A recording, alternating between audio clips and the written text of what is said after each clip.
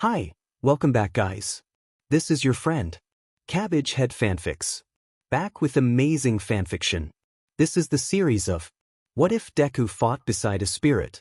Now before starting, please give this video a like and subscribe to the channel if you want more videos like this.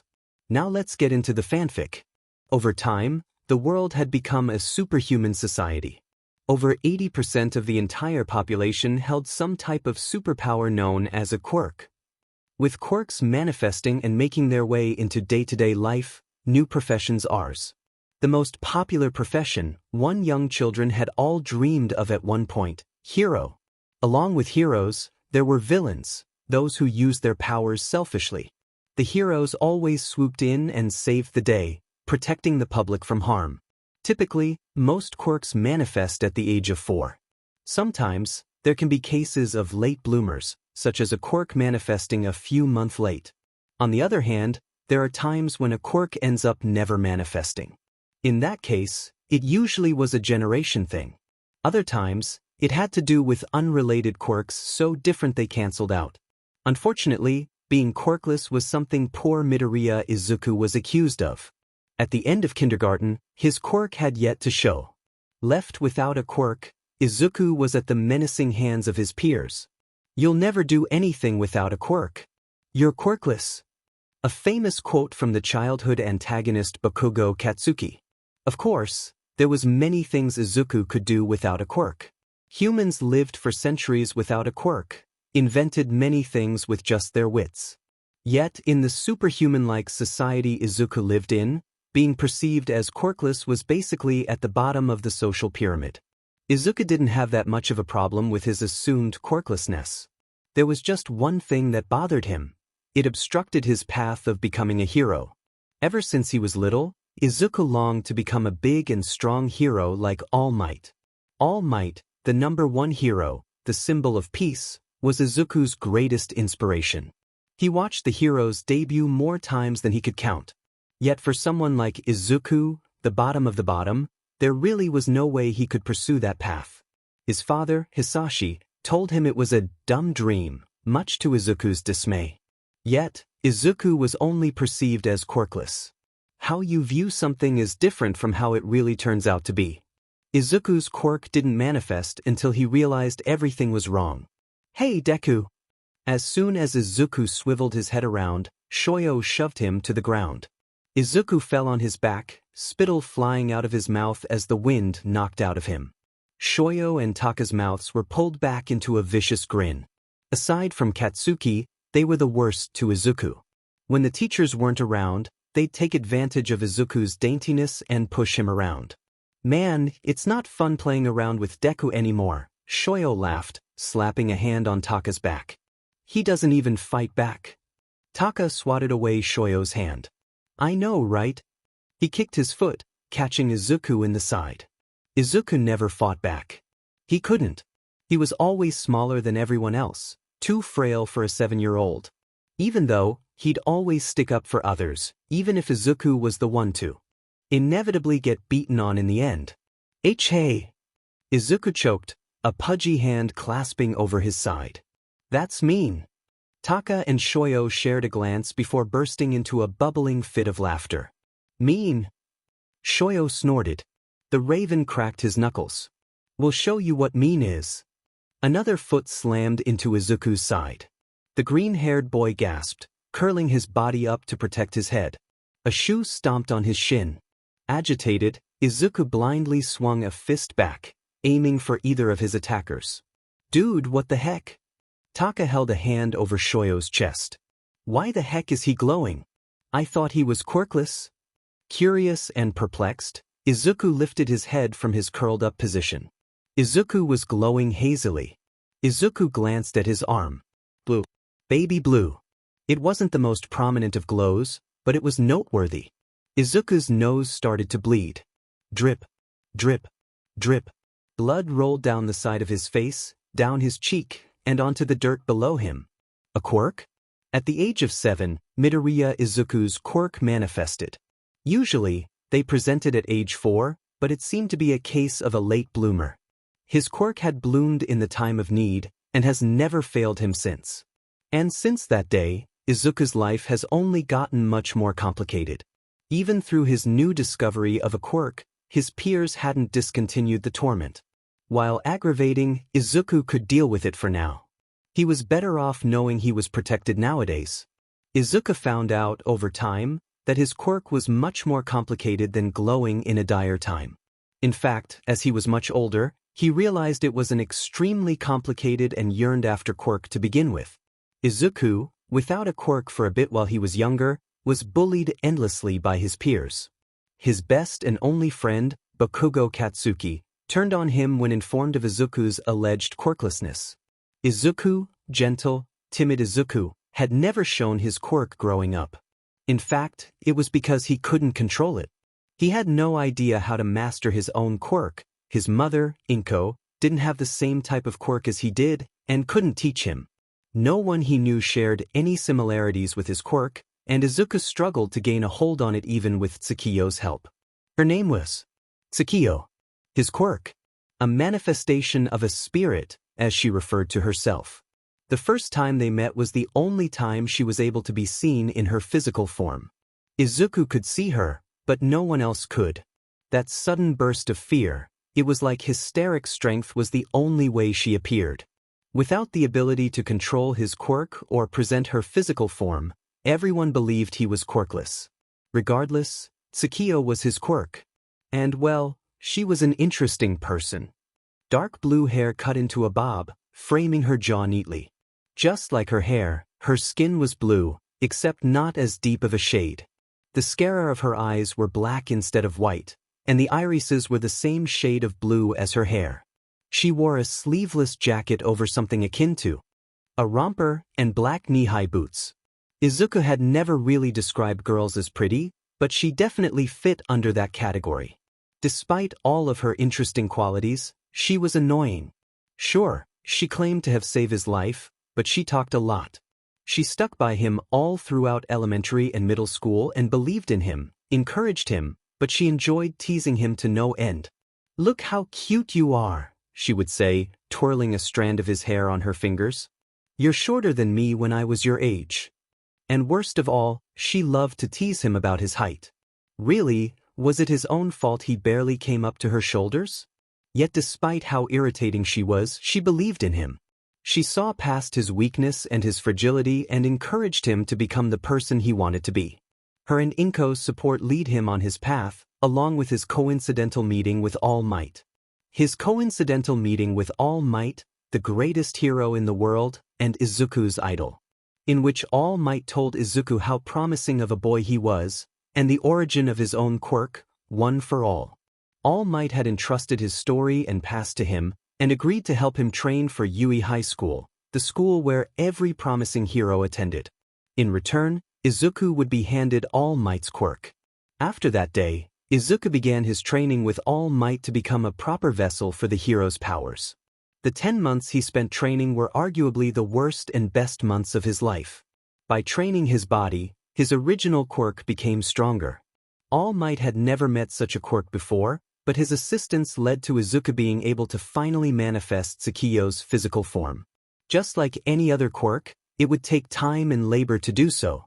Almost a year ebbed by slowly, yet once they were over, Izuku was sure that it flew much faster than it actually did. Those 10 months had prepared him for Yui's entrance exam, and the day he would be gifted All Might's power. "Eat this, young Midoriya."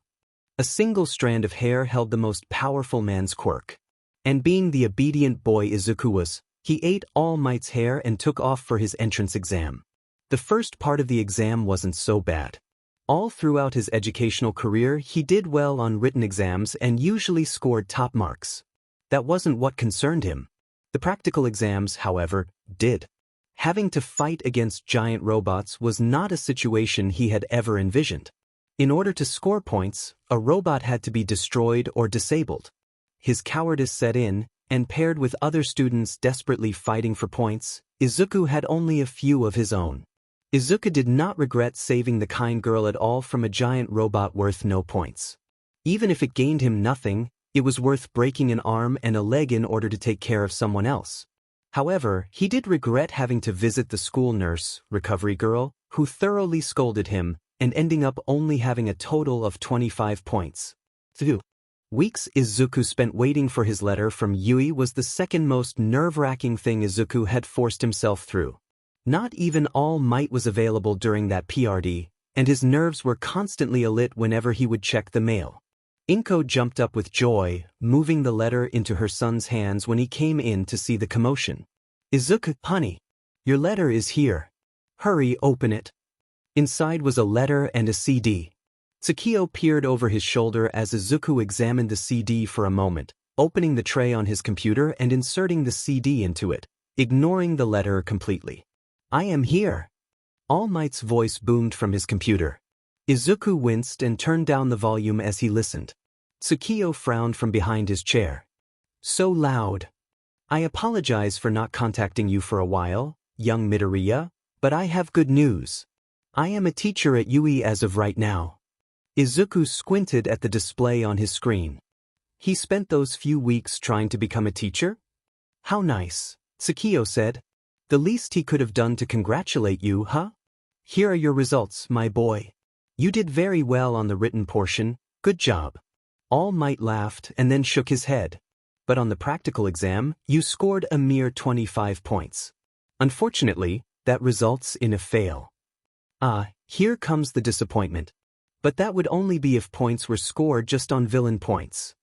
All Might's cheerful voice called out to him. Izuku's head shot back up to the screen.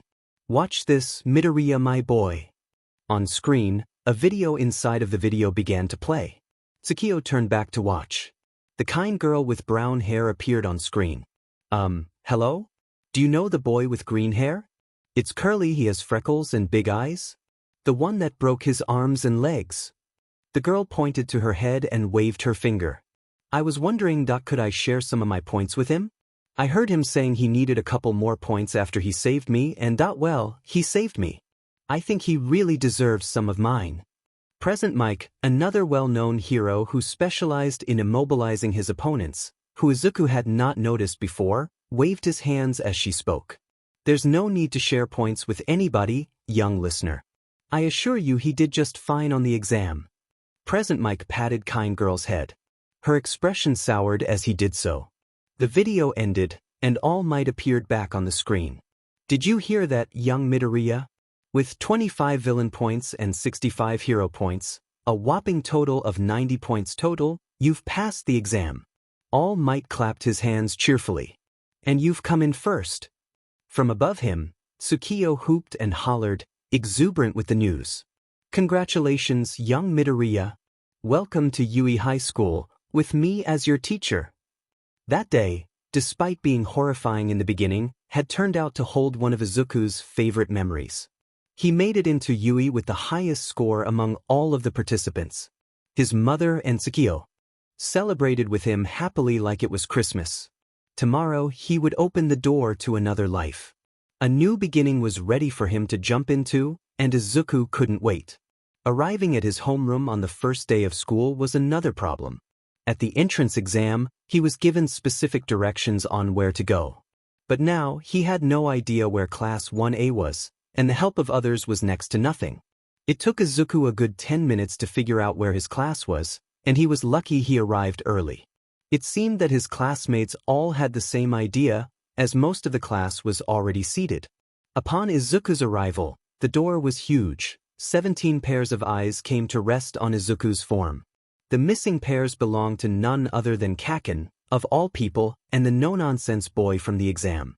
The strict boy was scolding Kaken for having his feet up on the desk. Don't you realize that is disrespectful to the upperclassmen? Who put that stick up your butt? Were you born with it? Before the strict guy noticed him. The strict boy approached Izuku, chopping his hands as he sped walk. My name is Ida Tenya of Sumai Dash. Izuku interrupted him before he could get into it, hands coming up defensively. I heard ya. My name is Midoriya. Hi.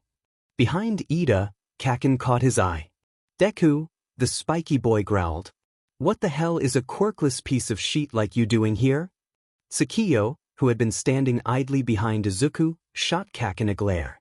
It was too bad he couldn't see her. The strict boy Ida bowed, ignoring Bakugo. I did not realize you knew there was another part of the exam. I apologize for scolding you like that. You are far superior to me. Ida bowed again, head hanging as if he was ashamed. Izuku waved his already raised hands. I really had no idea. Please don't say any of dash. Izuku was cut off by a familiar voice. Hey, it's the boy who saved me. Hi. Izuku turned around, only to be faced with none other than the kind girl with brown hair. She smiled and waved at Izuku. Izuku, whose head was still reeling at the fact that he was receiving praise, had no idea how to respond. This was so embarrassing. Izuku waved his hands. I didn't do anything. A voice interrupted the trio from outside of the room. If you guys are here to be all buddy-buddy, get out. The whole class gaze followed the voice to the source. A tired, grouchy man encased in a large yellow sleeping bag. My name is Aizawa Shota, and I'm your homeroom teacher. Aizawa unzipped his sleeping bag and pulled out a smaller bag full of clothes. Here, the man muttered. Put these on and meet me outside. They're your uniforms. Locker rooms are down the hallway. Don't take too long. Back on the field, Aizawa explained that they were having a quirk-based assessment. Tsukio pumped her fist at the news. It's like regular assessments they have during PE, except I allow you to use your quirks. This is just to test how well you can use your quirks. Aizawa grinned. Whoever places last, I'll expel you. A murmur of shock rippled through the class.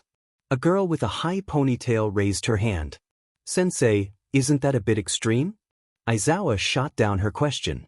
If you aim to be a hero but do badly in something like this, I don't think you're ready for heroics. There were 8 tests they had to go through.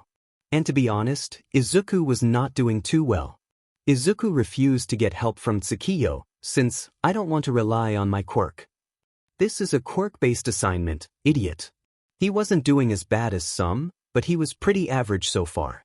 Izuku was lucky he had at least built up some strength during those 10 months. Geez, Aizu. You were training with All Might himself, and you still are getting results like this. Tsukio teased him at the end of the 50-meter dash. Essage shut up. He panted. They aren't that bad, Suki.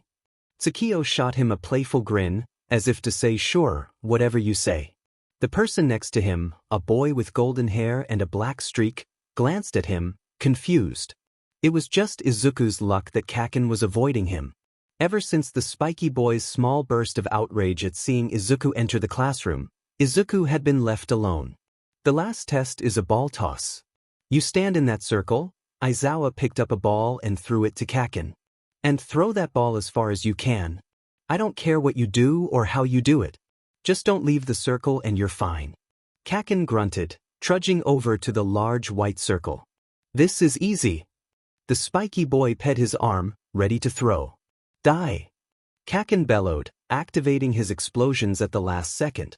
That 705 meters. Not bad. Aizawa groused, holding up his phone. The man supplied another ball for the next person in line, the kind girl. Uraraka, your turn. Uraraka was kind girl. Kind girl had a name. Uraraka ended up getting a score of freaking infinity. The whole class cheered for her. It's nothing special. It's my quirk. His classmates took turns going up. There were some good scores, some okay scores, some really bad scores. Someone with 6 arms almost got as high as Kaken. It was impressive, but the whole 6 arms deal was creeping Tsukio out. Then, it was Izuku's turn. Aizawa threw him the ball, muttering, "You know what to do." Izuku trudged his way into the circle, mentally going over how he should do this. Tsukio bounced behind him, invisible to the rest of the class. Could he use one for all? From what he saw back at the entrance exam, one for all is extremely powerful. Yet, using it broke his bones and he was unable to go on. If he just used it in his throwing arm, he'd be fine. It wasn't like he couldn't go on with just one broken arm, right? Tsukio tapped him on the shoulder. You're muttering. Tsukio, along with 20 others, eyed Izuku as he reared his arm back, ready to throw. Izuku remembered what All Might told him, activating one for all in his right arm. He propelled the ball forward, throwing with all his. It didn't go very far. 57 meters, Aizawa's phone just so helpfully read. Izuku sputtered. He glanced at Aizawa, whose hair was floating. His eyes were red as well. The goggles, the hair, the quirk. Eraser head. Izuku gasped. Aizawa, despite the fact that there was nothing to be concerned about anymore, didn't deactivate his quirk. The man grunted. Yeah. I erased your quirk.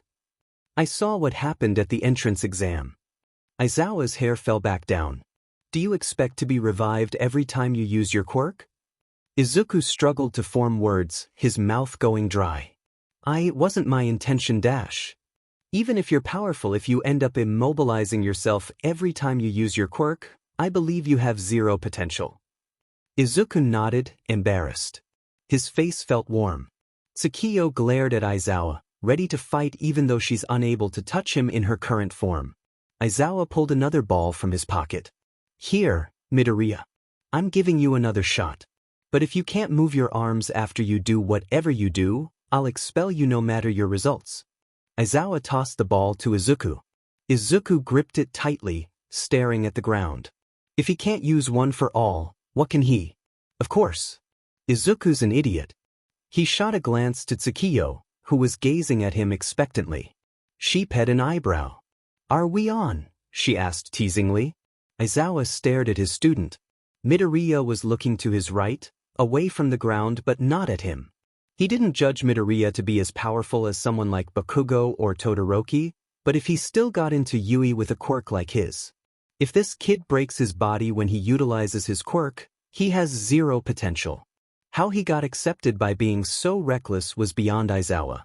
Aizawa certainly isn't an a-hole, or, at least he doesn't view himself as one. But he recognizes zero potential when he lays eyes on it. He's punished over 100 students with expulsion because they simply had no potential whatsoever.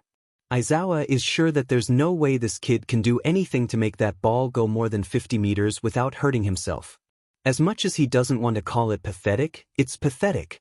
Izuku gave Tsukiyo a shaky grin as she moved next to him. I'm ready when you are, Aizu. Let's do this. We're powerful. Tsukiyo shot Izuku a thumbs up and a wink. She was always too excited for anything. Here goes nothing, Izuku thought. A blinding blue light enveloped Izuku as he activated his quirk and merged with Tsukiyo, allowing himself to absorb her. No one would be able to see Tsukiyo, but Izuku would emit a soft blue aura once merged with her. That was due to the fact that Tsukiyo was literally a blue spirit. Hey, what the hell is that guy doing? A boy whose hair looked like grapes shouted, covering his eyes. Aizawa grunted as he shielded himself as well. He remembered this kid using something like this at the beginning of the exam. The blinding light was gone, and instead of blinding, Izuku was nearly shining. He was radiating baby blue as he reeled his head and grinned at Aizawa. In the back of Izuku's head, he could feel Tsukiyo's thoughts and feelings. Let's do this, Aizu. Her voice resonated in Izuku's head. Izuku pet his arm back, ready to throw. He shut his eyes and poured all of Tsukiyo's strength into himself, throwing the ball as hard as he can. Wow! The rest of the class watched as the ball soared into the air, surrounded by a soft blue light. It felt like forever before it finally came back down to earth. Aizawa held up his phone. 1091 meters it read. Izuku separated from Tsukiyo, rubbing his arm. He didn't hurt it, but he always felt strange after using Tsukiyo's powers. Izuku's gaze met Aizawa's. Tsukiyo was smiling like a proud mother next to Izuku. Sensei, I'm still standing.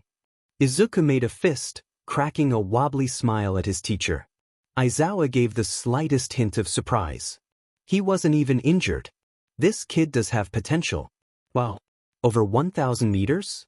That's crazy. An invisible girl yelped. The tall boy with 6 arms next to her nodded. That's expected of a hero, though. Their classmates murmured in agreement. Ida pet his head. At the entrance exam, he injured himself and had to be saved, but now he's fine? That power is incredible. Uraraka beamed at Izuku. Yet he's so cool. Do you? Kaken's voice broke through the touching moment, startling Izuku and the rest of their classmates. What the hell was that?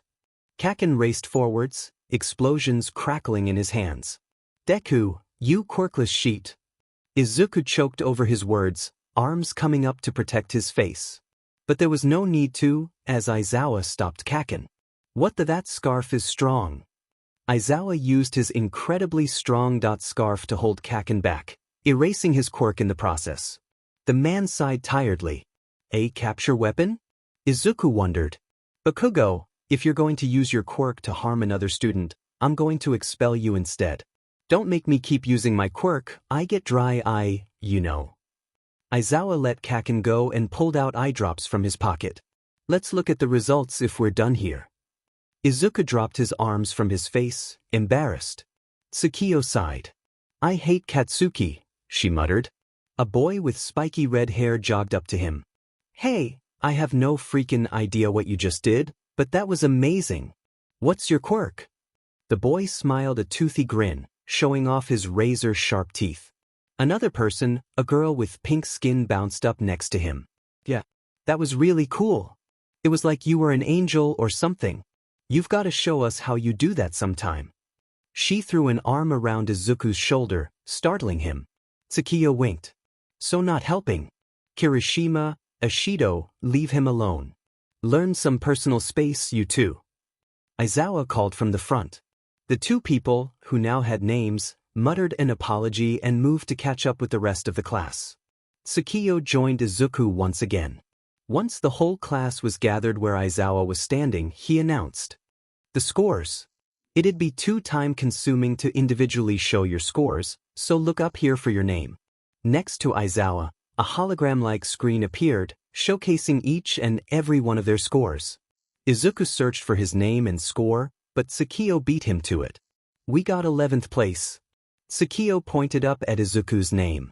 She slung her arm around Izuku's shoulder. He followed her finger to his place. 11th. Not so bad. He looked at who was in last place. Mineta Minoru. Poor guy. Izuku glanced at who was in first. Surprisingly, it wasn't Kaken, but someone named Yaoyorozu Momo. By the way, I lied about the expulsion. I wanted you all to use your full potential today. Sorry. His tone made it obvious that he wasn't at all sorry. Beside Izuku, Ida chopped his hands at their teacher. Sensei, that is unacceptable, he shouted, waving his arms all over. The kind girl, Uraraka, tried to stifle a giggle. She turned to Izuku. He's funny. Izuku managed a stiff nod. Ida wasn't strict, he realized, just very serious. Izuku liked him. We're done here. Go change.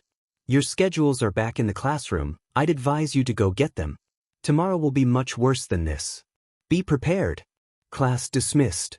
With that, Aizawa stalked off back into the school. Ida frowned. I don't believe lying to your students is rational at all. A boy with a tail laughed nervously. I agree. That was scary. I kept trying really hard because I thought he really would expel us, the invisible girl whined. It was all for nothing too. Izuku was so grateful the school day was over. He really wasn't up for more tests anyway. But by the time he was walking out of the gates, he was exhausted. I'm so tired, he grumbled to Tsukiyo. Tsukiyo slapped the back of his neck. You're always tired, nuts. Izuku shot her a sour glance. Izuku didn't notice Ida coming up behind him, and jumped when the boy's hand found its way to Izuku's shoulder. Oh, hey Ida-kun. If Ida was affected by Izuku's reaction, he didn't show it. Midoriya-kun, are you alright? Your shoulders are drooping as well as your eyes. Ida did the hand chop again. Izuku sheepishly nodded. Oh, they are. I'm okay, I promise. Today was different. That's all. Izuku turned back around to walk, and Ida followed suit, walking on the opposite side of Tsukiyo. I really did believe Aizawa-sensei would expel someone, especially since he seemed so high up. I suppose that this is what Yui is like though. Ida rubbed his chin with his hand, eyes trained on the ground as the duo, technically trio, walked. Tsukiyo piped up next to Izuku. You know, I thought Ida would be, I dunno, a lot scarier. But I think he's just serious? Earnest? I dunno. She made a face. But he doesn't seem strict like Aizawa. Izuku nodded, grateful that Ida couldn't hear Tsukiyo. Hey you two. Wait up guys. Uraraka's voice broke through all three of them as Ida turned around. Uraraka ran to catch up with them, pushing herself in the middle of Izuku and Ida. Infinity Girl? Ida inquired. He stopped to examine Uraraka, and Izuku did the same. Uraraka nodded, face slightly flustered. My name is Uraraka. Uraraka Achiko. She held out a hand to Ida. Ida took it, shaking her hand. My name is Ida Tenya. Nice to be acquainted with you. He let go of her hand and bowed. Uraraka turned to Izuku. And you're Midoriya Dada, sorry. I didn't catch your first name. She rubbed the back of her head abashedly. Izuku gave her a wobbly smile. It's Midoriya Izuku, nice to meet you too. Uraraka pet her head. Izuku? But that boy with the spiky hair called you Deku? Uraraka frowned. Doesn't that mean unable, and such? Ida asked. Tsukio stuck her tongue out at the mention of Kaken. Deku is what everyone used to call me to make fun of me, so that my real name isn't Deku. Izuku internally apologized for being so awkward in front of such a nice girl. Uraraka let her mouth fall open into an O. Really, Ida-kun? That SCKS? Midoriya-kun. It sounds like the Japanese word for, you can do it, so I kinda like it. It gives me a, don't give up, vibe. She pumped her fist. Izuku blushed furiously. This girl was too nice. Why, you can call me that if you want, he excused, waving his hands around. Ida pulled his face into a grimace. I don't think you should appreciate an insult so lightly. Uraraka chuckled. Yeah, but it's like reclaiming it and it's cool. She pointed at Izuku. Deku-kun it is. Izuku nodded, starstruck. Tsukio, disgruntled, flicked his ear. Stupid kids. Once arriving home, Inko immediately shot up from the couch. Izuku, Tsukio, hello. How was the first day of school, you two? Izuku physicalized Tsukio, allowing her to speak with his mother. Hi, Inko. Izu's an idiot. Izuku frowned at the blue spirit. Inko let herself laugh at Tsukio's teasing. Shut up, Tsukio. And school was fine. We had an assessment today. On the first day of school. Izuku grumbled, rubbing his head. Inko nodded, fake somberly. I see. Tsukio, I trust your judgment. How'd he do? Tsukio examined Izuku, who kicked off his shoes and flopped on the couch. Well, he wasn't horrible. He threw a ball over 1,000 meters today. So I'd say okay-ish. Inko smiled at the spirit, ping an eyebrow. Just 1,000? Geez, Izuku, I think you need to start training more, Inko teased. Izuku grumbled, burying his face into his hands. Don't mock me. That's mean, Suki. Tsukio flopped down next to him. We didn't even learn any of our classmates' names. Isn't that what you're supposed to do on first days? She asked. Or are humans just weird? Izuku slapped her blue arm. Shut up. The next morning wasn't as bad as Aizawa claimed it would be. There was homeroom with the man himself, where Tsukio copied Aizawa's looks and mocked whatever he said, pulling a choked giggle from Izuku. Then, there was English with present Mike. Tsukio complained that the man was too loud and pretended to jump out of the window when he referred to 1A as listeners. Lunch, in Izuku's opinion, was phenomenal.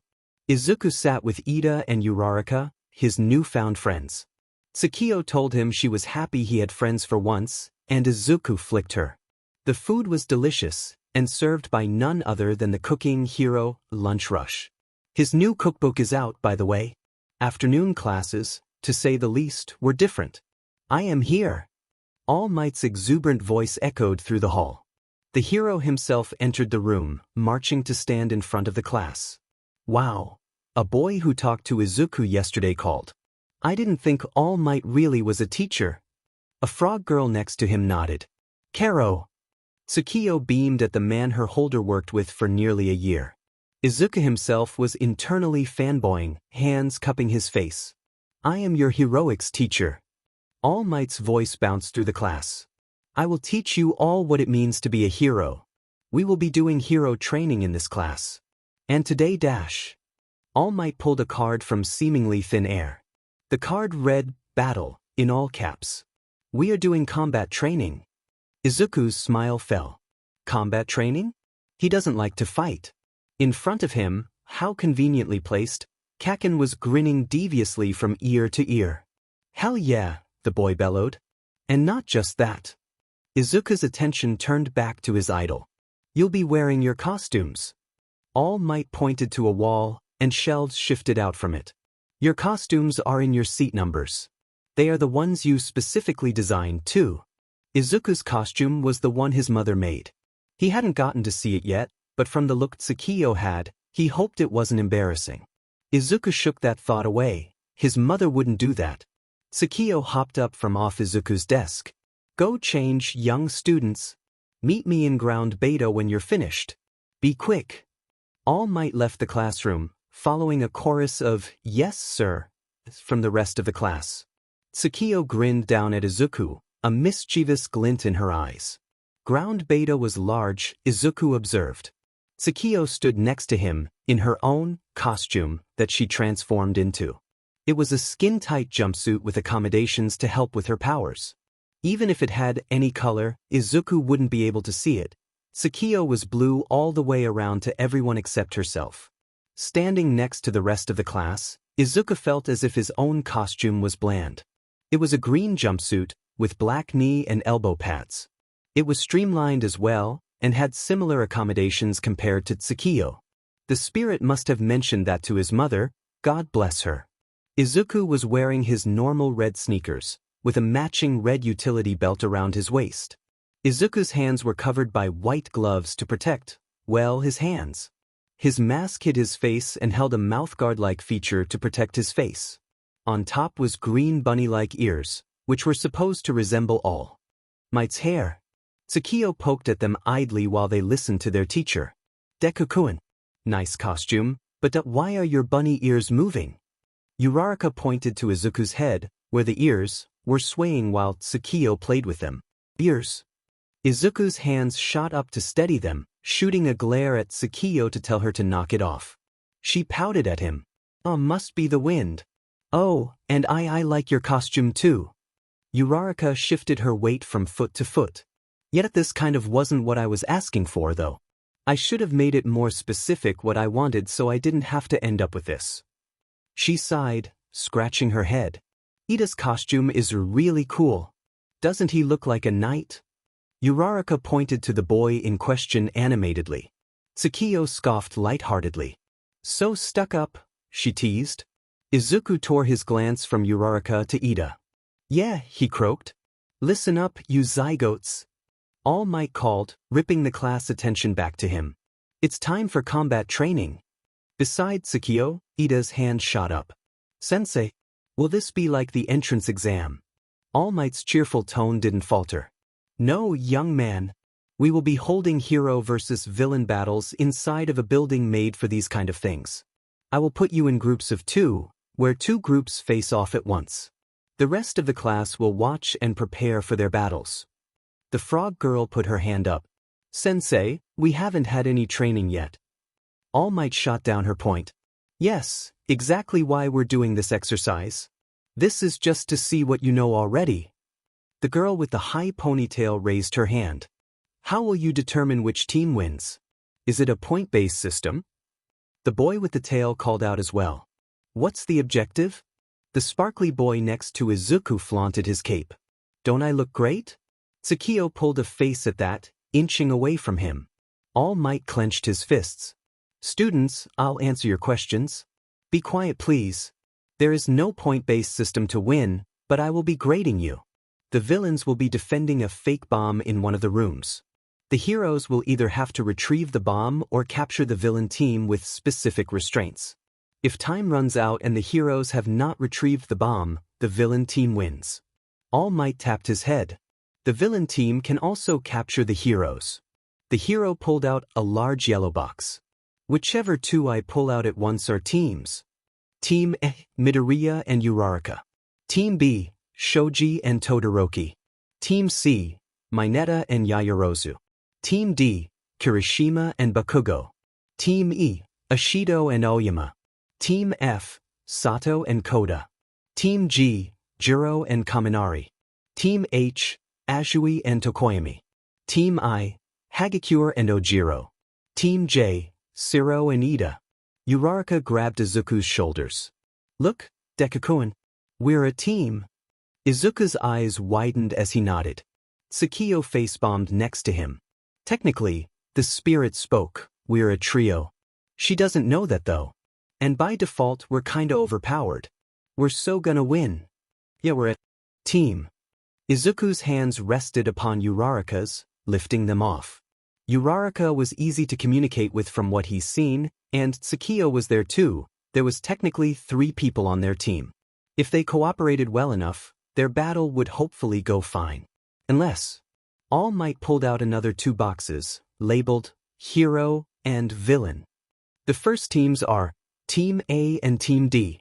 Team A was drawn from the heroes, and Team D was villains. Team D was Kirishima and Kaken. Izuku gasped. He felt lightheaded, and Tsukiyo glared at Kaken, boring a hole into his head. Izuku hated fighting in the first place, but fighting against Kaken? He can't defend himself either, he never could. Izuku turned, finding Kaken's eyes staring straight into his soul. He reeled his focus back in front of him, feeling his heart sink. Izuku, you can't be scared of him forever, you know? Tsukiyo spoke softly. What he did wasn't acceptable, I know. I hate him too, but you can't let him drag you down forever. Izuku nodded, watching as the rest of the class walked forward, following All Might. Deku-kun? Uraraka called, voice laced with concern. You don't have to get over what he did today, you know? Just don't let that affect you when we beat his butt. Tsukiyo winked at Izuku. The boy couldn't help but let a smile slip itself on. Okay, he murmured, an indirect apology. Izuku's gaze met Kaken's again. And in the face of death, he smiled. All Might led them to the building they would fight in. The villain team would go in first to set up, while the hero team would wait outside. They had 5 minutes until they started. All Might advised them to formulate a strategy to help them win. Deku-kun, relax. There's no punishment at all, so we'll be okay. Izuku frowned. He had been shaking uncontrollably since they arrived. Uraraka-san, I don't think I'm capable of relaxing now. Uraraka pet her head. Oh right. You mentioned Bakugo-kun doesn't like you. Sorry. It's okay, it's just, Kaken has always been better than me. He was always the leader of the pack when we were growing up. He was unrelenting and strong and smart, and his quirk was amazing. Deku-kun dash. But that's all the more reasons why I can't lose this. I need to prove to him that we're equal. Izuku clenched his frantic fists in frustration. Uraraka put a finger to her chin, brainstorming. How do I calm down an anxious teenage boy? Uraraka suggested to tell each other about their quirks. My quirk is called zero gravity, she explained, pointed to her finger pads. Whatever I touch with 5 fingers will float unless I'm holding it or there's something blocking it. I can let it down if I touch both hands together. But if I use my quirk too long, Uraraka dragged the word too on. I'll get really nauseous. You saw when I threw up at the exam, right? When Izuku didn't answer, she continued. I know it's gross, huh? Also, I can float myself and I can make my clothes weightless if I need to. Uraraka pointed at Izuku. What about you? What's your quirk? Izuku thought for a moment. He can't tell Uraraka about One for All, but telling the girl about Spirit would be strange too.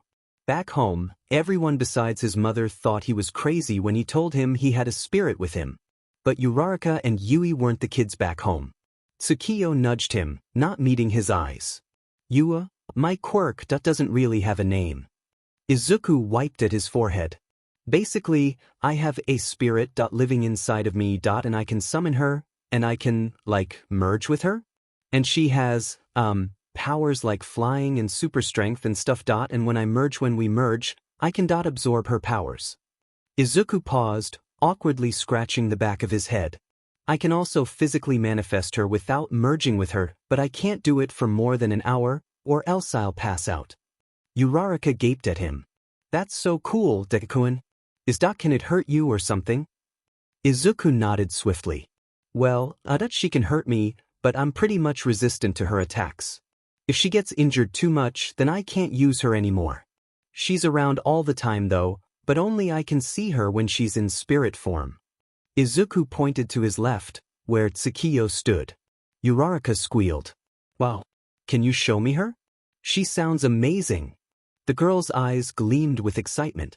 Izuku nodded, focusing on Tsukiyo.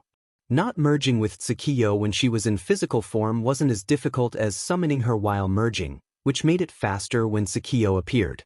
Uraraka beamed as a blue figure, taller than both she and Deku appeared next to the boy. She had darker blue hair pulled into a bun, with a side part falling over the right side of her face. Her eyes were a deep blue, almost black, while what would have been the white part was completely black. She was wearing a costume similar to Deku, except with a slightly different design and wings sprouting out of her back. Hi, the spirit called. My name is Tsukiyo. I'm Izuku's spirit. Tsukiyo placed a hand on Izuku's shoulder. Izuku gave both women a wobbly smile. We should probably come up with a plan if we want to beat Kaken and Kirishima-kun, though. I'm going to put Tsukiyo back in spirit form, but she can still hear you and me. If she comes up with anything, I'll tell you, Uraraka-san. Tsukiyo pouted as Izuku deactivated her. Kaken will target me, he spoke, running a hand through his wild hair. I'd like to avoid combat with him, as his quirk is really strong. But I know that won't happen. I know most of his moves and how he'll attack, good for us. Izuku paused to give Uraraka a chance to speak. Deku-kun, I have an idea. We can stick together until we find one of them. Bakugo-kun isn't the type to work with other people, right? Uraraka made a face. Izuku gave a stern nod. Right, good. So, if we find either one of them, we go after them together. We could fake one of them out and split up, or you could use Tsukiyo and fight two on one while I try to take on one of them. Izuku was silent for a couple moments, most likely listening to Tsukiyo's plan. One of Tsukiyo's powers are increased senses. She has incredible hearing, so she can let us know when someone's coming. And you're right, if I know Kaken, which I do, he'll not want to stick to a plan. He's very impulsive like that. Your plan is great, Uraraka-san, but what about the bomb? Izuku rubbed his face as he thought. Uraraka frowned. She hadn't thought about that. Can you send Tsukiyo with me if you end up facing someone, or would we all stick together? You and Tsukiyo are strong together, and my quirk can get rid of Kirishima-kun easily, since his isn't an emitter. That's good, Uraraka-san. When we find Kirishima-kun, you use your quirk on him. Tsukiyo and I can try and hold Kaken off if you retrieve the bomb. Izuku grinned at Uraraka. If we need to improvise, I'm sure we can. We're powerful. And Sensei gave us the comms, right? We can communicate over them. Uraraka took out the comms All Might handed to them and gave Izuku his set.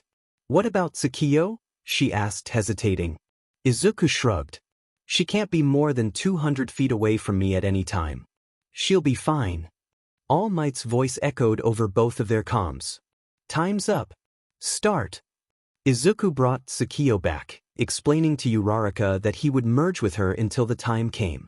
The team entered the building together. There was 5 floors, and on one of them, there would be the bomb. They had 15 minutes to do whatever they needed to do to win. The clock starts now. Izuku suggested to climb in through the 3rd-story window. With the help of zero gravity, it was a success. Izuku led Uraraka down a narrow hallway. Tsukiyo's increased senses were giving him all the information they needed, rattling off what the spirit sensed in Izuku's head. If there was one thing he was grateful for, it was that Tsukiyo could communicate with him like that. Tsukiyo was calm for 45 seconds before she was screaming in Izuku's head. Katsuki incoming! From the front. Tsukiyo informed him. Immediately after, Kaken made an appearance in front of Izuku, right arm poised and ready to fire. But Izuku knew that already. He knew before he even registered what was going on. Izuku's arms flew behind him, turning to shield Uraraka and throw both of them to the ground. Kaken missed, hitting the wall where Izuku just was. Uraraka-san. I'm sorry. Izuku called, immediately sitting up. He's going to come fast, Aizu, Tsukiyo murmured in his head. Izuku nodded, pulling Uraraka up as he stood. Uraraka noticed half of Izuku's mask was blown off, leaving part of his face exposed. The dust that Kaken stirred up cleared and revealed the boy himself, glaring as per usual. Don't dodge, BSTRD. Fight me like a real man. Kaken dove, ping back his right arm for a swing. Izuku knew this. Seriously? Tsukiyo thought for Izuku. He's seriously underestimating us if he thinks we're gonna get hit by that. Tsukiyo's increased speed propelled Izuku forward, the boy stopping Kaken's attack with both his arms. Kaken's eyes widened as he realized what was happening. What the hell dash? Izuku didn't waste time, flinging Kaken over his back. Dekuen, you body slammed Bakugo-kun. Uraraka took a step back, ready on Izuku's mark. Kaken, you always start with that. You swing with your right first. We saw that coming. Izuku panted lightly as he kept going. All those times you guys would beat on me, I took note of that. In my notebook, the one you blew up, I had notes on every hero I thought was cool. You were one of them. Kaken sat up, pointing daggers at Izuku's distressed form. Kaken, my name. Deku isn't always gonna be useless to me. Izuku brought his fists up, readying himself in battle stance. My Deku means, you can do it.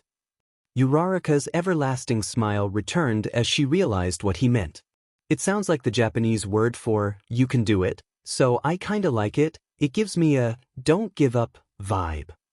Uraraka told Deku that yesterday. Bakugo stood the rest of the way up, slowly taking a step towards Izuku, who had a light surrounding him that Uraraka failed to notice before. Deku! Kaken growled, poising his grenade gauntlets in front of him. Explosions set off menacingly in his hand. Kaken's hateful eyes were dead set on him, piercing the sensitive part of his soul. I hate you. Kaken dove forward, arms outstretched. Either he's gonna kill us, or he's gonna kill us. Move, idiot. Tsukiyo's voice called to Izuku in his head, shaking him back. Kaken's quirk activated, ready to blow Izuku to shreds.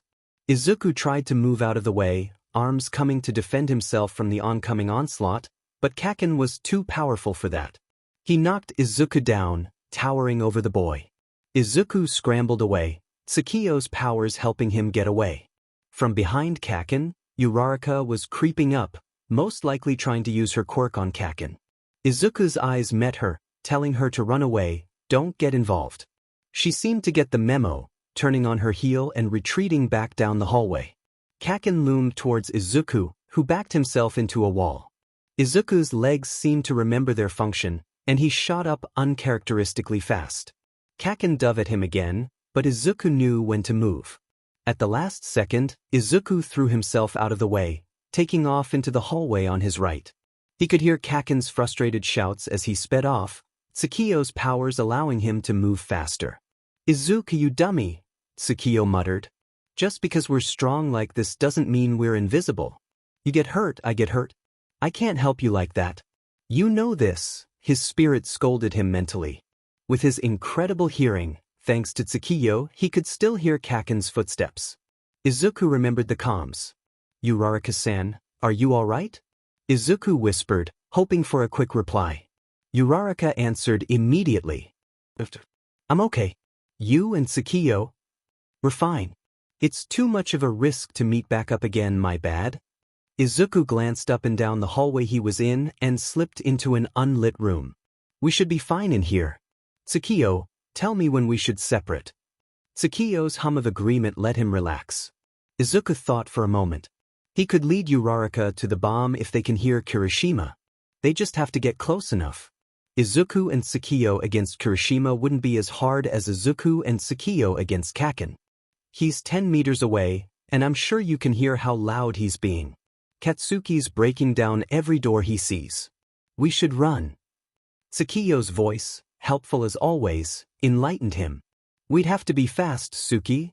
Izuku muttered, lifting himself up. It was now or never. An attack wouldn't do.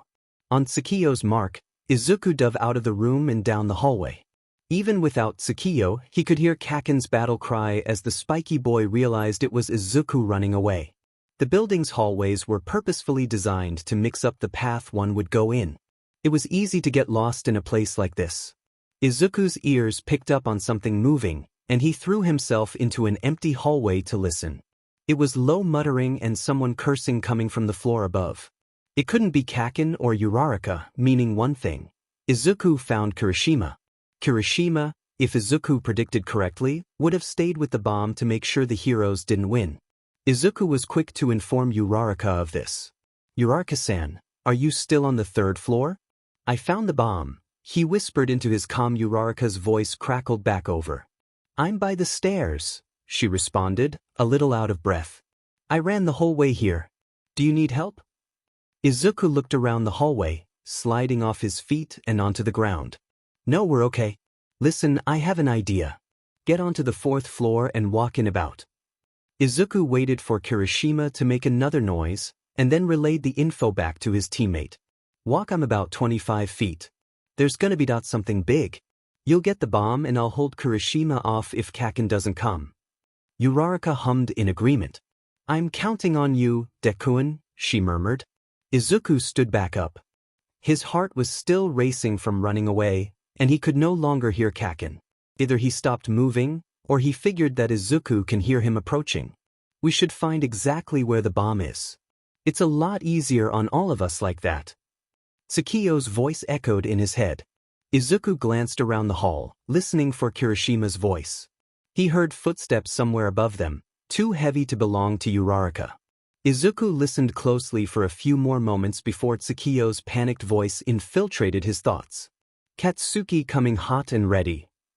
Izuku looked to his left just in time to catch an angry Kaken literally flying his way. Izuku dodged, ducking out of Kaken's way to avoid getting hit. "Deku, I said to stop dodging." Kaken recovered instantly from the miss. He must have saw it coming. It's a shame Izuku wasn't fast enough to dodge Kaken again. Kaken faked Izuku out on his next blow. As Izuku reeled back around, arms poised, Kaken was already on him. The spiky boy ped his right arm, preparing to whack Izuku. Izuku saw straight through Kaken, reaching for the boy's shoulder to dodge him. Kaken's leg came up and kicked Izuku in the side, throwing him into the wall. Izuku groaned, eyes fluttering shut momentarily. As quickly as they closed, they shot back open again, Izuku throwing himself out of harm's way, falling on his butt.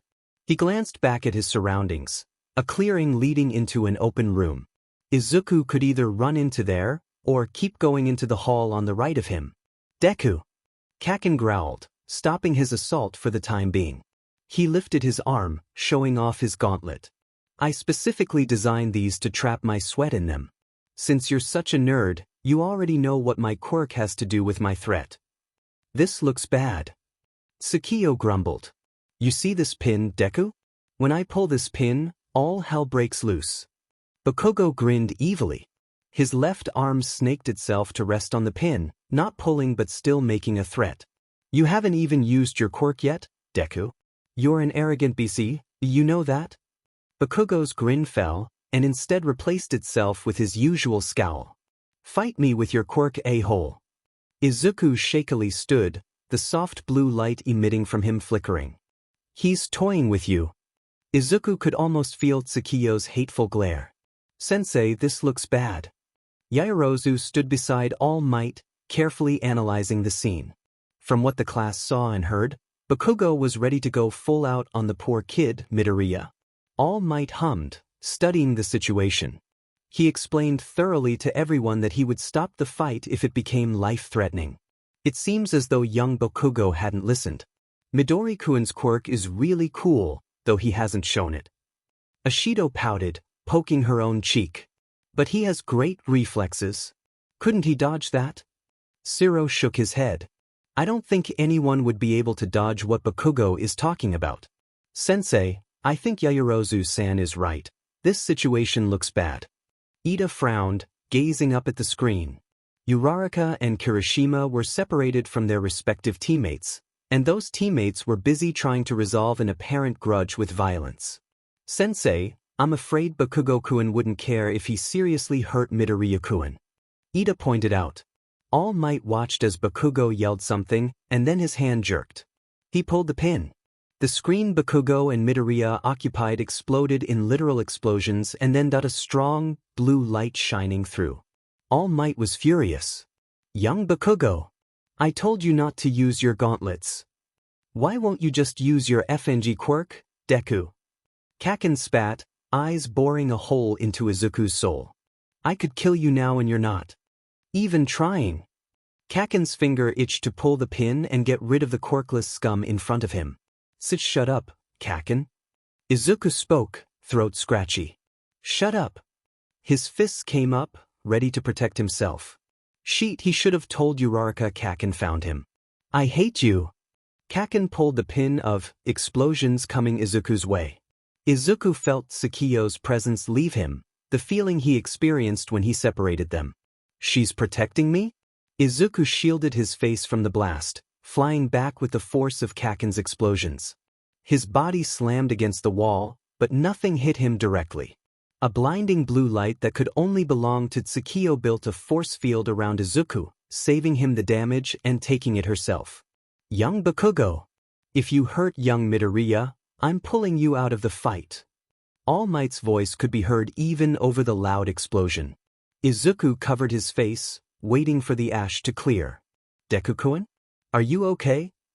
Uraraka's worried voice crackled over Izuku's calm. Izuku groaned, straining to hear.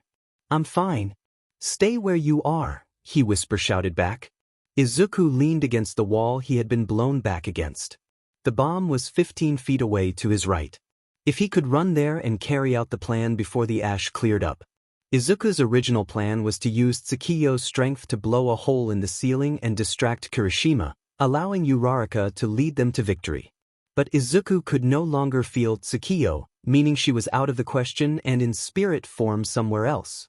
Izuku's body groaned as shifted, limping his way to the room under the bomb. He still didn't see Kaken, and Izuku couldn't hear the spiky boy's footsteps either. He was in the clear for now. Izuku stumbled into the room that was under the bomb room. He could use One for All to do this, since Tsukiyo was gone, but that would result in a broken limb. Did he really have to do that? It was his only choice, unless he told Uraraka to duke it out with Kirishima. Uraraka-san, I'm under the bomb. Are you close to Kirishima-kun? Just let me know when you do whatever you're going to do. A stomp startled Izuku. Kaken must have found him. Izuku jumped, taking a step back away from the entrance where Kaken stood. BSD, Kaken wheezed, angry eyes glaring at Izuku. You're an a-hole, Deku. Kaken was surprisingly not jumping him immediately. So far, so good. Kaken moved himself partially into the room, sweat soaking his clothes. You dodged that. It wasn't a question. And then you even blinded me like a pages. Kaken sauntered in, giving he and Izuku 15 or so feet apart. Izuku stayed silent, eyeing Kaken for any indicator that the boy would attack. You're weak, You can't even fight properly. You wonder why I call you Deku, and then you pull this sheet. Kaken jerked his thumb towards himself. That's what I hate most about you. You can't do anything. You can't even fight me. What the hell is wrong with you? Kaken ran at Izuku, murder in his eyes. Izuku prepared himself, ready to throw a punch. Kaken would give him the usual big right swing, he could counter that. Kaken wouldn't give Izuku any time to think, so he had to be quirk. Kaken ped his right arm, but the swing never came. The spiky boy set off explosions in front of Izuku, not hitting him but not leaving Izuku unaffected either. A smokescreen. Kaken flew over him, letting a blast rip into Izuku's back. Izuku let out a cry, stumbling forward to avoid Kaken's next assault. He turned, quickly, and faced his enemy. Izuku really wishes Tsukiyo was still here. She would always give him some sort of pep talk when Kaken beat him down. Shut up, Kaken. You don't know anything. Izuku cried. He could almost feel Tsukiyo scolding him for letting his emotions get to him. Someone very important told me that I can become a hero. I can become a hero because of my own efforts, not because of how strong my quirk is. Izuku paused, catching his breath. I was never quirkless either. Kaken tilted his head upward, straightening himself out. Then fight me with your quirk, B. Kaken dove at Izuku again, but Izuku expected it this time. The boy dove to the right, putting some space between them. Kaken reeled to face Izuku, his teeth bared and his face twisted. He's talented. Too talented. But Midoriya seems to be holding his own, right? Bakugo is indestructible. Kaminari frowned up at the screen. Tokoyami nodded in agreement. Although we're all here to be heroes, Bakugo's actions are not hero-like. He is strong, but I fear at what cost. You a shitty nerd. I said fight me with your quirk. Kaken let out a battle cry. Why won't this shitty nerd just use his quirk? Kaken and Izuku both braced themselves, preparing for what would come next. An unspoken agreement to launch themselves at each other. Kaken ran out first, ignoring All Might's protests of, don't continue the fight.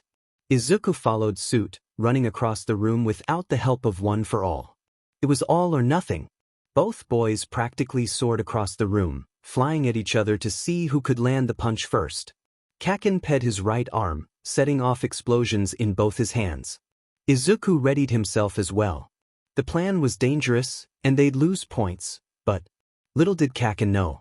Young men. Stand out dash. Uraraka-san. Now. Izuku's scratchy throat called out as he called to One for All, just inches away from Kaken. Now or never. All or nothing.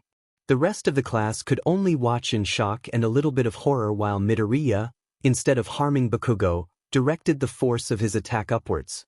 The impact of Midoriya's attack shattered the whole upper floors of the building, but more importantly, blew a hole right above him and Bakugo. Kaken blasted the arm Izuku held up to protect himself as the boy wrecked the building. Izuku glanced upwards, watching the damage unfold.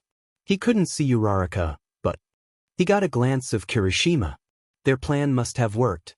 Once the shaking and damage had subsided, Bakugo witnessed his teammate, Kirishima, pop his head out of the hole. Midoriya? Bakugo? What the hell did you guys do? Bakugo didn't answer, staring past Kirishima and the mess Izuku made.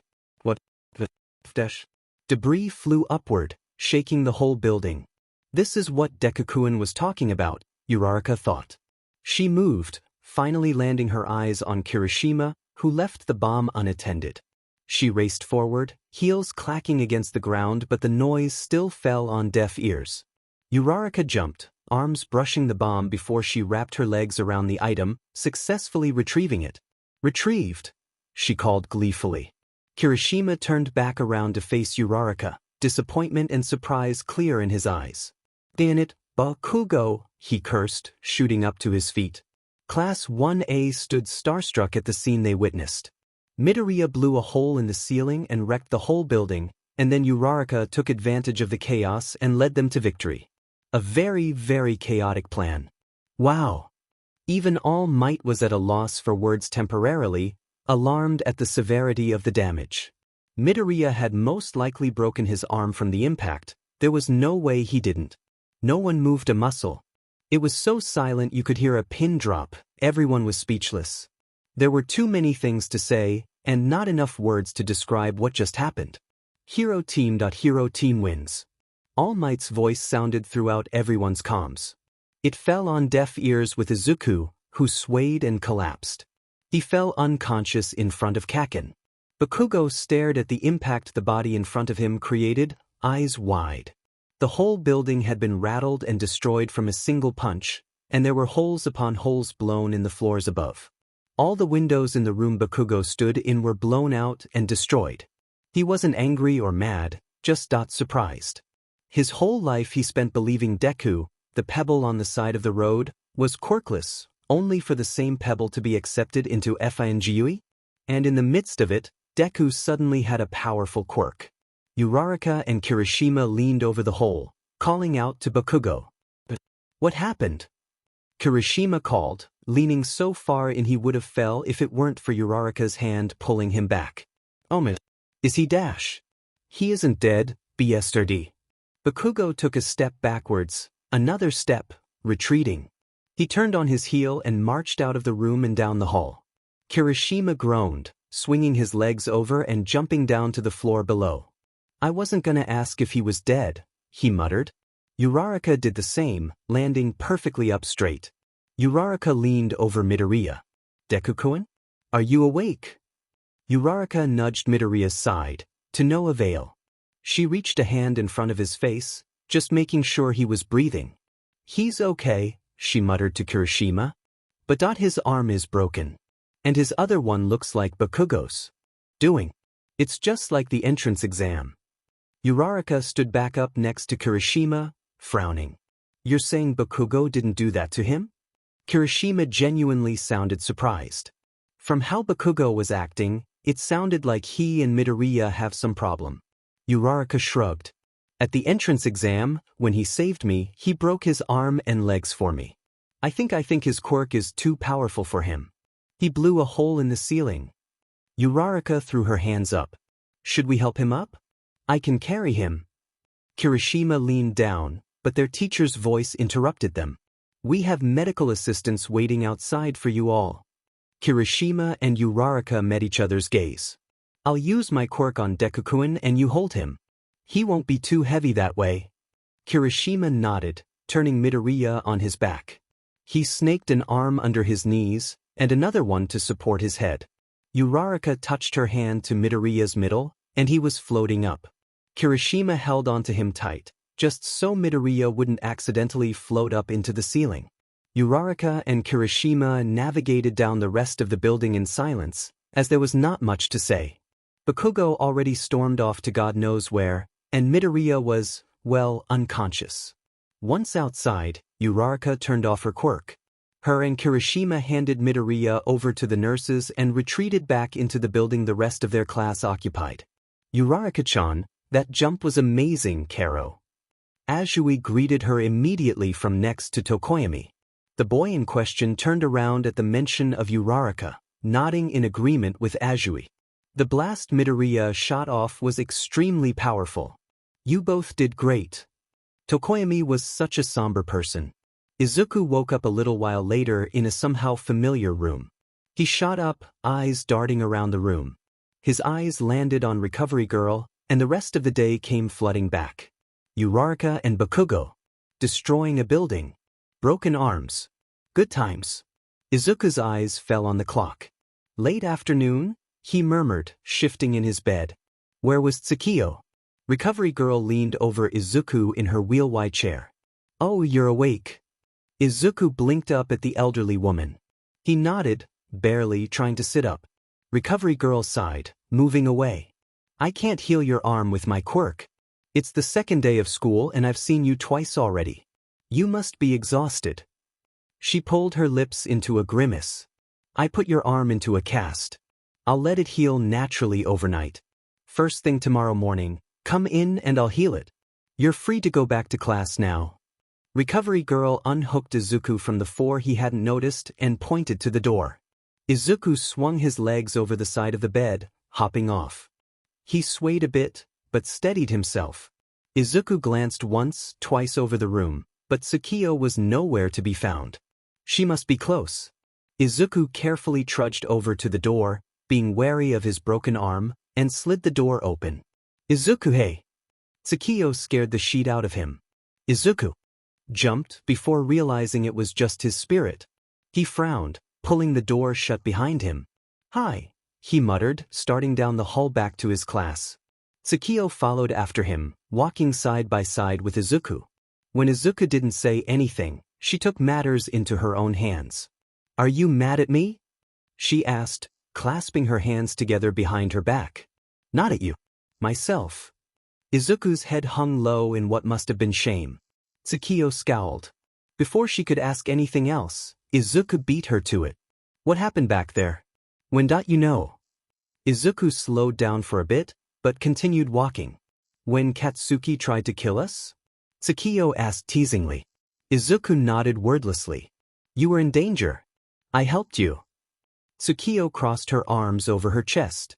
You probably wouldn't have a face anymore if I wasn't there. But what did you do? You separated from me and then did something so that I didn't get as hurt as I should have. I think I found a new power of mine, Izuku. Izuku stopped, turning to face his spirit. He pet his head, curious. That was it? He inquired. Tsukio nodded, confident. Yep, she said, popping the pea.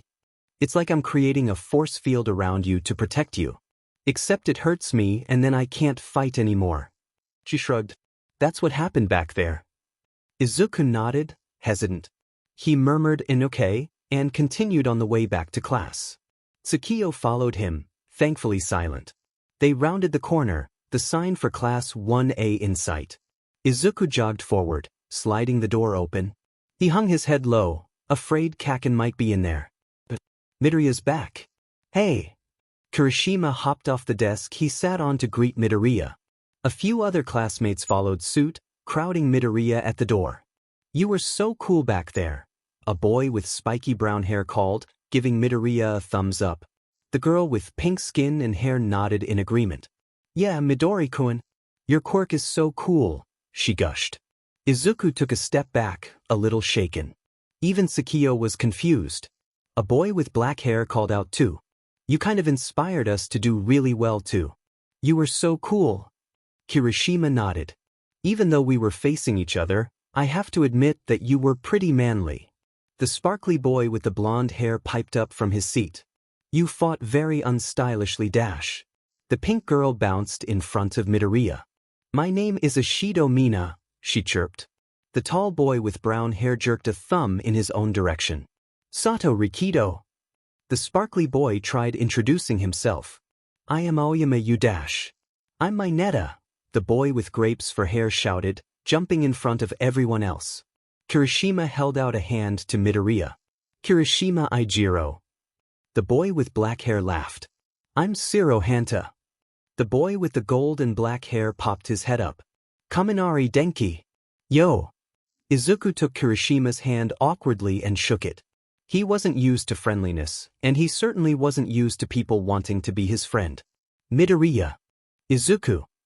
Kaminari let his mouth fall open in realization. Midoriya Izuku? You're the guy who scored first on the entrance exam. Sick. The frog girl appeared out of nowhere next to Ashido. Frog girl leaned over. Ajuitsuyu Karo. Call me Tsu. Izuku let go of Kirishima's hand, nodding at all of his new companions. He examined the classroom, spotting Ida scolding a boy with a bird head for sitting on a desk. Izuku wormed his way into the classroom, Tsukio following behind. She didn't need to worry about getting through the wall of teenagers though, since she was literally a spirit. Ida and Uraraka looked up, and Uraraka bounced forward in front of Izuku. Deku-kun, she gasped, hands flying to Izuku's shoulders. Recovery girl didn't heal your arm? Izuku frowned at his lack of personal space and nodded. The whole class attention was on him now. Oh yeah, it's because of my low stamina, and I went yesterday after school, so. Izuku trailed off, shrugging. A girl with earphone jacks coming out of her ears turned to face Izuku. You're cool. I'm Jiro Kyoka. Nice to meet you. Jiro didn't crack a smile or anything, but Izuku still appreciated the slight fondness. The boy with the tail, who stood next to Jiro, nodded. I'm Ojiro Mashireo. Hello. The boy with the bird head closed his eyes. Tokoyami. Izuku wondered why the rest of him wasn't bird-like. Maybe it had to do with his quirk. Tsukio also seemed to notice this, as she pet her head and made a face. The girl with the high ponytail, the boy with 6 arms, and the invisible girl approached Izuku. My name is Yaoyorozu Momo, she greeted, bowing. The invisible girl made a movement Izuku couldn't pick up on. Hagakure Toru, she exclaimed, just a tad too excitedly. The boy with 6 arms wore a blue mask over most of his face, so Izuku couldn't pick apart any emotions. A hand on the end of one of his arms turned into a mouth, and he brought the hand over to face Izuku. Shoji. Midoriya Izuku. Izuku's eyes scanned around the room, searching for anyone he hasn't met yet. The boy with red and white hair, and the one who didn't talk. Izuku tugged on Uraraka's shirt. Who's that? He murmured, pointing to the red and white boy. Uraraka looked up in surprise. You don't recognize him? She shot back, eyebrow raising. Izuku shook his head. Is he famous? Yaoyorozu chuckled. That's Todoroki Shoto. I don't think he likes people, though. Yaoyorozu shook her head. Tsukio made a face. He's probably stuck up, she whispered. Like Ida, but mean. Izuku shook his head. Uraraka-san wears kaken? Most everyone's smile fell. Oh, Uraraka rubbed the back of her head sheepishly, smiling awkwardly. Tsukiyo scowled at the mention of Kaken's name. Kaminari slid over next to Uraraka, the rest of the class gathering around. He left earlier even though we tried stopping him, he explained, shifting his weight to lean on the desk. I wouldn't advise going after him though. He was, kinda said. Kinda said? More like murderous. Siro's mouth turned into a grimace. Izuku sighed. That was a typical Kaken. Oh. I was hoping to talk to him dash. Ida cut him off, waving his arm. Midoriya-kun, I'm sure that wouldn't help you or him. Bakugo-kun wanted to be left alone. I believe you should respect his wishes. Ida adjusted his glasses, giving Izuku the dad look. Tsukiyo grumbled. You don't owe him anything after today, you know. Tsukiyo glanced at Izuku out of the corner of her eye. I'll talk to you later. The walk home was awkward, to say the least. Izuku made it to the station with Ida and Uraraka like yesterday, and on the walk home Tsukiyo didn't say anything. She kept her distance, occasionally stopping to stare at birds or an insect she found on the street. Once Izuku walked in the door, the spirit brought the bad news. We're talking. Let's go to your room. Tsukiyo dragged Izuku into his room and shut the door. She flopped on his bed, eyes meeting his expectantly. What did you want to talk to Katsuki about? She's too blunt for her own good. Izuku didn't answer, shrugging off his uniform and shoes. Tsukiyo sighed, slightly frustrated. You can't ignore this conversation together. I'll tell All Might. Don't threaten me. Fine. I won't tell anyone if you just tell me what's going on. Tsukiyo sat up on her elbows. I'm worried about you, you know. She blended in with the bed. I know Katsuki isn't him, but the way you act around the guy is how your mother acted around your dad. Izuku's gaze turned steely. Don't mention that. Please, he croaked. The spirit grunted. What did you want to tell Katsuki? She repeated. I felt bad, Izuku started, but figured out he was at a loss for words. He climbed onto the bed. He'd change later when Tsukiyo left. Just because she was a spirit didn't mean she doesn't have life. Bad about what? Ida Kaken thought I was quirkless, you know? Our whole lives, I was just the weak kid that you noticed sometimes when you were walking to class. And suddenly I'm this popular guy that everyone likes for some reason, and Kaken is the bad guy. He didn't do anything to dash. Tsukiyo put her hands up, cutting him off. Stop, stop, stop. He did do something. He bullied you for 10 years. He hurt you.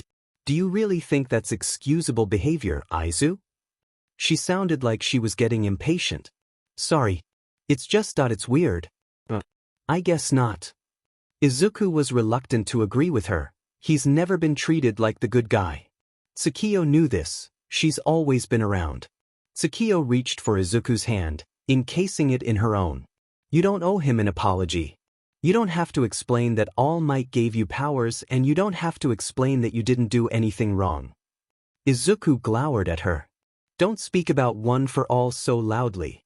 Mom doesn't know, he whisper-shouted. Tsukiyo raised a single brow. Inko isn't home. You're fine. Izuku rolled his eyes. Tsukiyo sat up, hopping off the bed with a start. I'll be going then. I've got plans with Kokoro. See you at dinner. I saw the videos of your combat training yesterday, Aizawa announced in homeroom the next morning. You all did good. His eyes scanned over the classroom before his gaze landed on Bakugo. Bakugo, you're strong, but don't act immature like that. Bakugo grunted in response. Aizawa's focus shifted behind Bakugo, to Izuku. Midoriya, you injured yourself to win.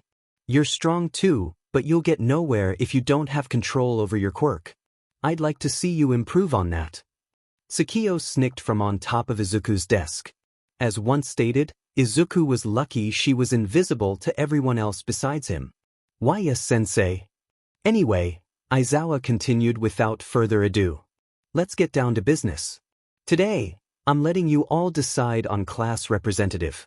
I don't care who and I don't care how you decide. Get it done before homeroom is over. With that, Aizawa zipped up his sleeping bag and laid down on the floor. Class representative? Sato mumbled. That's such a normal thing. Ashido hummed loudly. If I didn't know any better, I'd think sensei is playing tricks on us. She shot her finger up in the air accusingly. Uraraka smiled daftly. Representative? I think that'd be a job Ida is well suited for, Tsukiyo joked, crossing her legs. Sitting like that was informal, and if Izuku was Ida himself, he'd scold her. I want to be class rep. Kirishima called, shooting out of his chair. Kaminari joined him, and half of the class was expressing their similar opinion in unison. Even Kaken was in on it. Tsukiyo grimaced, covering her ears. They're too loud, she muttered. Izuku nodded, a silent agreement. Calm down everyone. Ida's voice cut through the rambunctious outburst, and everyone silenced. If we truly want this to be fair, I believe we should have an election. Ida-chan, we've known each other for 3 days, Karo. How will we know who is most suitable for the job? Tsu piped up. Yeah, Kirishima agreed. But we could always just take the interactions we've already had with others and use them, like how I already know no one will vote for Bakugo. Kirishima whirled around and pointed a finger at the boy in question. I'll kill you. We should all take a vote then, Yaoyorozu called. Aizawa-sensei, what do you think? The room was silent for a few moments. Ojiro leaned over his desk. He's asleep, he confirmed. So it's official. We're voting. Hagakure asked, the arm of her uniform shooting up meekly. Ida nodded. I can create paper for all of us, Yaoyorozu chimed. Just give me a moment. 5 minutes later and Ida was collecting everyone's slips. He and Yaoyorozu counted up the class votes and wrote them on the board. Izuku, look, you got the most votes. Tsukiyo hopped off Izuku's desk and strode up to the board, pointing at Izuku's name. And me? He uttered in complete disbelief. Who the hell voted for Deku? Kaken shot out of his seat, glaring at the board. Ashido laughed from across the room. Voting for Midori-kun is a better choice than voting for you by default, Bakugo. Shut up, raccoon eyes. Izuku had gotten 3 votes, while Yaoyorozu got 2. Ida, who was shaking in disappointment, woke up Aizawa to tell him the news. Izuku and Yaoyorozu stood at the front of the room, Tsukiyo sitting at his desk. She waved at Izuku as the boy trembled in annoyance. Midoriya is the class rep, and Yaoyorozu is the deputy. Class dismissed. I can't believe I'm class rep, Izuku groaned, wolfing down another mouthful of rice. I don't even think I'm qualified for that. Tsukiyo chuckled from where she sat on the floor. She was playing a game of how many people can walk through me without even realizing. So far it was Ida disagreed, as well as Uraraka, who both sat across from him. I voted for you because I believed you were the most capable, the bespectacled boy expounded. Uraraka buzzed into her food. You too, Ida-kun? Izuku cried. He dropped his face onto the table. I can't do this, he murmured, but it came out muffled. Yes you can, Deku-kun. Uraraka exclaimed, leaning over to ruffle his curly hair. I voted for you too. Izuku groaned again, louder. He banged his head against the table twice, sighing. He pulled his head back up to face his friends. Ida put down his food and rested his chin on his hand. I did what I merely thought was right. You have a substantial and invigorating amount of power, as we all witnessed. I think you suit the job well. Uraraka gaped at Ida. Invigorating? She huffed. Ida-kun, you talk like a rich boy. Are you rich? Uraraka-san. Have a filter. Izuku cried, hands flying up to cup his own face. Ida didn't seem fazed. Uraraka-kun. I could be described as rich, yes. And somehow that conversation delved into Ida's older brother and his hero family. An announcement interrupted Uraraka's frantic questions about Ida's brother, Ingenium. Level 3 security breach sounded across the lunchroom. All students evacuate immediately. In just moments, what was a noisy but peaceful break turned into a noisy and chaotic fight to leave the cafeteria. Uraraka and Ida, caught up in the flood of other students, disappeared from sight. Seconds later, the lunchroom was almost completely cleared. Izuku made no indication of following the others, crawling out of his seat to look outside the massive windows. Tsukiyo appeared behind him, blue hands smacking onto the window. Paparazzi? She questioned, smudging her face against the glass. Izuku peered out to the gates.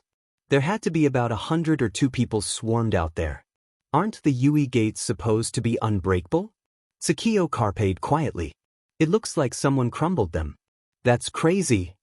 Izuku could barely hear her over the commotion of the crowd in the hall. He yearned to go find his friends or some of his classmates, but media getting into the school wasn't much of an issue. Izuku turned on his heel, retreating back to his table. Izuku! Tsukiyo's voice stopped him. Come back over here. There's some shady guy over here. Izuku dragged his feet back to where he just stood. Tsukiyo pointed, and it took him a moment to find what she was getting at. A lanky, tall man with shaggy blue hair stood away from the crowd. The guy looked suspicious, and he didn't seem to look a part of the mass media swarming the Yui gates. Tsukiyo stepped back from the glass. Weird. Izuku glanced around. Do you think we should have gone with Ida-kun and Uraraka-san? Tsukiyo shrugged, unhelpful as always. Dunno. This doesn't look bad. Just the media. We're fine. She strode over to where Izuku and his friends sat before everyone evacuated, climbing into Uraraka's chair. Eat up before your food gets cold. Didn't you say lunch rush makes the best food of all time? Izuku followed behind the spirit, sliding back into his own seat. Shut up, he mumbled, burying his face into his food. Ida's voice echoed throughout the hall and bounced into the cafe. Everyone, calm down, he directed. Izuku could almost see the hand motions. It was like he was there. It is just the media. No need to worry. Tsukiyo rolled her eyes. That boy is wild. Responsible, respectful and smart, but wild. He's a keeper. Cherish him. She was joking, but Izuku would make sure to follow by her words closely. He was silent for a few moments. He listened to what must have been Kirishima and Kaminari chanting the words, "Emergency exit Ida," 12 times in a row. Slowly but surely, people started to file back in to finish their lunches. Tsukiyo, I think I know who'd be a better class rep than me. Tsukiyo scoffed. Anyone would. Izuku scowled. Shut up. You know who it is anyway. Tsukiyo flashed her tongue and got up out of Uraraka's seat. Her and Ida were approaching the table. Midoriya-kun. Where were you? Ida questioned, chopping his arm up and down. Izuku has only known this guy for 3 days and he's seen Ida do that more times than he can count. I didn't go anywhere, Izuku replied nonchalantly. Uraraka gasped. Izuku shrugged, taking a sip of his juice. He really was becoming more and more like Tsukiyo. His mom was right. Midoriya-kun. That is extremely dangerous. If that were a serious situation, you would have been in trouble. Ida scolded him. Uraraka nodded, brows furrowed. Deku-kun. You missed it. Emergency exit Ida-kun. Uraraka pumped a fist. Izuku pretended not to notice how Ida's ears were colored a nice shade of pink. Emergency exit Ida-kun? Izuku laughed into his food. Ida and Uraraka plopped back down in their chairs. Uraraka nodded, cheeks already stuffed with food. Yeah, you should have seen it. I helped Ida-kun on top of the emergency exit and then he told everyone to calm down. Uraraka sputtered as she giggled at the memory. Ida did his hand thing again, rebuking Uraraka for her bad table manners. Tsukiyo sighed happily, raining the floor as she was the only thing there. They're funny, she claimed. Back in class, no one would stop saying emergency exit Ida until the man himself asked politely for everyone to stop. Midoriya-san, start please, Yaoyorozu pleaded for the last time. Izuku wiped his brow and sighed. We have to decide on other class officers, but, before we do. Izuku took a quick glance at Ida, and then back to Tsukiyo. I have something to say first. I think Ida-kun should be class rep instead of me. Ida's face lit up, and Izuku once again pretended not to notice the slight tint of pink covering Ida's cheeks. It wasn't a surprise to Uraraka that Izuku was saying this. I think Ida-kun is much more qualified for this job than I am. He's smart and knows how to act in a crisis, which I believe is an important skill. Izuku was babbling now, but it was all for the sake of Ida. I'm cool with that. Shiro said, turning in his seat to face Ida. If we put our trust in Midoriya, And he's saying all that, I think Ida'd be a good rep too. Most of the class was nodding and murmuring in agreement. Yeah, and the thing he did during lunch was cool, Sato spoke. The only one who seemed to have a problem with Ida as rep was Bakugo. He had a problem with everything, so it didn't count. Aizawa sat up, randomly awoken. Stop wasting time, he uttered, and went back to sleep. Izuku nodded, startled. Ida rose up from his seat. If Midoriya-kun has chosen me for this job, then I have no reason to decline.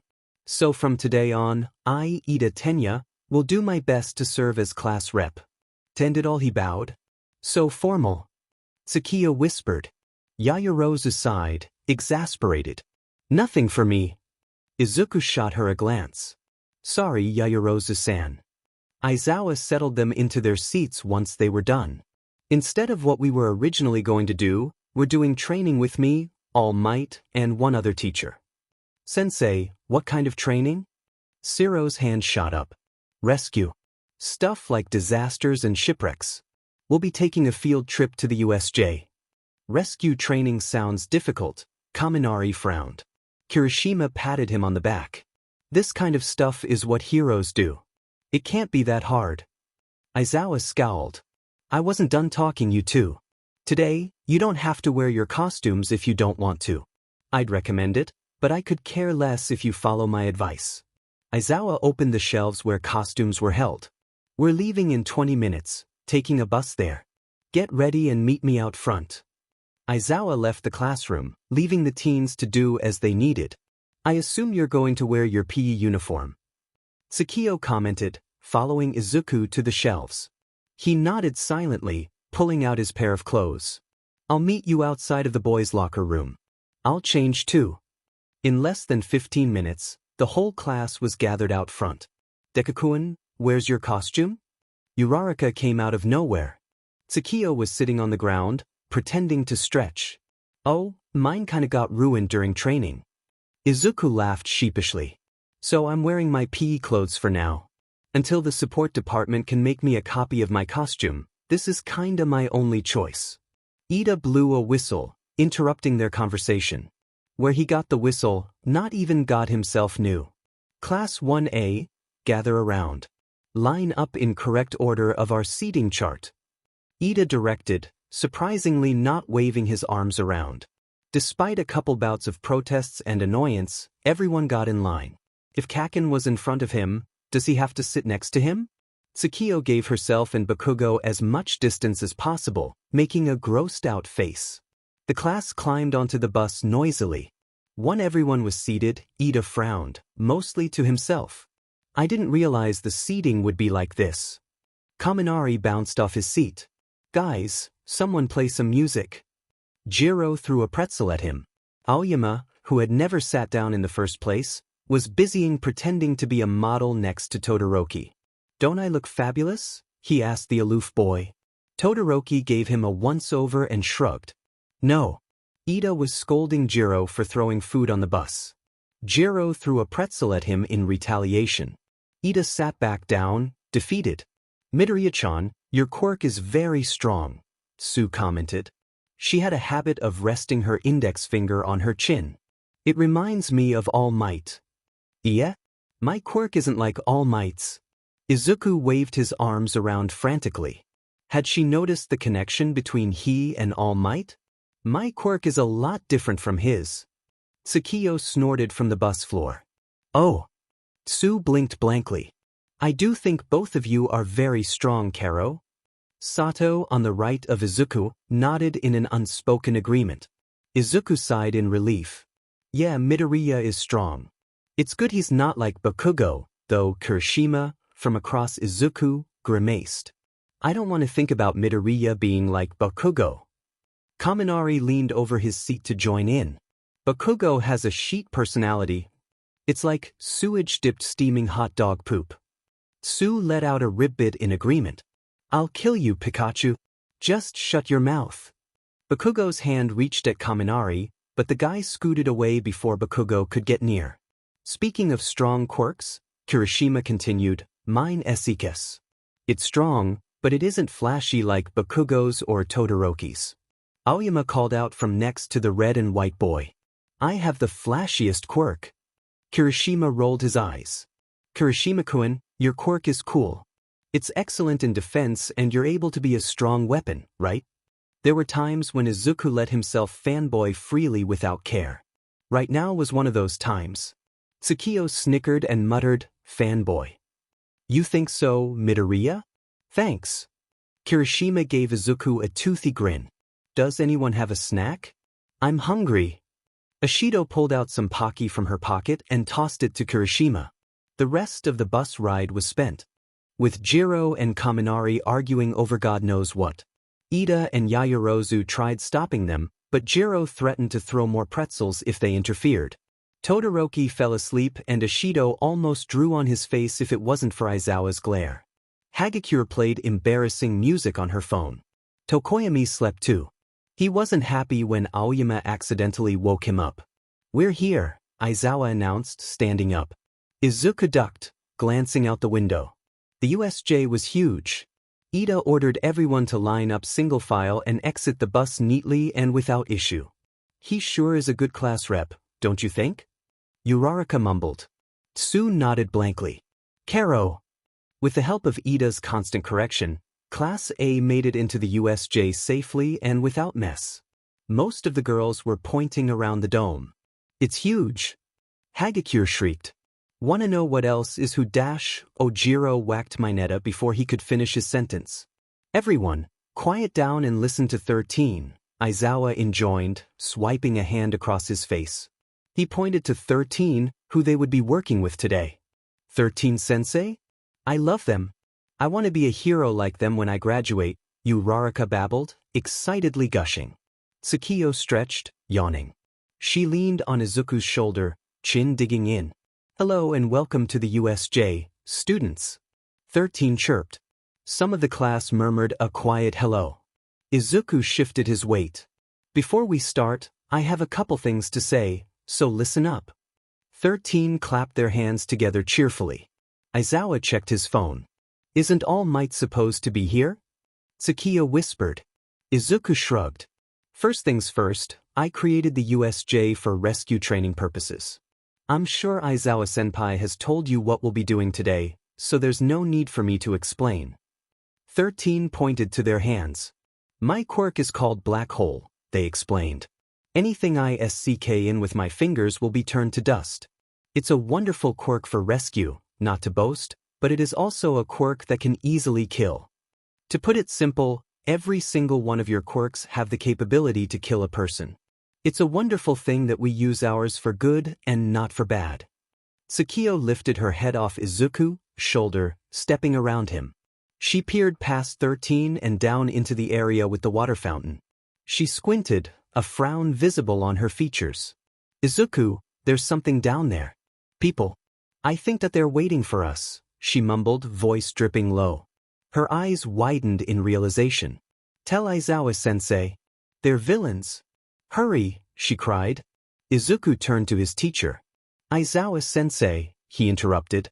There's people down there, he cried, pointing down the golden stairs. They're villains. Aizawa and the rest of the class peered down. Aizawa grunted, disapproving. Midoriya, if you're going to dash. My quirk told me there's villains down there. Ichit saw the villains. Izuku was frantic as well as the rest of the class. Deku-kun. Aizawa-senpai, he's right, 13. Called, pointing down to the area. A dark, portal-like object opened, releasing dozens and dozens of villains. They marched out, menacing. Aizawa swore under his breath. 13, get the kids back to the bus. I'll handle it, Aizawa started, but Izuku launched forward, grabbing his arm. Sensei, there's too many of them. How will you take on all of them at once? Aizawa grunned, phlegmatically. I'm a hero, aren't I? Get back and follow 13's orders. Aizawa wrenched his arm out of Izuku's grip and flew down the tall stairs, protecting his students. Izuku was stunned, making no move to follow his class. A villain attack on Yui students? Why? Tsukio called his name. Izuku, we have to go, she cried, trying to pull him to no avail. Izuku snapped out of it, getting the message. He moved his feet, running along after Tsukiyo and his classmates. Midoriya-kun, watch out! Ida cried over the sounds of stomping. Midoriya skidded to a stop, eyes darting up frantically. The portal villain that had transported the rest of them here towered in front of him. He was covered in a black-purple mist, yellow eyes glaring down at Izuku. My name is Kurogyri, the villain monologued. Tsukiyo, for the first time, looked fearful. Before we start, I thought I should have a word with you. You almost foiled our plan. I'll get rid of you first. 13 tried to stop Kurogyri, but a black mist enveloped Izuku and Tsukiyo, and then everything was black. The class could do nothing but watch as Midoriya was sucked up by the black mist, disappearing without a trace. Deku-kun!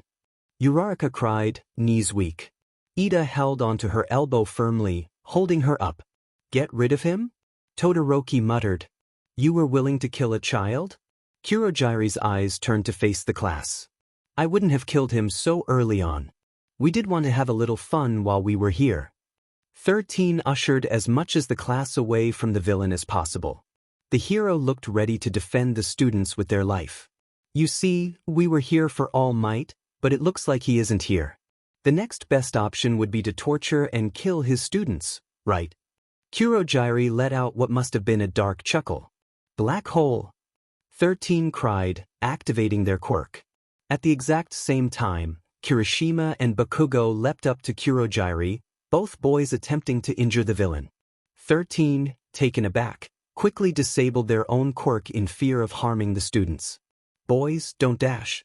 Bakugo set his explosions off in what he assumed was Kurogyri's face, and Kirishima swatted blindly. The force of the explosions raised ash and dust.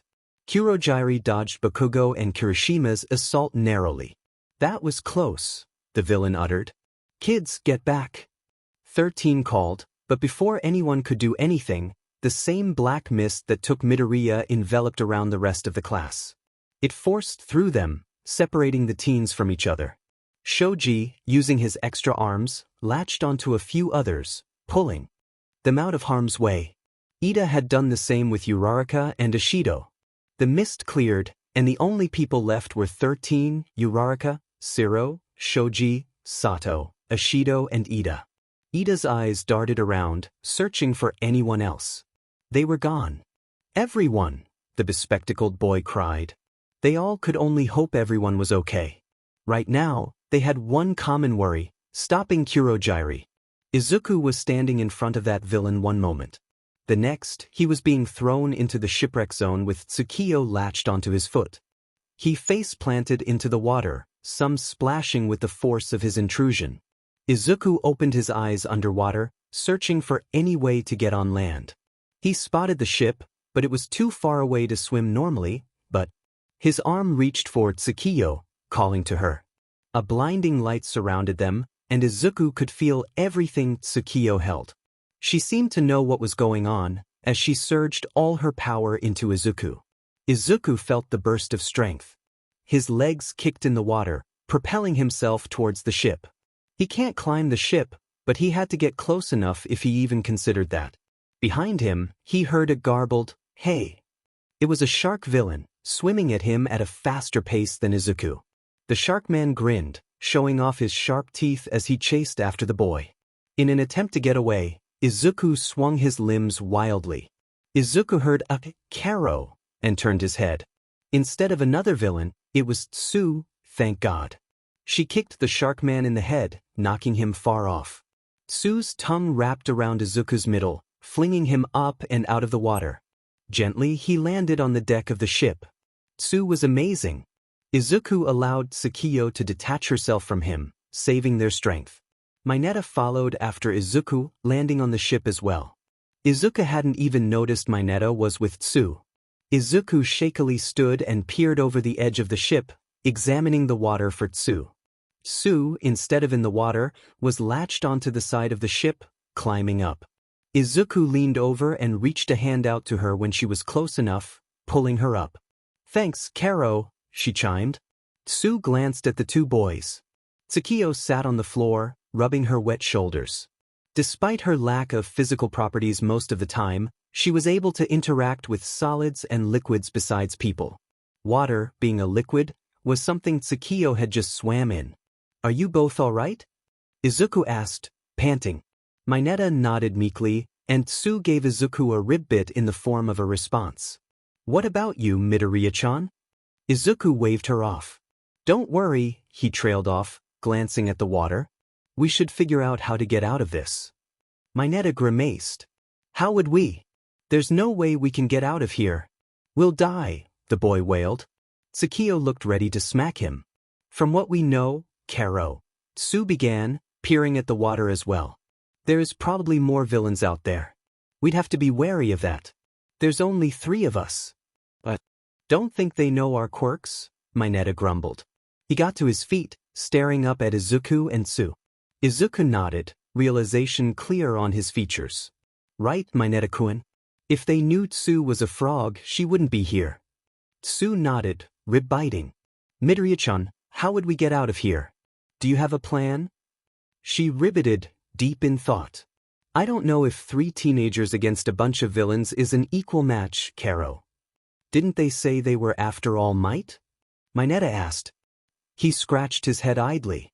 That mist guy said they were after him. Realization dawned on him. They want to kill All Might? He cried. If they want to kill All Might, they must have a way to do so. They wouldn't have planned this out randomly, Tsu pointed out. Tsukiyo scowled, muttering under her breath. Something that sounded like, they can't kill All Might. So then we have to fight? Mineta said meekly. Izuku, a tad distraught, nodded. I think so. But we can take advantage of the fact that they don't know our quirks. Izuku practically lit up like a light bulb. On the topic of quirks, you too, tell me more about your quirks. It's more convenient. Izuku took a seat on the floor, prompting his classmates to do the same. Tsu sat like a frog as expected. My quirk allows me to do everything a frog can, Karo. I can extend my tongue to about 20 meters. I can climb walls and jump high. I'm also a great swimmer. Tsu leaned in a bit. I can also throw up my stomach and wash it. My spit secretes a toxic liquid too. I don't think either of those will help us here, though. Mineta pulled a face at the mention of throwing up. My quirk is called Pop-Off. Mineta plucked one of the sticky ball from his head. I can pull the ball on my head and stick them to things. They grow back after I pull them off too. He planted it on the side of the ship. I can use them to capture people or immobilize them. I can't stick to my own ball though. Also, if I pick off too many at once, I'll bleed. Mineta looked back at his classmates blankly. Tsu and Izuku stared expressionless at Mineta. Mineta cried out negatively. It's stupid, he wailed. Izuku, alarmed, frantically tried calming Mineta down. Once Mineta stopped crying, Izuku introduced his own quirk. My quirk is called, spirit. Mineta gasped. Basically, I have a spirit that follows me around everywhere. She's invisible right now, but she's sitting next to you, Tsu-chan. Izuku gestured to Tsu. When I put her in physical form, she's either united with me or she isn't. When I merge with her, I can absorb her powers. It's good fighting like that. When we're separated, she can still fight. Tsu and Mineta nodded mechanically, urging Izuku to go on. Her powers right now are increased speed, increased senses, force field, wings, and slight pyrokinesis. She can't control it that well, but it's there. Mineta asked. Tsu swatted him. Izuku nodded, confirming. Her name is Tsukiyo. I can only have her in physical form for an hour or so at most. That limit will increase as I grow stronger, though. Tsu hopped to her feet. Your quirk is amazing, Midoriya-chan. Tsukiyo smiled pridefully. Izuku bobbed his head. We still need a plan, Karo. Tsu looked down at Mineta. Mineta-chan, you said you can use your quirk to immobilize, right? Mineta bowed his head, humming. Midoriya-chan, do you think you could try creating a miniature tidal wave to distract the villains? Or a large blow in the water? Tsu took a moment to weigh the options. Tsukiyo hopped up and peered over the side of the boat. There's villains down there. Gotta be around 20 of them. A large blow in the water would do. Mineta-chan, Your ball would float in the water if I'm correct. You throw your ball into the water and Midoriya-chan can use his quirk to create the blow. The ball will go up in the waves and come back in the middle as well as the villains. The ball will stick to the villains and the villains will stick to each other. We don't have to fight them like that. Izuku scratched his head. It wasn't a bad idea, but he couldn't do that with Tsukiyo's powers. He'd blow himself back with her wings if he tried using the force of that. There was only one option then. One for all. Suddenly, an explosion rippled through the ship, tearing it apart. Tsu stumbled, nearly falling over. She gripped the side of the ship. Izuku almost fell over backwards, snatching Mineta so he didn't fall away. What the hell was that? Mineta cried, latching onto Izuku's uniform. Up there! Tsu shouted, pointing overheard. Izuku followed her hand, eyes meeting a giant hand made out of water. A quirk like that was unfair in a battle like this. Geez, they really are kids, yelling and screaming, a villain called out. I'm getting impatient. The boat was ripped in half. It was sinking rapidly now. Izuku pulled he and Mineta to their feet, holding steady on the side of the boat. Tsukiyo's hand tightened its grip on Izuku's shoulder as she pulled herself up. We have to go now. Mineta wailed, trying to jump up and spot the villains. He stopped abruptly, plucking off his sticky ball instead.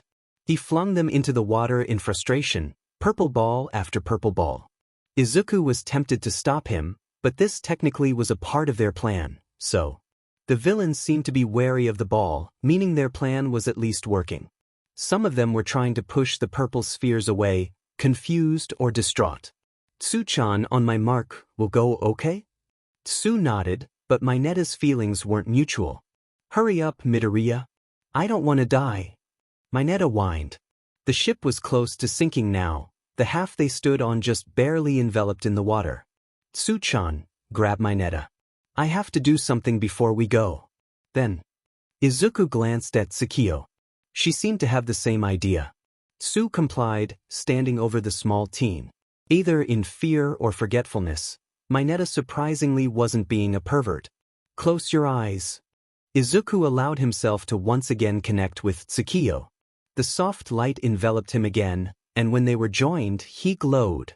Mineta whimpered. On my mark. 3. Tsu picked up Mineta, tucking him under her arm. Mineta grinned, abashed. Maybe he hadn't forgotten at all. 2. Izuku felt the back of his uniform rip as Tsukiyo's wings sprouted from his back. They were a soft blue, and shined brighter than the rest of him. 1. Tsu got ready to hop up, squatting.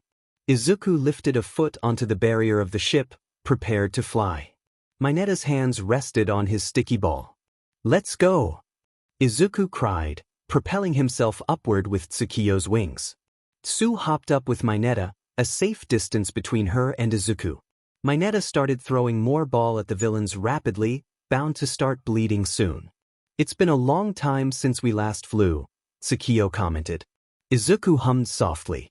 He was still able to fly normally at least. Once they were a good distance up, Izuku turned. The villains looked like they were trying to send attacks out, but all of them were outside Izuku's range. You're using one for all? Tsukiyo muttered. Izuku tipped his head. Yeah. Sorry. He remembered what All Might told him that day on the beach. Clench your buttocks and scream from the bottom of your heart. Smash. In retrospect, it didn't make sense, but it worked. Izuku felt the somewhat familiar surge of power one for all provided. They couldn't afford to lose an entire arm here, so Izuku opted for a Detroit smash instead. He poured the strength into his fingers, aiming right into the middle of the water. Smash, he bellowed, the force of it so strong it instantly created what resembled a tidal wave. Izuku felt Tsu's tongue wrapping around his middle, pulling him along with her. He took a glance back at the damage he dealt. The water had blown upwards as well as the villains and Mineta's ball. The water would regroup back in the middle and stick all the villains together. Izuku's fingers throbbed as Tsu landed them safely. They weren't on shore, but the water here was shallow enough to walk. Izuku waded through the water, approaching his classmates. Thanks for grabbing me, Tsuchan. Izuku bowed slightly. Tsu nodded. What do we do now? Mineta asked, slightly wary. We can try to help Aizawa-sensei, Izuku murmured. The area Tsu dropped them off in was offered a direct view of where Aizawa was fighting. From the looks of it, he was holding his own, but barely so. Are you crazy, Midoriya? Mineta wailed, splashing in the water. Tsu flicked him to quiet him down. Mineta-chan isn't wrong. Helping Sensei would be dangerous right now, for both us and him. I didn't mean we had to get involved directly, Izuku explained, swiping his face. He only then realized he hadn't turned off his quirk yet, but he made no move to do so. We could try taking down some from here to help. Or tie some up so the ones Aizawa-sensei took down can't get back up. I'll bleed if I use my quirk. Again, Mineta grumbled, sinking into the water up to his nose. I can't help. Sorry, but it came out more gurgled than anything. Izuku, do you see that villain standing up there? Tsukio asked, voice echoing in his head. Izuku looked around, but didn't see anything. Do you see that giant villain up there? Look next to it. Izuku followed her words, eyes catching on a lanky man. He stood idle, watching the battle in front of him. The man seemed oddly familiar, shaggy blue hair and a face covered by a disembodied hand. Actually, he was covered in disembodied hands that held onto him. Shaggy blue hair, lanky, standing idle. The man at the gates? Izuku's eyes blew wide as it dawned on him. That was the man who was there during the evacuation. He was behind this? What's the matter, Midoriya-chan? Tsu inquired tentatively. Izuku pointed to where the man stood. When we had that security breach at lunch, that man was outside. Izuku's expression turned steely. He was behind that, then? Tsu thought for a moment, silent. Do you think that trespassing was to get something from All Might Karo? Holy sheet, Mineta frowned, peering overhead. I don't want to die by some guy with a hand iffy, he grumbled, plopping down in the water. Now isn't the time to make jokes, Mineta-chan. You're so cool, Eraserhead, the villain commented as Aizawa elbowed him away. Aizawa leapt back a couple feet, cradling his deteriorated elbow. The villain's quirk was powerful, he had to be wary of it. The final boss is this guy? Aizawa mumbled, panting hard. He had taken down most of the villains in his area, but he had let the portal guy out of his sight earlier. He prayed that his students were free of harm, but knowing them, they were reckless. Not pointing fingers, but especially Bakugo and Midoriya. The lanky guy who attacked Aizawa earlier scoffed. I'm not the final boss, Eraserhead. This guy is. Behind lanky guy, a giant man, probably the size of All Might himself stood. The giant man had a bird-like head with his brains sticking out of his head. Nomu, the lanky man commanded jadedly. The Nomu lifted his massive arm up and swiped Aizawa across the face. Aizawa could only feel a sharp stab across his face, and then he was falling. The world disappeared before his shut eyes. Sensei, Mineta croaked, frantically pointing at the scene unraveling before them. He was crying freely again, while Izuku and Tsu stood stock still. Something so powerful that it easily took down Aizawa? We have to help him, Izuku blurted, alarmed. Mineta shook his head frantically, blubbering through his tears. Tsu, almost always expressionless, started to look fearful. It wasn't good when even someone like her was worried. He was the one who destroyed the Yui barrier, Tsukio speculated. His quirk can destroy things easily? She grunted. This man could easily kill Aizawa, but he wasn't making a move. The giant man that had attacked Aizawa shoved their teacher to the ground, straddling Aizawa. The creature must have been some sort of bodyguard for the lanky man, who must be the brains behind all this. The portal man, Kurogiri, appeared next to lanky man. Izuku strained to hear what the villain said. Shigaraki Tamura, Kurogiri greeted. Izuku had a name for him now. I've incapacitated 13-13? Oh sheet, but a student made it out of here. Our time is now limited. A student made it out? Shigaraki groaned in frustration. He began to scratch furiously at his throat. Kurogiri, you moron, that if you weren't so useful I would have killed you by now. What are they saying, Karo? Tsu muttered. Mineta quieted down his crying just a tad. They said that someone got out, Izuku replied, gripping onto the edge of the land. He had no idea what he was supposed to do to help Aizawa. But they needed a plan. Shigaraki starting talking again, and Izuku strained to hear. So All Might isn't coming? That's a shame. It's game over, isn't it? Should we head home then? Game over? Izuku muttered under his breath. They were just going to leave like that? Shigaraki turned in Izuku's direction. Izuku had no idea if the villain could even see them, despite the fact that they weren't actually far apart at all. Izuku sunk lower into the water. You know, I think he'd come if we killed his students. Shigaraki began to race towards Izuku and his classmates. Tsukio was telling him to move, but Izuku's muscles forgot how to do so. Tsu and Mineta were confused. Mineta was curling himself into Tsu's melons, who made no move to stop him. In a matter of seconds, Shigaraki was just barely a couple feet away. His hand was outstretched, reaching for Tsu's head. A touch-activated quirk? The Yui barrier in Rubbles. If Shigaraki was behind that, his quirk had the ability to deteriorate something simply by touching it. His outstretched hand barely a foot away from Tsu's head. He would kill Tsu. He would kill Tsu. Don't touch her! Izuku bellowed, leaping out of the water and towards Shigaraki. Shigaraki himself looked surprised, moving backwards. Izuku felt one for all singing through his veins. He reeled his arm back, directing its focus towards the villain at hand. He struck, but it didn't hit Shigaraki. Instead, Izuku's arm was acquainted with the giant creature that had attacked Aizawa. Somehow, the thing had put itself in between Izuku and Shigaraki in a matter of moments, and it was able to take a punch from Izuku? Izuku tried to move away, but the creature grabbed his whole arm. Mineta wailed, plucking off a ball and throwing it at the creature. Midoriya-chan. Tsu's tongue shot out to try and grab Izuku, but it was too late. Shigaraki watched in amusement as Nomu lifted up the small boy and slammed him into the ground. The wings on the boy's back seemed to injure, as they retracted after he hit the ground. The boy, who the tongue girl referred to as Midoriya, shakily pushed himself up off the ground, scampering out of reach of the Nomu. The blue glow that had surrounded him disappeared as he clutched his side. The kids in the water, the ball boy and tongue girl, made no attempt to help their classmate. In all fairness, Shigaraki didn't blame them.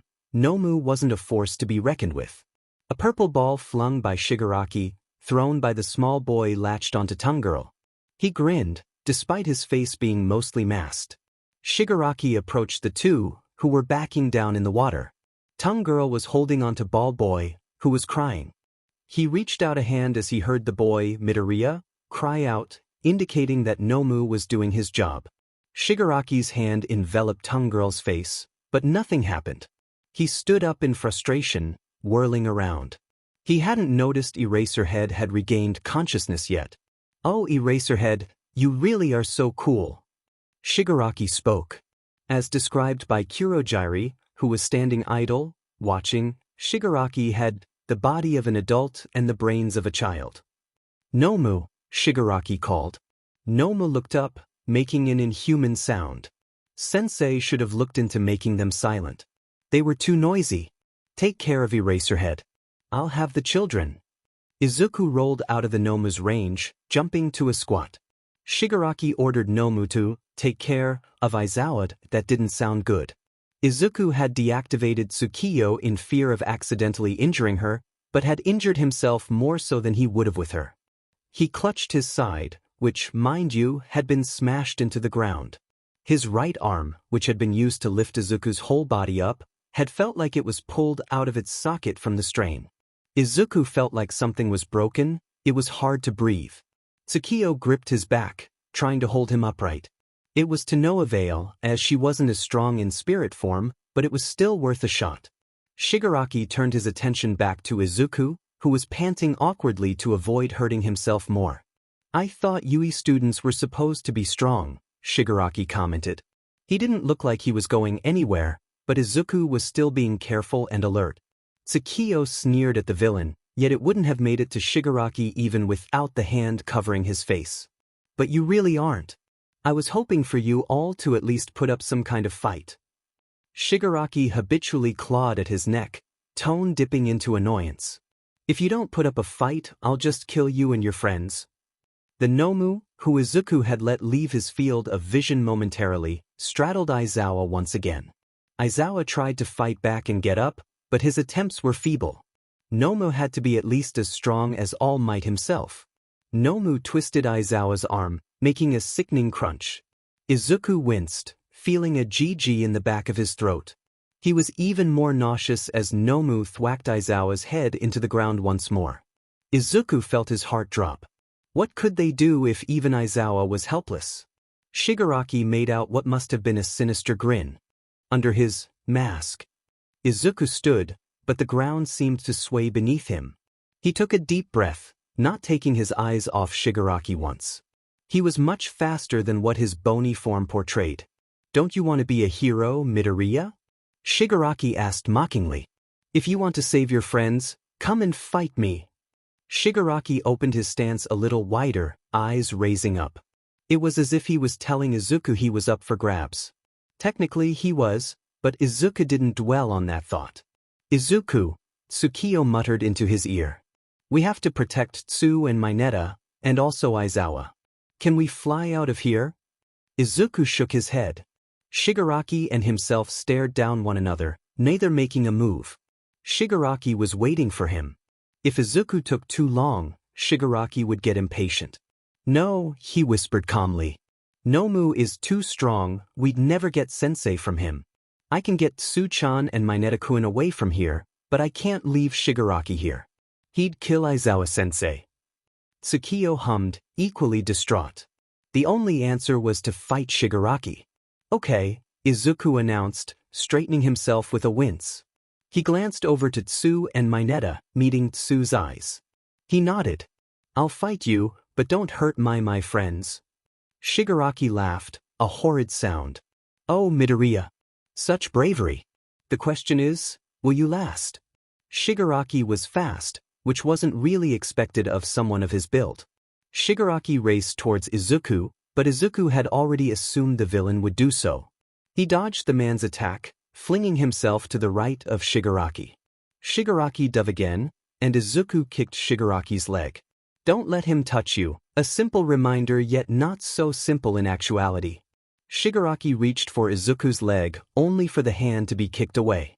Izuku can't rely on just his sheer strength alone, considering that doing so could injure his already broken fingers and his throbbing arm. Yet he couldn't find a moment to unite with Tsukio.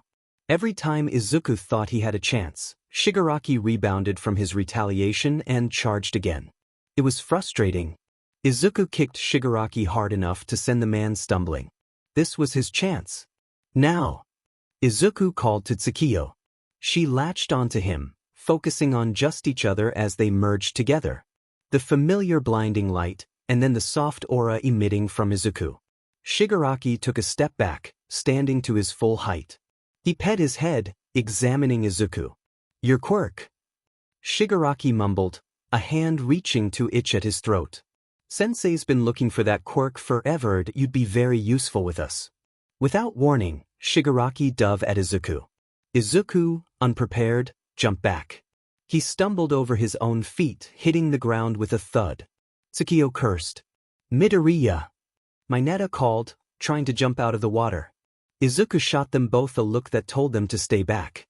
Tsu held him still, yet she herself yearned to help her classmate. How could she be a hero if she couldn't save Midoriya? Shigaraki approached Izuku, kicking him in the side. Izuku groaned, struggling to sit up. Izuku kicked blindly at Shigaraki, attempting to free himself. Shigaraki landed on top of Izuku, swatting at him randomly.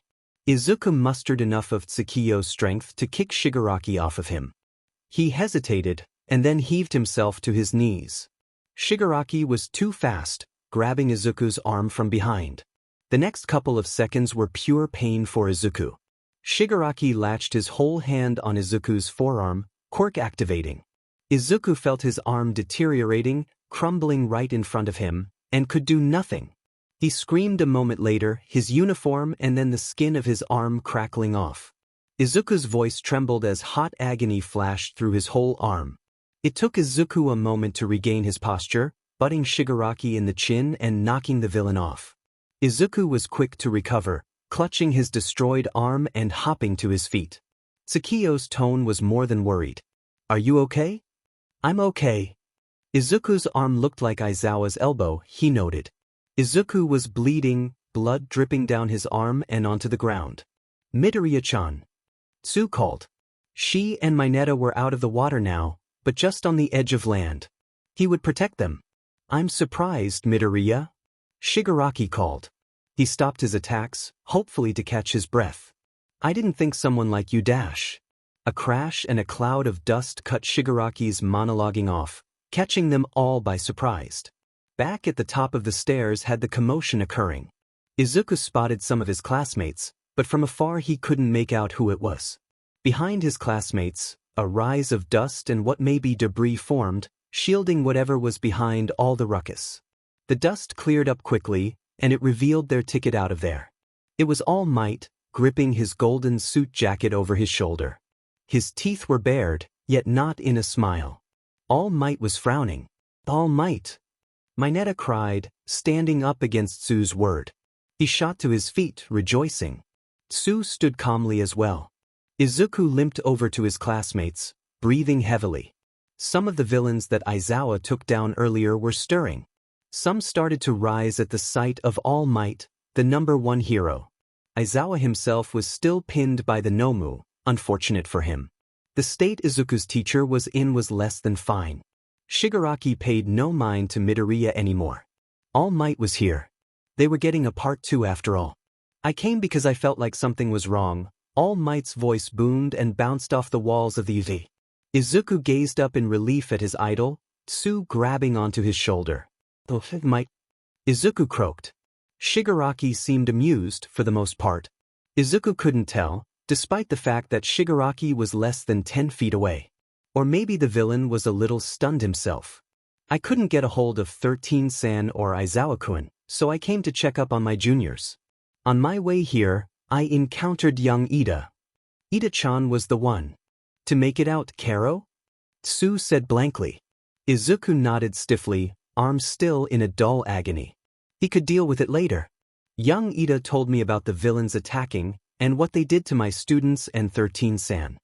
All Might took a few steps forward, almost asserting his dominance in a way. To say that I was furious was an understatement. Hearing about pathetic villains that attacked children, hearing about how scared the students must have been. To my students, I apologize for not arriving sooner." All Might's gaze swept over the entirety of the USA. Behind him, Izuku spotted Siro and Sato. Shoji was behind them as well. They looked so relieved, Izuku was almost happy. All Might ripped off his dull blue tie and let his suit jacket fall to the ground. "But it's fine now." Because I dash, All Might took another step, foot slamming onto the hard concrete. "Am here." Izuku overheard a few of the standing villains bickering.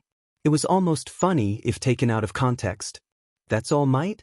He's so much more intimidating in person," a villain with long blue horns muttered.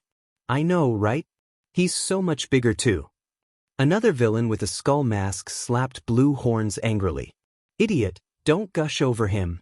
If we kill him," Shigaraki said he'd dash.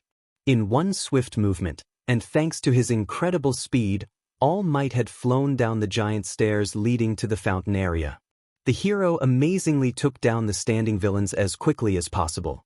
The ones that had been bickering fell in a heap on top of each other. All Might flew towards Aizawa, who was no longer pinned by Nomu. Nomu was standing next to Shigaraki now, ordered while Izuku and his classmates weren't watching. All Might lifted Aizawa up, examining his colleague's injuries. "I apologize, Aizawa-kun," All Might said quietly. He slung the man over his shoulder. In the next instant, Izuku, Tsu, and Mineta were being swept up by All Might too. All Might flew past Shigaraki and Nomu, landing the 4 victims a safe distance away. The hero noticed Izuku's injuries as he set his students and Aizawa down. "Young Midoriya, are you all right? You're bleeding and your arm looks bad," All Might pointed out. Izuku waved him off as smoothly as he could. "I'm okay," he croaked, a little bewildered. All Might nodded, but he didn't buy Izuku's excuse. He took a glance at the crumpled form of Aizawa. "I am entrusting Aizawa-kun to you all. get him out of here. Please be safe. All Might gave the trio a thumbs up. Izuku got a look at Aizawa's ruined elbow, which similarly matched Izuku's forearm. He shuddered. You trash of society. Shigaraki uttered from behind the Nomu. He was facing backwards, gripping the hand on his face. He seemed to be steadying it, as if it had fallen off, before he whirled around to face All Might. Izuku suddenly remembered this morning. On the way to school, he had read articles on how All Might had stopped 3 criminals that morning on the way to work. Right now, if All Might had done all that in the span of a couple hours, he must be over his time limit. All Might, Izuku called. Your time dash. Tsukiyo's voice in his head reminded him not to do that. He stopped himself, remembering that other people were here too. Izuku backtracked. That villain next to Shigaraki, the large one, he's incredibly strong. He took one, he was able to take a punch from me and I didn't even break my arm. Izuku felt his side throb angrily. I think he may be as strong as you, he added quietly. Young Midoriya, All Might said in a low tone. It's fine. Now, go to the entrance. Hurry. Izuku nodded, hesitant. All Might turned around to face Shigaraki and Nomu. Izuku turned as well to face his classmates. Tsu and Mineta were trying to figure out a way to carry Aizawa without further injuring the man. Do you guys need help? Izuku asked, tentatively taking a step towards his classmates. Tsu looked up, Aizawa's arms slung over her shoulders. Mineta was struggling to do whatever he was doing. Midoriya, can you carry his legs for me? He muttered. Midoriya-chan is injured, me dash. I can do it. Mineta lit up, and Tsu placed a finger on her chin out of habit. You're injured, Midoriya-chan. You could hurt yourself even more. I can still move. I'll be okay. Izuku took Mineta's spot, lifting up Aizawa's legs. He deactivated his quirk, wings retracting back into his body. Tsukiyo stood next to him, a concerned expression clear on her blue face. Izuku shot her a look to let her know he was okay. On the count of 3, he and Tsu lifted Aizawa up, slowly and unsteadily beginning to carry him. Mineta and Tsukiyo walked by them just in case, Mineta's arm resting on Aizawa's. Izuku tried to ignore the throbbing and the stabbing pain in his right arm as they moved. Izuku thought about All Might. The hero was already over his time limit, and that Nomu was incredibly strong. Izuku wasn't doubting All Might's strength, but he was worried if the hero would be able to defeat the villains before time ran out. He remembered what Tsu said earlier about the villains having a way to kill All Might.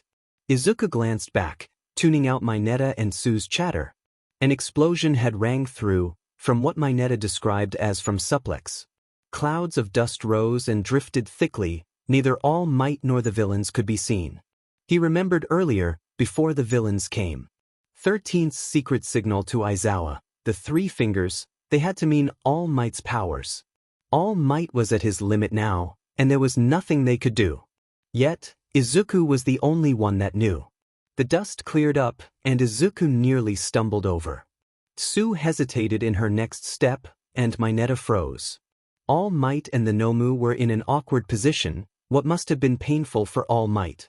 Kurogyri, who Izuku had forgotten about, opened a portal under Nomu and an exit portal under All Might, allowing the creature to grab All Might even in the predicament they were in. Nomu's large hands were digging into All Might's sides, blood staining through the hero's shirt. Where his injury was, Izuku realized. He was spiked with fear, his heart pounding and his vision spinning as he watched the scene unfold. He should have warned All Might. Kurogyri made the portal smaller, and All Might lifted his arms out to try and force Nomu off of him. Yet it wasn't working, as Nomu suddenly disappeared into the portal, pulling All Might deeper into the portal. Izuku's mind was racing, he could barely register Tsukiyo grabbing his shoulder. Everything was blurry. Mineta-kun, Izuku mustered out, heart pounding.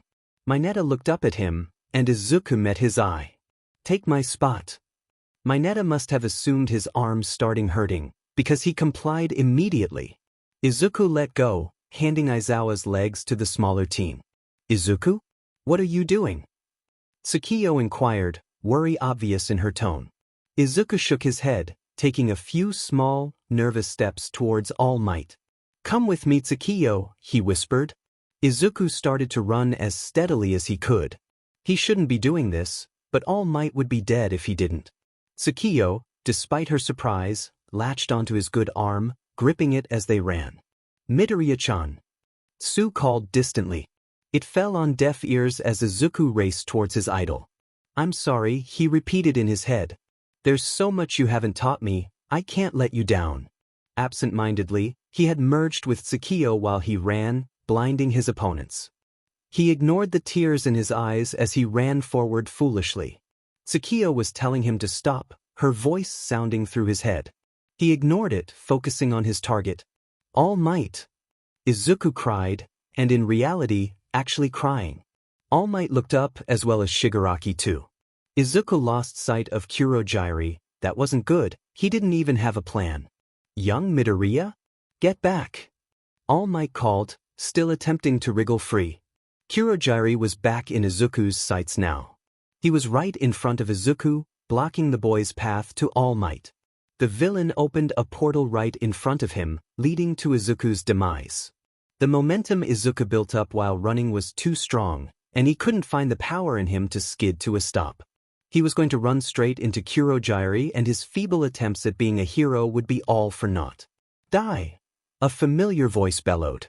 1 second, Izuku was going flying into Kurogyari's death trap, and the next, Kaken was blasting the villain out of the way. Kaken's eyes flit over to Izuku's momentarily. You're in the way, idiot, he shouted, sending Kurogyari to the ground. Kaken, he squeaked, finally stopping. He backed up a couple feet, heart racing and lightheaded. Ice started to form from behind Izuku, the path leading to Nomu. The ice froze up to Nomu and up the creature's body, ice traveling through the portal and stopping right before where the Nomu held All Might. The Nomu had been frozen by none other than Todoroki. All Might, seeing as Nomu's grip weakened, pulled himself out of the creature's grasp. Young Todoroki? Kirishima came flying out of nowhere, quirk activated. He dove at Shigaraki, and Izuku didn't have enough time to warn him about Shigaraki's quirk. Shigaraki moved back, dodging Kirishima's attack. Sheet! Kirishima cursed, falling back. Izuku felt a sharp pang in his destroyed arm and gripped it, mouth falling open in a gasp. The number one hero can't be killed by guys like you, Todoroki stated, aloof. Kaken cursed at the pinned Kurogyari. Kirishima stood beside Kaken, arms held up in a defensive pose. Izuku stood partway behind Kurogyari, panting heavily. His arm was still bleeding somehow, but it wasn't as heavy as before. Izuku glanced at each of his classmates in shock and relief. Everyone, he breathed. Izuku wiped his eyes, releasing his bad arm. It fell limply, too damaged to move properly. He winced, before straightening himself to face Shigaraki, as well as the rest of his classmates. Shigaraki turned slightly to look at Kaken. Kurogyari, you've been thrown over by a teen. Kaken grinned deviously. Yeah, because you're a careless a-hole. Back then, you said, that was close, when me and Shitty Hair tried attacking you. If you couldn't be hit by physical attacks at all, you wouldn't have said that. All that mist, it covers your physical body, right? That's this metal thing. Kurogyari apparently tried to move, because Kaken set off an explosion and told him he shouldn't even try. Kirishima chuckled nervously. That isn't very hero-like, Bakugo. Despite taking down our entrance and exit, you all are mostly unharmed besides the plain-looking one. Kids these days that they're so wonderful this oh powerful. I'd like our exit back. Nomu. On command, the Nomu dove towards Kurogyari and Kaken.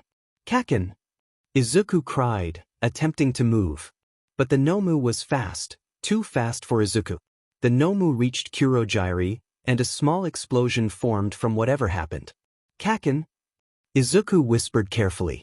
Izuku looked over to Nomu, who crouched next to Kurogyari. But no Kaken. I'm effing fine, Deku, Kaken growled.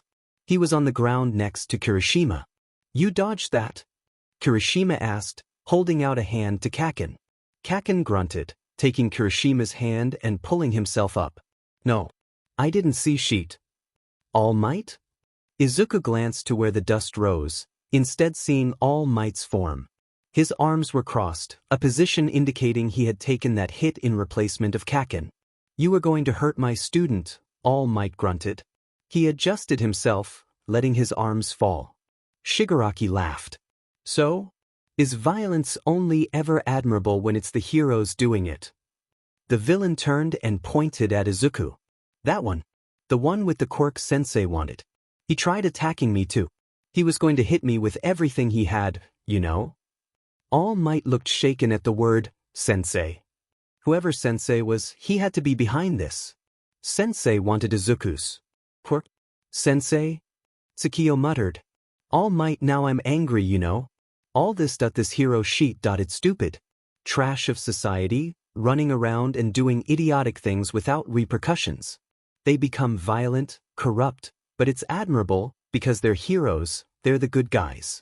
That's foolish, Shigaraki. You just wanted to take part in killing me, didn't you? A game for you and the League." All Might shot back, rolling his shoulders. "Oh, you've really figured me out then." "All Might." Kirishima huffed. Shigaraki turned to Nomu. "Kurogyari, Nomu. Get him. I'll get the boy." Shigaraki turned, taking off. Izuku limped forward, planting himself in front of his classmates. "Midoriya," Kirishima called. "You're glowing." Izuku nodded, bracing himself as Shigaraki approached. "I know." He could easily take on Shigaraki, since now he had the help of his classmates. He was the one Shigaraki wanted anyway. Shigaraki suddenly stopped in his tracks, taken aback. All Might and Nomu. Kurogyari wasn't doing anything, but All Might and Nomu dove at each other. Their fists met, driving the wind crazy. The force of the punches sent Izuku and his classmates flying back a bit, having to regain their composure on the ground. Nomu and All Might were going all out, throwing punches at each other. It was basically fighting fire with fire. Both parties were on the same level of strength. Each time one of them threw a punch, the other would block it with their own fist. "It's a head-to-head fist fight," Tsukio stated. Izuku nodded, unable to take his eyes off of the two. Kurogyari and Shigaraki looked like they were going to be blown away again, Shigaraki digging his heels into the tough ground. He's not just fighting randomly, Izuku realized, muttering to himself. Those punches are more than 100% of his power. If that Nomu can handle 100% of it, All Might would just have to use more than 100. Izuku was ripped from his analysis and muttering as All Might sent the Nomu flying through the trees. His head snapped up as All Might flew in after the Nomu, punching the creature straight up into the air. The Nomu flew high up in the air, All Might following a second later. The hero swatted the creature hard, sending Nomu flying back down to the ground. The force of Nomu's impact had the creature bouncing off the ground as if it were nothing. All Might flew back to the ground safely, arm poised under Nomu's midair body. "Villains, you may have heard this phrase before, but I want you to hear it clear right now." All Might bellowed, ready to strike. Plus dash. All Might's arm buried itself into the Nomu's body. Ultra. All Might sent Nomu flying, the creature's form soaring through the air. Nomu crashed into the top of the USJ, but the impact didn't stop the villain. Nomu broke through it and kept soaring, form disappearing outside of the U. All Might's spectacular punch made the winds blow so strongly Izuku had to dig his own heels into the ground. Beside him, Todoroki did the same, teeth bared in grit. Despite it, he looked stunned, amazed by this level of power. Kirishima's mouth fell open in amazement. He blew that thing right out of here. Holy shit. Even Kaken was stunned, eyes wide in either, or maybe both, surprise and wonder. "You know," All Might spoke from in front of Izuku and his classmates.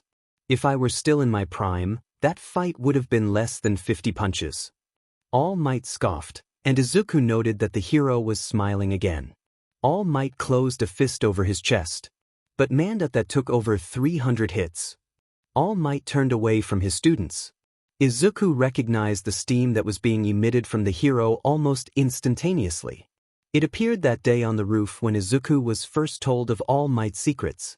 He was out of time. "Villains," All Might said, addressing Shigaraki and Kurogyari. Shigaraki was trembling, seething. "We all want this to be over as quick as possible, right? Come at me then. He's bluffing, Izuku realized. He can't move anymore, or else he'll transform into his true form. All Might can't fight anymore. Izuku shook anxiously. Shigaraki and Kurogyari wouldn't hesitate to kill All Might if the hero's secret was exposed. When were the rest of the heroes supposed to get here? Shigaraki snarled angrily. You're all trash. Trash of society. Shigaraki and Kurogyari both rushed forward, Shigaraki running with his arms outstretched. Kurogyari followed close behind. Midoriya, we should go, Kirishima called softly. All Might's got this. Kirishima, Kaken, and Todoroki all turned away, getting ready to walk off but still watching the fight. Izuku stayed planted, frozen in fear. Shigaraki and Kurogyari, they wouldn't hesitate to kill All Might once they learned he couldn't fight back.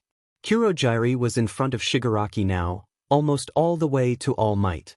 It was almost like a competition for who could kill the hero the fastest. Izuku started to move, the state of agony his arm was in ignored as he made his move. Please tell me you aren't gonna do what I think you will. Tsukiya whispered. One for all crackled in his body, settling in Izuku's legs. He propelled himself forward, ignoring Todoroki calling after him. The power of One for All moved him quickly, he was soaring through the air and approaching All Might quickly. All Might! Izuku roared. He felt the same power crackle in his arms.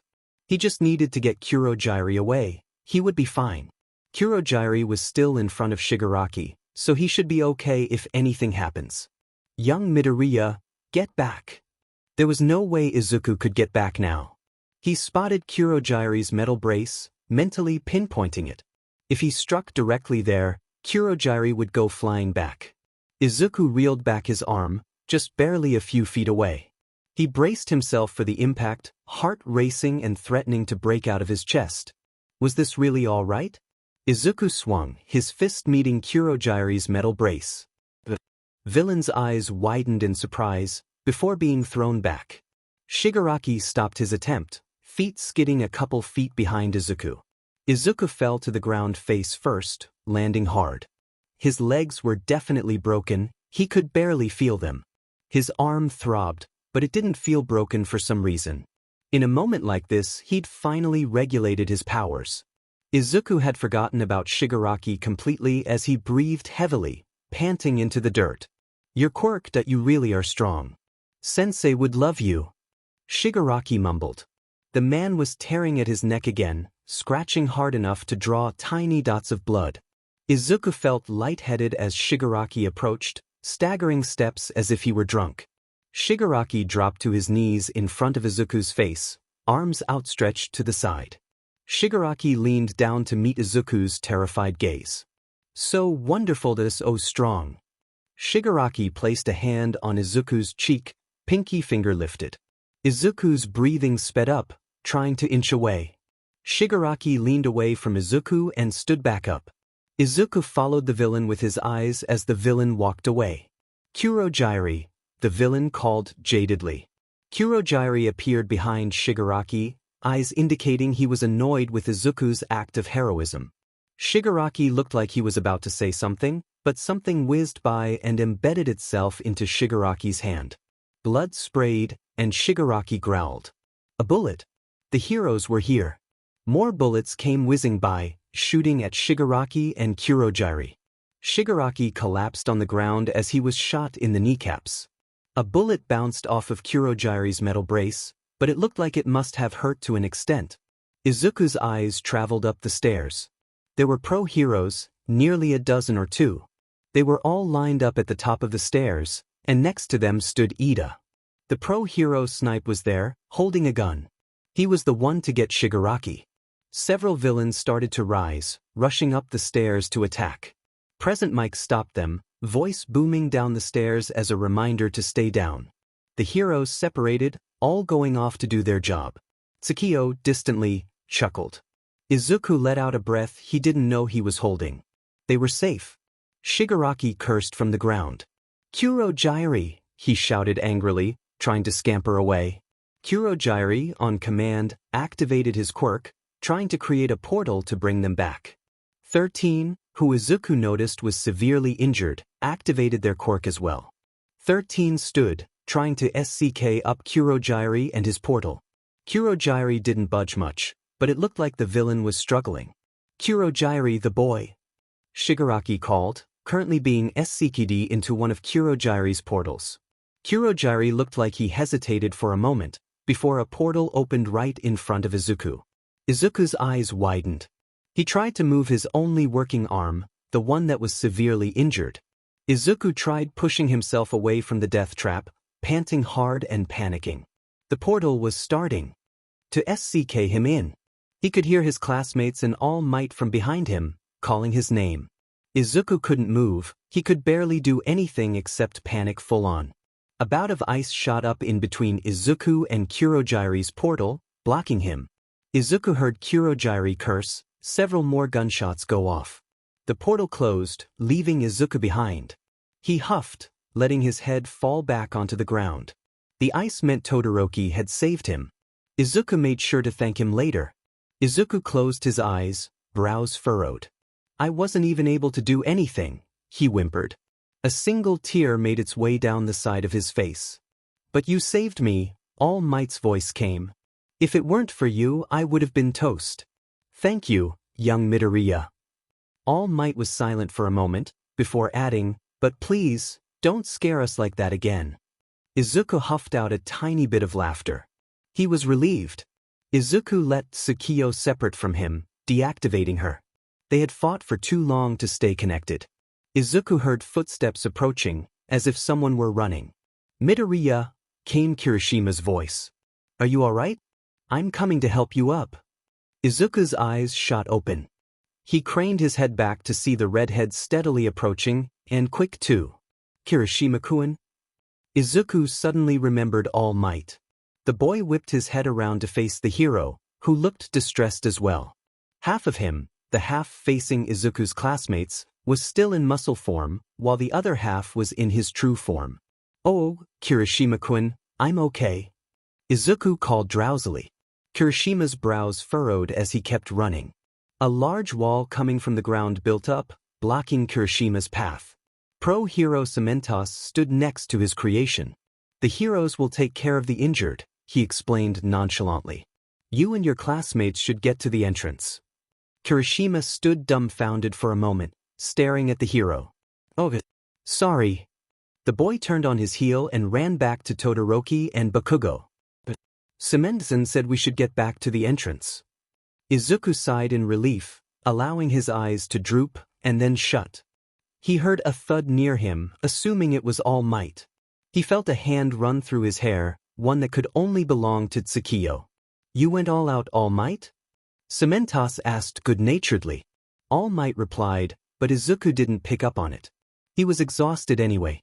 Izuku felt his conscious swim, opening his eyes a few times to make sure he didn't fall asleep. He did anyway. 17, 18, 19. Tsukachi counted the Yui students that were involved in the attack. "Everyone's here then except for that one boy?" All of the students nodded or hummed in confirmation. Tsu hopped up to Tsukachi. "What about Aizawa-sensei?" Mineta nodded, pulling a frown. He felt bad for the man. From what he'd seen back with Tsu and Midoriya, Aizawa's injuries looked bad. And gross. Tsukachi pulled out his phone, playing the voicemail one of the officers left for him. Aizawa had no brain damage, thankfully, but there were a lot of small bone fractures in his face. Whether or not it would affect his vision was unknown. "Detective," Ashido called tentatively. "Do you know anything about 13-sensei? Are they all right?" Tsukachi nodded. 13-san will be fine. They had lacerations across their arms and obviously what happened with their back, but they'll survive. Both 13-san and Aizawa-san are in stable condition. Tsukachi cracked a small smile at the student. "All Might is fine too. His injuries weren't too extreme, so he's okay for now." Uraraka's brows furrowed. "What about Deku-kun?" she asked. Tsukachi looked confused for a moment, before Ida vaguely explained. "Is Midoriya-kun okay?" "Midori?" "Oh, the boy with the injuries." Tsukachi's expression sobered. He suffered from 2 broken legs and 2 of his fingers were broken on his right arm. The skin on his forearm was destroyed and will most likely leave bad scarring. It looked like there was something wrong with his ribs, too. He's in Recovery Girl's office right now. The class looked stunned and completely saddened. I hope Midoriya will be okay, Siro chimed softly.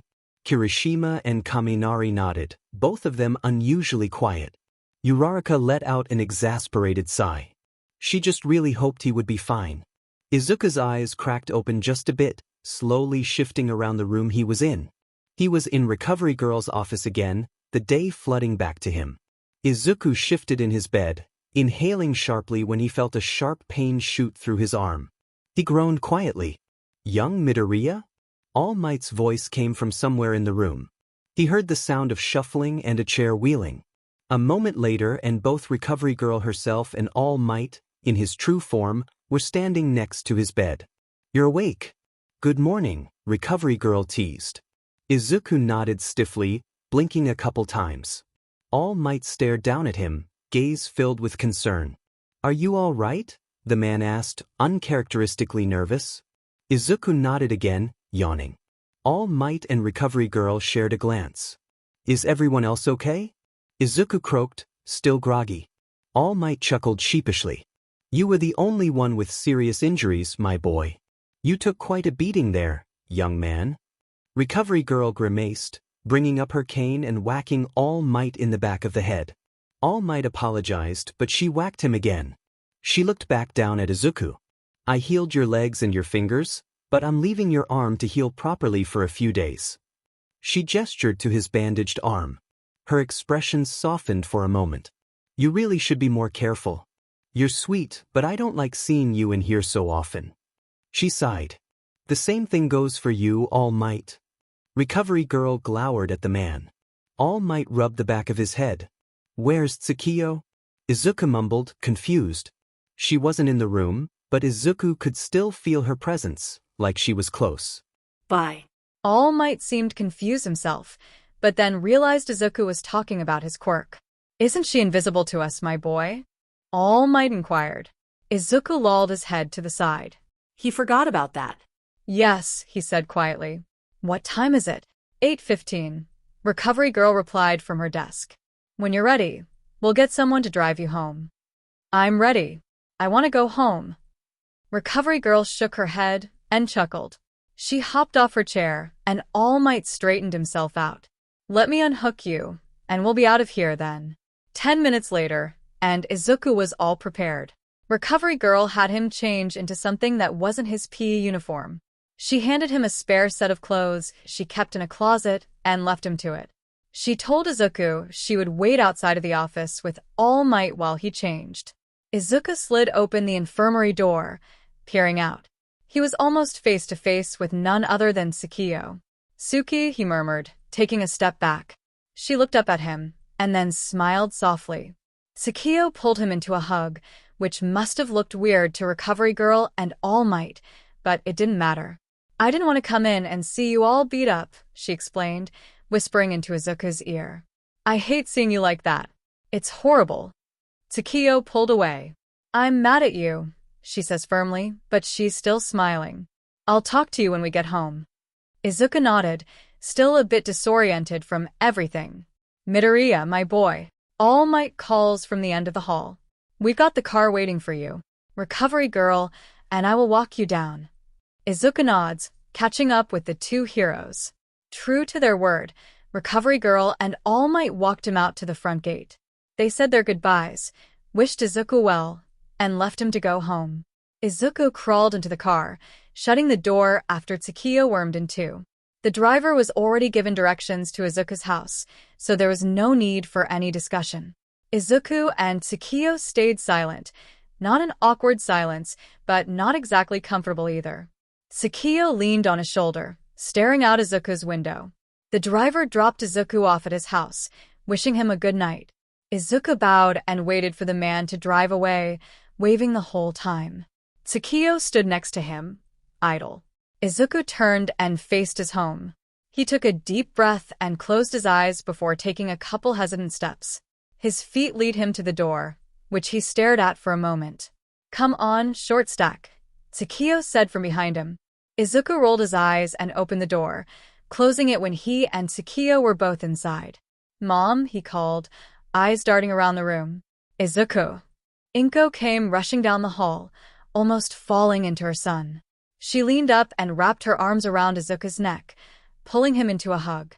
Izuku hesitated, wary of his injured arm, before he returned the gesture. Tsukio stood to the side. Inko finally pulled away, resting her hands on Izuku's cheeks. "I was so worried about you," she whispered.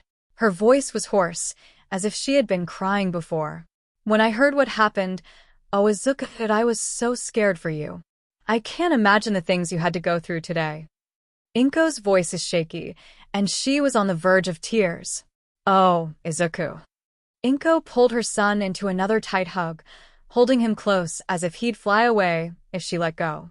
"I'm okay, Mom," Izuku croaked, letting a tear roll down his cheek. Inko nodded into Izuku's shoulder. She pulled away again, leading Izuku by the hand to the couch. She sat down, Izuku following. Tsukio sat on the table. Inko kept eyeing Izuku's bandaged arm.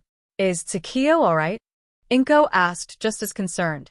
Tsukio may not even be her actual child, but damned if Inko didn't treat her like one. Izuku studied Tsukio's form for a moment before nodding hesitantly. "Yes." "She's fine," he replied, slowly but surely. Inko nodded, rubbing her eyes. "That's good. I'm really glad both of you are okay. I was so worried."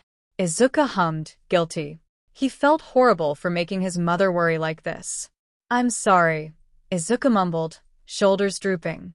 Inko ran a hand through her son's hair gently. "Don't be sorry for something you can't control. I'm sorry too." "It was out of your control too, Mom," Izuku whispers, voice cracking. He doesn't want to cry. "No, Izuku, I'm just sorry you had to go through all of that." Inko pulls him close again, her chin resting atop Izuku's head. Her voice shakes as she speaks. "You're all I have left, baby. I would never forgive myself if anything happened to you." The dam holding back Izuku's waterfall breaks, and he sobs. Tears roll down his face steadily as he shakes his head. "I'm sorry, Mom," he whimpers, and Inko cries too, telling him it's okay. Tsukio wipes away her silent tears from the table. Inko rubs his back until Izuku's tears stop flowing so heavy. "It's all right, Izu. I'm here, we're here, it's okay," she coos, tracing circles into his back.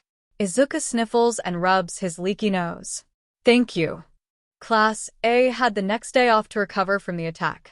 Due to Izuku's low stamina from all the healing Recovery Girl did on him, he was asleep nearly the whole day. Izuku shuffled his way down the hallway, Tsukio hot on his heels. Their one-day break was over, and school continued on. Izuku was still groggy, and his arm ached. It felt sweaty and sticky under all his bandages. Izuku slid open the door to his class, stepping instead soundlessly. Tsukio followed suit. Deku-kun. In a matter of seconds, most of the class was gathered around Izuku and Tsukio. Uraraka's hands found their way to Izuku's shoulders. She looked at him with worry evident in her eyes. "Are you okay? The detective said your injuries were really bad." She shook Izuku slightly. Mineta and Tsu looked like they wanted to say something. "That hand dude, he tried to take you and cheat." "I'm sorry I couldn't help you out, dude." Kirishima wormed his way through the mini-crowd meeting. Izuku's gaze. "We were all super scared. I think Bakugo was terrified too, man." Bakugo cursed at Kirishima from a seat. Siro and Kaminari looked guilty. Izuku pried Uraraka's hands off his shoulder, eyes scanning around the classroom. No Aizawa in sight. "Midoriya-kun, are you feeling okay?" Ida inquired, popping up next to Izuku. Izuku was overwhelmed by the sheer amount of concern and care he was receiving at the moment. "Gee guys, I swear I'm okay," Izuku tried, waving his hands. Ashido grabbed his arm. "What happened to your arm, Midori-kun? Did you break it?" "My arm isn't broken, I'm okay," Izuku explained, trying to calm his frantic classmates. Was this what being cared about felt like? "Can we all calm down?" Izuku asked, just a tad exasperated. "I'm fine. Please let me get to my seat." The class shared knowing glances with each other, but they all slowly made it back to their seats. Izuku crawled into his own, Tsukio hopping up onto his desk. They really care about you, she commented softly. Izuku hummed. Who will teach homeroom today? Tsu asked. Will we have a substitute, Karo? Do they allow substitutes at Yui? Jiro called. Before the class could enter a discussion on whether or not they would have a fill-in teacher, the door slid open, and their question was answered. Good morning. Aizawa's voice came out muffled. The man shuffled into the classroom, pulling the door shut behind him. Aizawa looked more like a mummy than anything, with bandages covering most of his showing skin. Sensei, Ida called, standing up. Are you fit to be teaching us in that condition? Aren't you back a little too early? Hagakure called from her seat. I'm a teacher. I have to fulfill my duties as long as I'm alive. That's extreme, Sensei. Aizawa must have been pointing daggers at the whole class then. They were lucky they were spared from seeing his face. Anyway, the fight isn't over yet. More villains. Minetta's voice made Izuku jump. Are you kidding me? He wailed. Izuku shook his head, massaging his temple. Shut up, crybaby. Bakugo yelled from in front of Izuku. Minetta shut his mouth. Like I was saying, the fight's not over. It isn't villains, Minetta.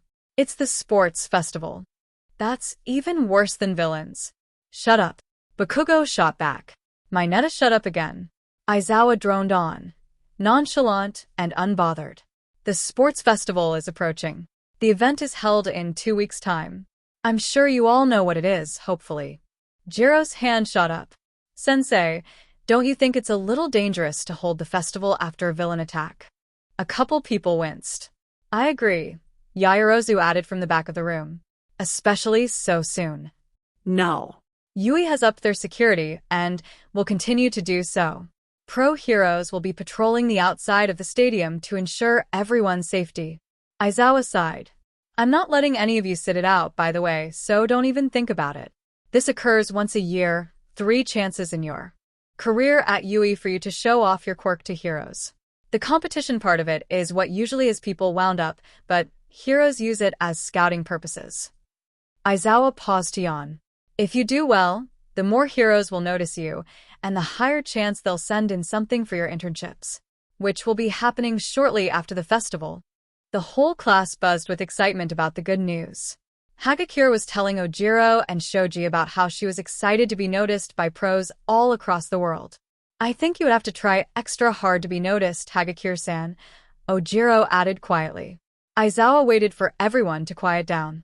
Now, on to matters of today. The lunch bell rang. Tsukio hopped off of Izuku's desk and stretched. Izuku stood up, scratching his head. Today's morning classes had been a mix of boring and exciting. Uraraka and Ida approached Izuku. Hey, Deku-kun, ready for lunch? Uraraka asked, bouncy as ever. Izuku and Ida's eyes met, and he laughed. Yes. Izuku and Tsukio followed their friends as they made their way to lunch. Hey, Ida-kun. Uraraka stopped to face the boy in question. How come you want to be a hero? Ida adjusted his glasses and smiled proudly. Izuku and Tsukio stopped walking as well. Well, Ida started, and Izuku already knew this was probably going to be long-winded. I wanted to be a hero because of my brother, Ingenium. I want to be a cool hero that is able to save the day no matter what. I want others to look up to me and be able to rely on me. Ida stood tall and smiled. What about you, Uraraka-kun? Oh, me? Uraraka shifted her weight and smiled nervously. Don't think I'm selfish, but I want to be a hero for money. Not just for money, I mean, I want to be able to support my parents when I grow up, and I want to be able to see them have a good life when I'm an adult.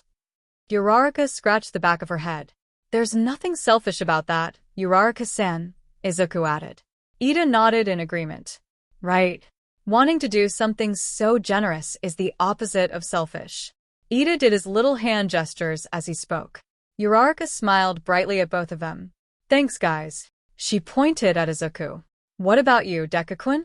Why do you dash? Young Midoriya is here. All Might's voice boomed through the mostly empty hall. Izuku and company turned around to look for the man. Lo and behold, All Might was leaning out of the staff break room. Wanna eat lunch? He asked, holding his bag of food. Yeah? Lunch, Izuku cried. All Might nodded, grin wide. Izuku turned to his friends. I am so dash. Ida cut him off with an approving nod. It's fine, Midoriya-kun. Izuku sighed in relief. Tsukio followed him as he approached All Might and walked into the break room, shutting the door behind him. All Might deflated and sat down on the couch to make tea.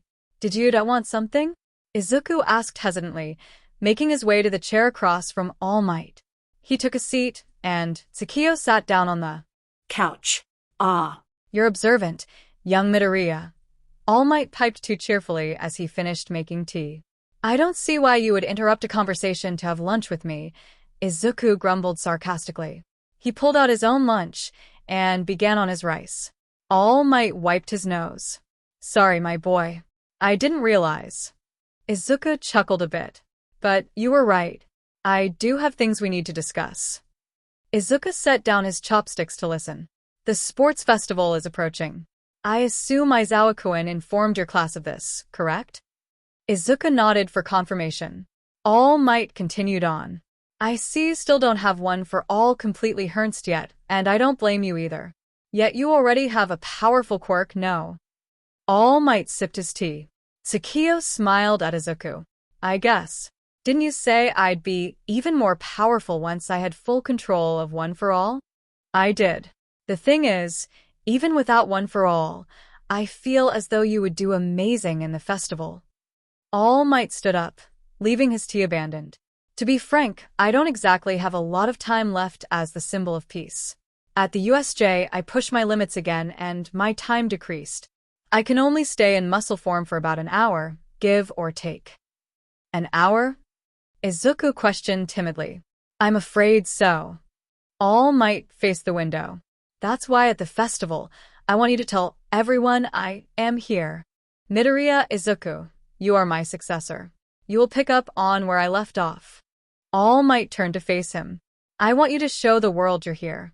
I want you to tell everyone that you, Midoriya Izuku, have arrived. Can you do that? Izuku nodded jerkily. It's all right. Why? Because I am here.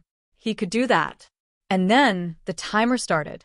There would be 2 weeks for everyone in UE to train for the sports festival. The teachers allowed them to use the gyms and training areas to help prepare. Classes still continued normally, and sometimes they trained during school. Izuku spent those 2 weeks training both Tsukio and himself. I want to learn more things. Like, do you think I could try different fighting skills? Sure. Go ahead. Tell me what you need to do. And thus began Tsukio trying to figure out what moves to incorporate into her fighting style. So Izuku split up his time, most of it for training himself, and then some to help Tsukio. It was vigorous and exhausting, but Izuku could still feel the improvements. By the end of those 2 weeks, Tsukio had gotten considerably better at hand-to-hand combat. It wasn't a major improvement, but she had discovered some new techniques along the way. So it was an improvement nonetheless. 2 weeks came and went faster than Izuku liked. He trained his body and his quirk, wanting to be able to rely on Tsukio but not be completely dependent on her. And then it was the day of the sports festival. To say there was a lot of people was an understatement. By the time he had gotten into his class waiting room, Izuku had been stopped by at least 13 reporters. Tsukio begged Izuku to let her tell them to F off, but he ignored her. Izuku sat with Ida and Uraraka in the waiting room. It was nerve-wracking, especially since so many people were going to be watching them. Geez, Uraraka groaned. Will we really be able to do our best under so much pressure? Ida uncharacteristically shrugged. I believe the work of a hero should include knowing how to act even under pressure, he informed. Izuku sighed. His heart had been racing since he stepped foot out of his house. Tsukio and his mother tried to comfort him, but it was no help to his nerves. What about you, Deku-kun? Do you think you'll do okay? Uraraka asked, leaning on the table. Izuku shrugged, letting his head fall. No idea. I've trained a lot, but I don't know if it was enough. You'll do fine, silly. Izuku stared at his arm. It was still bandaged, but not as heavily. It felt weird, but it didn't hurt constantly anymore. Midoriya. Izuku picked his head back up, whirling around to face whoever called his name. Todoroki stood in front of him, hands in his pockets. Todoroki-kun? Oh, hello. Todoroki didn't return his friendliness. If we're speaking in a literal sense, I believe that I'm stronger than you. Izuku let his mouth fall open in an O. Tsukio scowled at Todoroki. Oh, okay? Is that all you wanted? Todoroki's frown deepened at that. Even though I'm stronger than you, you're the one with a connection to All Might. Izuku's brow furrowed. He had to come up with a lie quick. All Might? Seriously? I don't dash. I won't pry about that. It isn't my business. But I'll beat you today. Kaminari laughed. Is Todoroki seriously picking a fight with Midoriya, of all people? Kirishima whacked him and stood up. Hey, don't you think we shouldn't be doing this now? Kirishima in between them, trying to mediate the tension. Todoroki, come on man, it's dash.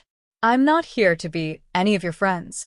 Todoroki took one last look at Izuku and turned to sit back down. Wait. Todoroki-kun. Todoroki stopped, steely gaze meeting Izuku's nervous one. I'm not sure why you picked a fight with me. I'm not the strongest here. I'm nowhere near that title, actually. But I'm going to do my best out there today. I say the same for everyone. Two students from other courses are going to give it all they've got. I'll beat you too. Todoroki-kun. Kirishima laid a hand on Izuku's shoulder, reassuring. Todoroki looked the both of them over once again. Yeah. The boy went to sit back down. Izuku looked up to Kirishima. Thanks, Kirishima-kun. Kirishima shot him a toothy grin and ruffled his hair. We're bros, aren't we? I don't like him, Tsukio admitted. Izuku shrugged. He's so stuck up. Who put that stick up his butt anyway? She scrunched up her nose and stuck out her tongue. Izuku tried to suppress a laugh. Soon, President Mike was announcing the entrances of all first years. Izuku walked with his class in between Ida and Uraraka. Tsukio walked in front of him this time. Uraraka-sen, you weren't kidding when you mentioned that thing about pressure, were you? Izuku mumbled nervously. Uraraka had been right. There looked to be over 100,000 people in the stadiums, maybe more. Not to mention how loud it was either. Uraraka smiled daftly and patted his head. You'll be okay, Deku-kun. All 11 first-year classes were gathered on the field. With the help of a boisterous President Mike, each one of them were introduced. Up on the stand stood Midnight, who would be one of the referees for the first years. Is it truly appropriate for Midnight-sensei to be hosting the first years? Tokoyami muttered. Mineta gave the bird boy a thumbs up. Of course. Tsukio shuddered. Midnight cracked her whip. Listen up, darlings. It's time for the player pledge, from Midoriya Izuku of Class A. Midnight cracked her whip again. Izuku blinked and felt 3 hands clap him on the back. What? Why the hell is Deku giving the pledge? Bakugo growled. Siro poked him. He placed first in the entrance exam, you know. That certainly didn't improve Bakugo's attitude. Kirishima nudged Izuku forward. Come on, Midoriya. Go get him, bro. Tsukio pushed him too, teasing him. Izuku made his way up to the stage, climbing up the stairs to stand next to Midnight. She smiled at him and handed him the microphone. Izuku took it and sighed. Hello, everyone. He had already stuttered. What a great start. Today we're all here to win. So I wish each and every one of you good luck. Do your best, everyone. Izuku smiled shakily. The crowd of first years were silent for a moment. Kirishima started to clap, followed by the rest of their class. Soon, everyone else was on it, clapping and cheering. Midnight patted Izuku's back, indicating he should get off the stage. Izuku joined his friends again. Kirishima gave him a high five. That was so manly, bro. Tsukio laughed at that. It was endearing, according to her. In Izuku's honest opinion, what he said was pretty weak. Midnight cracked her whip in irritation. Listen up, everybody. The first round will be a qualifier. A screen popped up behind Midnight. The first game is the an obstacle course. Midnight pointed to the screen, which showed an animation of someone running around a circle. You'll run around the entire stadium. That's 4 kilometers. That's not all, though. It is an obstacle course, isn't it? The hero liked her lips. The first 42 back will participate in the next round. But as long as you stay on the course, it really doesn't matter how you go about it. Midnight cracked her whip once more. The starting line is over there. She pointed to the tall, narrow opening that lead to the outside of the stadium. Everyone gather around over there. On my mark, you'll run like hell. She cackled. An obstacle course? Tsukiyo muttered. And it doesn't matter what we do? Izuku, I have a feeling this might be too easy for me. Tsukiyo chuckled.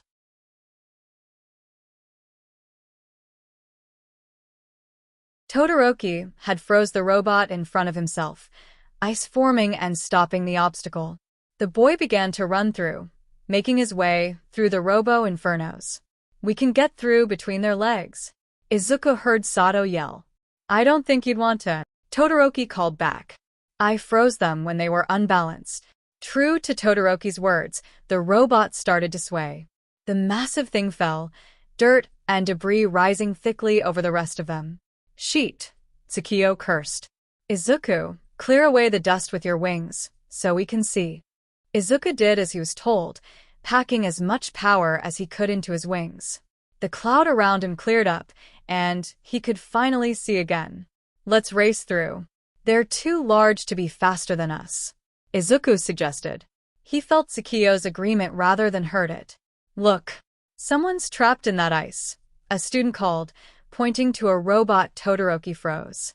The frost looked to be cracking and breaking apart, as if someone was trying to claw their way out. Will people die here? A girl cried. I'm not dying anytime soon. Kirishima broke through Todoroki's ice, quirk activated. He looked angry. If it wasn't me, someone could have died. Kirishima cried. Someone else is trapped, the same girl from before cried. Next to Kirishima, another boy who looked to be made of steel broke through. I'm not dying either, the boy bellowed. If it wasn't me, someone could have died. Kirishima and the steel boy caught sight of each other. Seriously? The redhead yelled. I'm already having a hard time standing out. The two began to race up the robot, up and out of sight. Let's get going then, Izuku. No time to waste. Tsukiyo hollered. Izuku nodded, strong, shining wings beginning to carry him. Izuku darted through the robots, narrowly avoiding them. He flew under and over them, dodging their prying metal hands. Izuku spotted something in front of him as he flew. A large scrap of metal that had fallen off one of the robo-infernos. I'm grabbing that. Izuku flew forward, arm reaching out to grab the strap protruding from the side of the green scrap. His fingers latched on, picking it up and holding it to his chest. There were barely any people in front of him now. Todoroki was ahead, but not far. The next obstacle was introduced as the fall. There were dozens of small platforms with tightrope connecting each one of them. It got its name from the fact that it was extremely easy to fall. The platforms were built high, and the drop was far. Izuku saw a net down at the bottom, reassuring that no one would die if they misstepped. Todoroki was already flying through, skating on the thin rope with his ice. Izuku, this really is far too easy for us, you know. Izuku laughed at that. Todoroki from Class A is almost to the end. Bakugo Katsuki, also from Class A, is in hot pursuit as well. Present Mike raved loudly. Izuku got going. Tsukiyo's wings carried him up and over the obstacle with ease. There was no other robots in sight, so there was no need to worry anymore. Bakugo and Todoroki were ahead, both of them already past the second obstacle and onto the last. Izuku glided through the air, hands still gripping the large scrap. From how high up he was, he got a good look at the next objective. It was a minefield, from how a landmine went off when a girl stepped on it. She flew up into the air, but didn't look to be injured. The landmines had to be for games, then. Izuku steadily approached the end of the fall. He fluttered to the ground carefully, examining the dilemma. Bakugo and Todoroki were halfway through already, but not very many people were on the minefield. There was a mix of Izuku's class and other classes on the field, all of them being wary. Izuku had an idea. The blasts from the landmines were able to send someone flying. If he used the force of that blow to propel himself forward, he could easily catch up to his two classmates. Got an idea? Tsukiyo asked. Izuku nodded. It's gotta do with those landmines, doesn't it? She sighed in exasperation. Don't get hurt. I hate losing. And getting hurt. With the advantage of being ahead and Bakugo and Todoroki trying to fight each other, Izuku hastily started to dig up some landmines. He only needed a couple, the blast from just one was medium-sized just by itself. Izuku successfully dug up 11 with his makeshift shield without detonating any of them. He gathered them all into a pile, wings flapping gently. Izuku pulled up the metal scrap in front of him to soften the impact. His heart raced, and he was afraid this plan might not work. He followed through anyway. Izuku ran and dove at the pile of mines, the green shield doing its job successfully. He jumped on top, and the mines went off, propelling him far and high into the air. What's this? Present Mike bellowed. Midoriya from Class A is flying through the air literally. The pink mist the landmine emitted followed Izuku through the air. Tsukiyo's strong wings flapped wildly to keep him up in the air. The momentum and force was keeping him quite literally soaring through the air. Izuku spotted Bakugo and Todoroki not too far ahead. The both of them seemed to stop fighting each other and instead froze, staring up at a Midoriya Izuku. They seemed to realize that Izuku was now in front of both of them, taking the lead and leaving the rest of them in the dust. And now Midoriya is in the lead. Wow. Bakugo and Todoroki have stopped fighting and are now chasing after him. Izuku could barely hear Present Mike jabbering over the wind whipping at him. Izuku was completely over the minefield now. He was in the lead. He dropped the scrap of metal and allowed himself to fly freely. Once he made it through the entrance back into the stadium, he would place first. Izuku definitely planned on it. He flew through the remaining distance. I'm going to run the rest of the way, Izuku murmured to his spirit. He landed, almost tumbling, and let Tsukiyo's wings retract. Tsukiyo's power still made him faster than normal, and used legs pumping back and forth. Eraserhead, your class is so cool. What have you been teaching them? Izuku's footsteps echoed in the empty hallway. His breathing was ragged, his back ached, and his eyes watered. But he was still in first place, and he was going to win. The grass in the inside of the stadium was a couple meters away. Izuku's feet carried him out to the field, crossing over the imaginary finish line. Midoriya from Class A is the first one back. Izuku almost collapsed. He let Tsukiyo disband. He didn't want to be wasting any of their time. She clapped him on the back, rejoicing and laughing. We won, Izu. We did it. She jumped up and down. Tsukiyo was an embarrassment sometimes. Todoroki came in second, and Bakugo came in third. Izuku didn't bother paying attention to whoever came after that. His eyes combed through the crowd, looking for his mentor. His eyes finally met All Might's. The gaunt man was smiling down at his successor, clapping for Izuku and the rest of the participants. Izuku's grin rivaled All Might's, wiping away his tears of joy. Izuku gave a curt nod to the man. I am here, everyone. Deku-kun. Uraraka's worn-out voice entered the scene. Izuku turned around to face his friend, who had her hands on her knees and was panting. Uraraka smiled up at him, rubbing the sweat off her forehead. You didn't tell me you could fly. Uraraka's hands latched onto his shoulders and shook him back and forth. Izuku flinched, arms coming up instinctively to protect his face. Uraraka noticed, but didn't let go. Good job, Deku-kun. You did that with Tsukiyo, yeah? It was amazing, the way you just flew over everyone. She opened her eyes and laughed. Izuku let his arms fall back to his sides. Thanks, Uraraka-san. You did good too. Good job. Ida came and approached them, arms swiping over his forehead. My quirk was perfect in something like this, and I still did bad. Ida huffed. He adjusted his glasses and faced Uraraka and Izuku. You didn't do bad, Ida-kun. We're all in the top 42, right? Izuku waved his finger around. Ida nodded and closed his eyes. You're right, Midoriya-kun. Congratulations on coming in first, by the way. Thanks, Ida-kun. Midnight's voice sounded throughout the stadium. The first round is over. Let's see your results, kids. On screen, the first 42 people placed popped up one by one.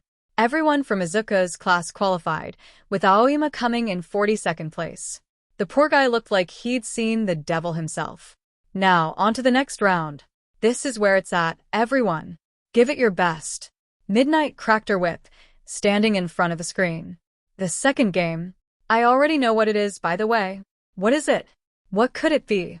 Midnight twirled and laughed. The second game is a cavalry battle. Cavalry battle? Ashido murmured. How would that work? Let me explain first. Midnight turned to the screen. You're all going to form teams of 2 to 4 people. Whoever you want. It's the same thing as a normal cavalry battle, but this time, it's a point-based system. Kaminari groaned. Your points depend on what you placed in the last round. Each of you have different points depending on where you stand. For example, last place is 5, 41st is 10, 40th is 15, and so on and so forth. The catch is... Midnight turned back to the first years, liking her lips. First place is worth 10 million points. The hero laughed. Izuku's jaw dropped. Sakio gasped, arms encircling Izuku's shoulder. T10 million? And no, what? The crowd of students turned to face Izuku. All their eyes pointed hungrily to him, as if he was prey. Menacing stares and annoying looks made Izuku feel like he was going to spontaneously combust. He would prefer that right now, actually. 10 million is right, darling. It's survival of the fittest here. Those at the bottom now have a chance to become the top. It's truly a fight to the death, isn't it? Midnight cracked her whip twice. Listen up. You have 15 minutes to form a team and strategize. Good luck. Almost instantly, Izuku was abandoned by everyone other than Sakio, who didn't have a choice anyway. He was left in the middle of the chaos called team forming as his peers ran to join teams. Everyone seemed to want to be on either Todoroki's or Bakugo's team. Izuku sighed. No one wants to be on my team, he carped quietly. Sakio patted his back. I do. You don't count. Izuku looked around. Ojiro didn't seem to be on anyone's team. Ojiro-kun. Ojiro noticed Izuku and inched away sheepishly. Sorry, Midoriya? Izuku groaned. He really was alone. Izuku's eyes scanned around the crowd, searching for anyone. Deku-kun. Wanna team up? Uraraka came up from behind Izuku, arms raised. You Uraraka-sen? You wanna team up? Of course, silly. It's good to team with people you already know, right? She smiled excitedly. Izuku wiped away a stray tear that most definitely had not come from his own eyes. Don't cry. Sakio grinned at Uraraka, as if she were approving. Uraraka held out a hand to Izuku. A high five. Izuku reciprocated the gesture, grinning. Hey, 10 million, someone called from Izuku's side. Let me be on your team. Izuku turned to face a pink-haired girl with goggles. Who are you? He questioned, pointed to her equipment. Goggle Girl cackled loudly. She threw her hands up into the air. Me? I am Hatsum, May of the support department. So, let me be on your team. Uraraka pet her head. Oh. You're the weirdo from earlier. She turned to Izuku. She has a bunch of equipment since they let the support course bring them in. Uraraka shrugged. And some of her devices are cool. I saw some earlier. Hatsum smiled gleefully. She stuck out a hand for Izuku to shake. What do you say, 10 million? Is it a deal? A deal? Sakio murmured. She looked thoroughly amused with Hatsum's wild and exuberant personality. Izuku took the bespectacled girl's hand. Sure. You're in, Hatsum-san. Hatsum nodded jerkily. We need another teammate, Izuku realized. He lit up. Ida-kun. I can't believe we didn't think of him. Izuku and Uraraka searched for their friend. He was always easy to spot in a crowd with how tall he was. Uraraka grabbed his arm with 4 fingers and dragged him over to Ida. Ida-kun. Uraraka raved. Let's team up. Izuku smiled sheepishly. Ah. Ida adjusted his glasses, despite the fact that he had no reason. I'm afraid I have to decline your offer. What? Uraraka let go of Izuku. Her hands flew to cup her chubby cheeks. Why, Ida-kun? You hate us. Ida smiled and waved his arms. Of course not, you both are my friends. But that is ever the more why I must refuse. I can't keep following in your shadows forever. Izuku's grin fell. I realized that I was falling behind as I tried to become more like you, Midoriya-kun. I apologize, but Todoroki-kun isn't the only one who wishes to challenge you. Ida stepped back, turning to his team. Of course it was Todoroki, who was staring Izuku and Uraraka down. Oh. Izuku frowned. He and his friend made it back to Hatsum and Tsukio. Sorry, Deku-kun. Uraraka mumbled. Izuku shrugged. Ida said no? Tsukio sighed. Izuku nodded disappointingly. Izuku looked around once again. They still needed one more teammate. There. Uraraka-san, I've got an idea. Uraraka perked up. Huh. Izuku approached their soon-to-be teammate. He placed a hand on their shoulder, prompting them to turn around. It's gotta be you, Tokoyami-kun. Tokoyami agreed to join their team without any problems. The rules for the cavalry battle were simple. You were allowed to use your quirks.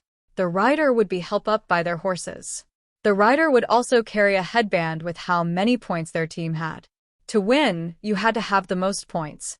You could take other teams' headbands or knock them out of bounds. The top 4 teams would make it to the next and final round. Hatsum, Uraraka, and Tokoyami were Izuku's horses. Tokoyami was the front, Uraraka the left, and Hatsum the right. Hatsum had equipped everyone with her babies, her nickname for her support equipment. Izuku's teammates were wearing boots that could help them get to the air faster. Izuku was the rider. Hatsum tried giving him a jetpack, but Izuku insisted it wasn't needed. He kicked off his shoes to avoid hurting anyone's hands and climbed atop his teammates. Tsukio stood next to their ensemble, gripping Izuku's hand. She couldn't find a way to sit with Izuku, so Izuku prompted to carry her until the time came. She was pretty much weightless in spirit form. His whole team already knew what they had to do. Everyone would be coming after them. Izuku's team was worth over 10 million points. His headband helpfully supplied that information. With Hatsum's babies, Uraraka's quirk, and Tsukio's wings, they would resort to staying in the air as long as possible to avoid conflict with the rest of the teams. Midnight's voice came from her stage, away from the battlefield. Your 15 minutes are up, darlings, she called, waving around her whip. I hope you all are ready. Once you begin, it's a free-for-all for the next 15 minutes. She cackled. Izuku looked down at his teammates. Are you all okay with this? Yes. Of course, Deku-kun. Izuku let a smile crack. He looked down at Tsukio, who was busy observing the other teams. She was excellent at collecting information, which made her a vital part in their team. On your mark. Izuku glanced around his teammates once more. Hatsum was wearing her usual overly gleeful smile. Uraraka's face twisted with determination and preparedness. Tokoyami stood emotionless. Get set. Izuku gripped Tsukio's hand tighter. He had no intentions of leaving her here. Go. Just as Izuku thought, every team came running for them. Hatsum-san. Izuku called. Hatsum nodded, clicking the button to activate her babies. The second she did, Uraraka tapped everyone with her quirk besides herself. Hatsum's devices flew them into the air, an invisible Tsukio gripping onto Izuku's hands like her life depended on it. Team Midoriya flies to the air already. Present Mike announced, accidentally whacking Aizawa. Aizawa groaned in exasperation. Jiro's headphone jacks assailed, trying to grab Izuku. Dark Shadow, Tokoyami's quirk, took care of her. It knocked away the jacks before they could get close. Izuku spotted an empty spot away from the other teams, who had foolishly all rushed forward. Landing over there, Izuku called, tapping Uraraka's head. Uraraka released the effects of her quirk, and Hatsum shut off her babies. They landed safely on the grass. Incoming at the right, Tsukio informed. Izuku looked to see students from Class B rushing at them. Back up, he shouted, and tapped Uraraka's head. His team was lifted back up into the air, confusing the Class B students. This is so much fun, Hatsum hollered over the wind. Izuku laughed and nodded. Izuku tapped Uraraka's head again to signal they need to land. Once again, Team Midoriya landed in an abandoned spot. The other teams were getting thoroughly frustrated with the fact that Izuku's team kept running away. We can't keep running away, Tokoyami commented. I don't suggest we fight now, but the time will come when we will have to. Izuku hummed in response. Tsukio, and he kept a lookout for anyone getting too close. Izuku, someone coming from the left. Zero. Tape coming our way. Izuku glanced to the side. Zero's tape shot out at them, trying to reach for Izuku's headband. Izuku was planning on getting Tokoyami to block it with Dark Shadow, but the boy was on it. The bird boy called to the sentient being, Dark Shadow instantly blocking Zero's attack. Good job, Izuku commented. Back up. Izuku tapped Uraraka. They were flying up and over Zero's team, which unfortunately had Bakugo as their rider. Bakugo had shot off his horses and propelled himself towards Izuku with his explosions. Deku, get back here. Bakugo growled. Dark Shadow reeled around just as Bakugo reached for Izuku's headband, knocking the spiky boy back to the ground. Thanks, Tokoyami-kun, Izuku muttered. They landed away from Bakugo's team, right in the middle of the field. Sheet. Izuku cursed. They were in the open now. There wasn't enough time to fly away now. Shoji incoming, Tsukio warned. Izuku whipped his head around, meeting Tsukio's warning. Shoji was running towards him, his extra arms held up in a tent-like posture. He was hiding something. Izuku opened his mouth to say something, but a set of purple ball whizzed by him. Mineta? A tongue shot out, and Izuku ducked to dodge it. I expect nothing less, Midoriya-chan. Sue's monotone voice came from Shoji's arm tent. Shoji opened the arm tent to reveal a mischievous Mineta and Sue. That 10 million is mine, the small teen shouted. Izuku tapped Uraraka's head, but they couldn't make it off the ground. I'm stuck. Mineta's ball, she cried at Izuku, trying to kick her leg free. Make us weightless anyway.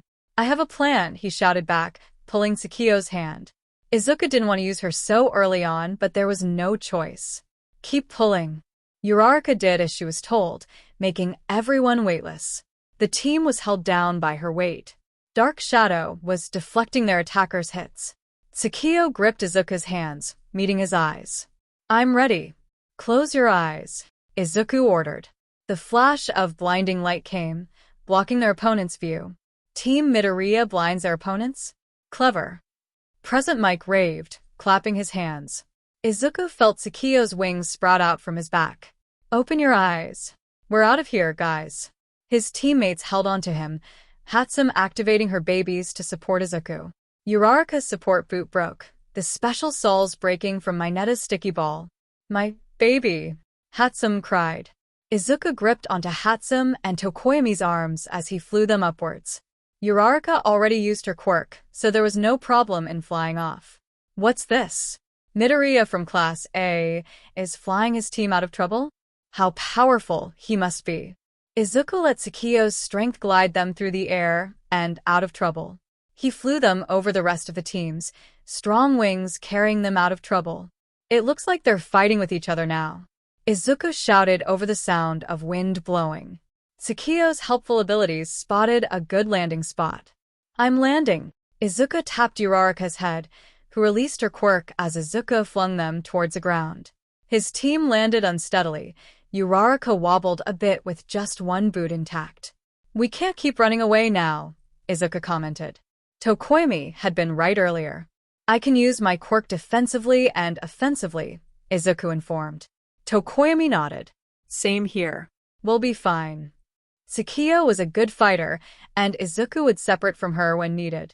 Using her without being united was a good plan, but he couldn't have Tsukio getting hurt anytime soon. Time is halfway up.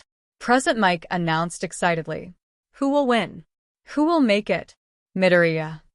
Todoroki's usual aloof voice called to him. His team cornered Izuku's, allowing no way for them to run freely. Izuku took a deep breath. I'll be taking that 10 million now. No, he won't. Tsukio murmured in Izuku's head. Izuku looked around, trying to find a way out. Todoroki had Ida, Yaoyorozu, and Kaminari on his team. Ida was fast, Yaoyorozu could make anything, and Kaminari could shock them into SBMSN. Izuku's team was near the boundary line. If Todoroki wanted, he could just knock them out and call it a day. But it was obvious the boy wasn't looking for an easy win.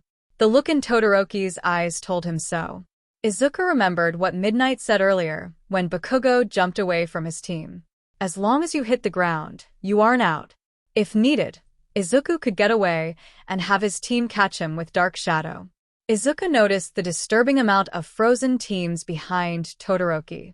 Todoroki also had a small pile of headbands tucked around his neck, their value hidden. He was a strategist after all. Izuku and Todoroki's teams circled each other for a few minutes. They were running out of time, but there wasn't much else to do. Every time one of them attempted to snatch a headband, the other would deflect or dodge. It was pointless. Izuku spent those minutes planning how to avoid his peers, mentally going over the notes he took on them. If they were quick and took a surprise attack, Yaoyorozu couldn't do anything to dodge. If they were able to get Izuku out of the way when Todoroki attacked, they'd be fine. Kaminari was a different story. Dark Shadow's only weakness is light. Fire, explosions, they're all weaknesses for him. That's why he isn't as strong during the day, but still tolerable. At night, if I'm no longer able to control him, he goes mad and is insanely strong. That was what Tokoyami told him. By Kaminari using his electricity, Izuku believed Dark Shadow easily could be wiped out. Then, they could only rely on Izuku for defense and offense.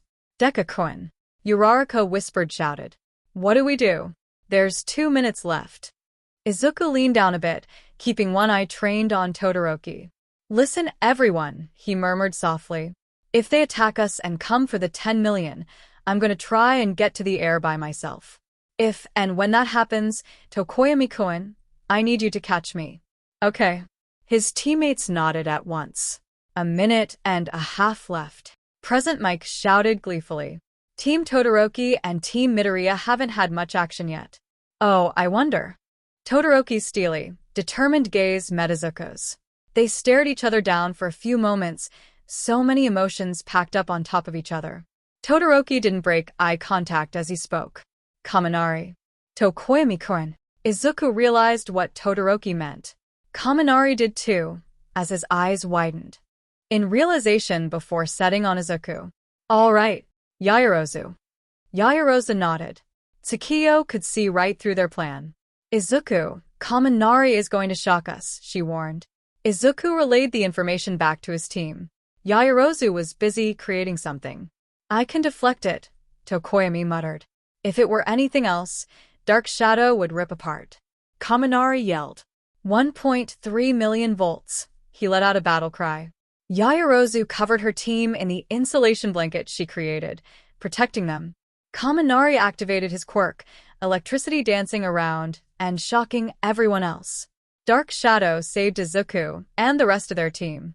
He took the hit instead, coming to block anything from hitting their rider. Dark Shadow let out an inhuman screech, prompting Izuku to wince. Sheet. The electricity died down, leaving Kaminari an idiotic mess. The poor guy fried his brain, but luckily, was no more help to Todoroki's team. An electric blow from Team Todoroki. 30 seconds left on the clock. Present Mike cried dramatically. 30 seconds is fine. Everyone, forgive me. Ida's voice rang out. After this, I'll be of no use to you. Todoroki and his team looked confused at the bespectacled boy's claim. Tsukiyo's frantic observations raced through Izuku's head. She couldn't figure out what Ida was planning, and it was driving her crazy. Recipro burst. Ida's team whizzed by faster than anyone could react. Wind whipped by his face, and he could feel the headband being torn off his head. Sheet. Todoroki's team slowed down behind Izuku, prompting the other boy to turn around. The 10 million. Team Todoroki has taken then 10 million. 20 seconds left. 20 seconds was enough. Izuku needed that headband back. Now. I'm going, Izuku shouted, wiggling out of his companion's grips. Make sure to catch me. He stood up and dove after Todoroki. Deku-kun. Uraraka called after him, but it fell on deaf ears. Izuku flapped Tsukiyo's wings, aiming right for Todoroki's neck. He had the most headbands there, but they were all inside out. Izuku would have to pick randomly or grab all of them. Todoroki turned in time to see Izuku flying towards him, arms and wings alike outstretched. Izuku's hands reached out, one for all throbbed in his arm, but he had no means of actually using it. The look in Todoroki's eyes would have sent Izuku cowering on a normal day, but this was no normal day. Todoroki brought his left arm up, a lid in flames, to try and stop Izuku. They passed each other, and Izuku took the chance. He reached back, arm grasping two of the headbands at once and pulling with everything he had. The flames died down, and Izuku flew upwards. Tokoyami Keuen. Dark Shadow came to grab Izuku just as he was called. Dark Shadow set him down on top of the horses, and Izuku let Tsukio go back into spirit form. Izuku panted, gripping the headbands. He turned them over. 5 seconds left. Neither of them were 10 million. There was a 70-point band and a 650-point band. 720 points. Todoroki had the 10 million plus another band. They won. Time's up. Izuku's knees wobbled. I should have grabbed them all. Tsukio rubbed his back supportively. Deku-kun. You were amazing, Uraraka exclaimed, grabbing his bandaged arm. Izuku looked down at her and the rest of his team. You flew so fast and you were so determined. I never could have done that. Izuku wiped his leaky eyes. He met Hatsume's gaze. Even with the uneventful baby breaking, she still maintained her gleeful expression.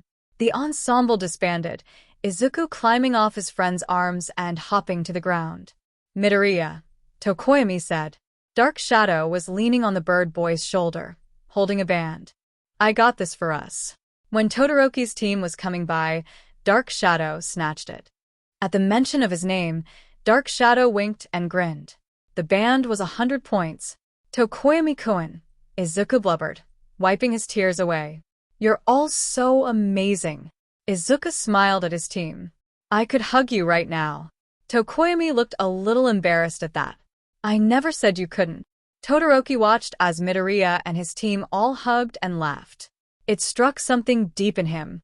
Despite the fact that his team won, there was only disappointed glances between them all, excluding Kaminari. Todoroki sighed. At the last second, Midoriya had forced him to use his flame inadvertently. Something about the pure power in that boy set him off, and it was almost scary. Present Mike rambled off the top 4 teams. In first place, Team Todoroki. The crowd went wild, but Shoto could feel those eyes boring into the back of his head. In second place, Team Shinso. Third place, Team Midoriya. And in fourth, Team Bakugo. The crowd erupted in cheers for the remaining teams left. Todoroki's brows furrowed in annoyance. Lunch break. We'll continue with the last game when we come back. Izuku sat with his friends and a couple of his classmates during lunch. They all chattered about the events and talked about how much fun they were having.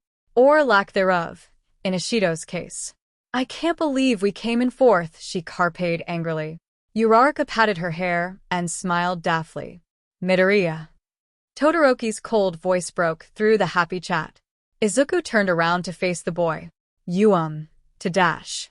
Come with me. Todoroki didn't wait for a response. Tsukio met Izuku, and shrugged. Izuku stood, taking off after Todoroki but keeping his distance. Tsukio followed close behind. Todoroki led him to an empty hallway, far away from prying ears. The boy stood against the wall, staring down a nervous Izuku. They were silent for 2 whole minutes. Tsukio tapped her foot impatiently. Todoroki-kun? Is there something you needed me for? Izuku bit out, annoyed. Todoroki dropped eye contact and gazed outside, almost wistfully. The connection between you and All Might. There is no C connection. Izuku shot back, embarrassed. He knew that it was only a matter of time before someone noticed, but they hadn't made it too obvious, had they? Back then, when you came for me, the power I felt when you flew by my eye felt that same power with All Might. No one else felt it besides you, but you made me use my left side. You noticed that, didn't you? Todoroki narrowed his eyes in accusation, pointing daggers at Izuku. Tsukio looked about ready to fight Todoroki. It was a good thing she was a spirit. I did. Todoroki-kun, I have a question, Midoriya. Izuku gulped, taking a deep breath. Are you All Might's secret love child? Izuku let his jaw drop. Tsukio looked stunned for a moment before she began to laugh. Todoroki was completely serious, despite his word choice. Am I what? Izuku cried. He pointed to his face. Do you really think that, Todoroki-kun? I'm FL flattered, but it's nothing like that. He's our teacher. Todoroki scoffed, but didn't press the issue. He turned the topic back to himself. I'm sure you know my father, Endeavor. Izuku sat horrified. He had listened to Todoroki spill his guts and the reason behind their claimed rivalry. The thing was, Todoroki looked so sad. His father, Endeavor, drilled into the poor boy's head that he was nothing but a mere tool for the hero to use. Izuku watched as Todoroki returned to the cafeteria, strides confident and shoulders set. Todoroki saw his left side as a mirror of his father, yet it was rather the opposite. He was two unique parts split evenly down the middle, creating an idiosyncratic, powerful person. That was what made Todoroki so different. Izuku realized this boy needed his help.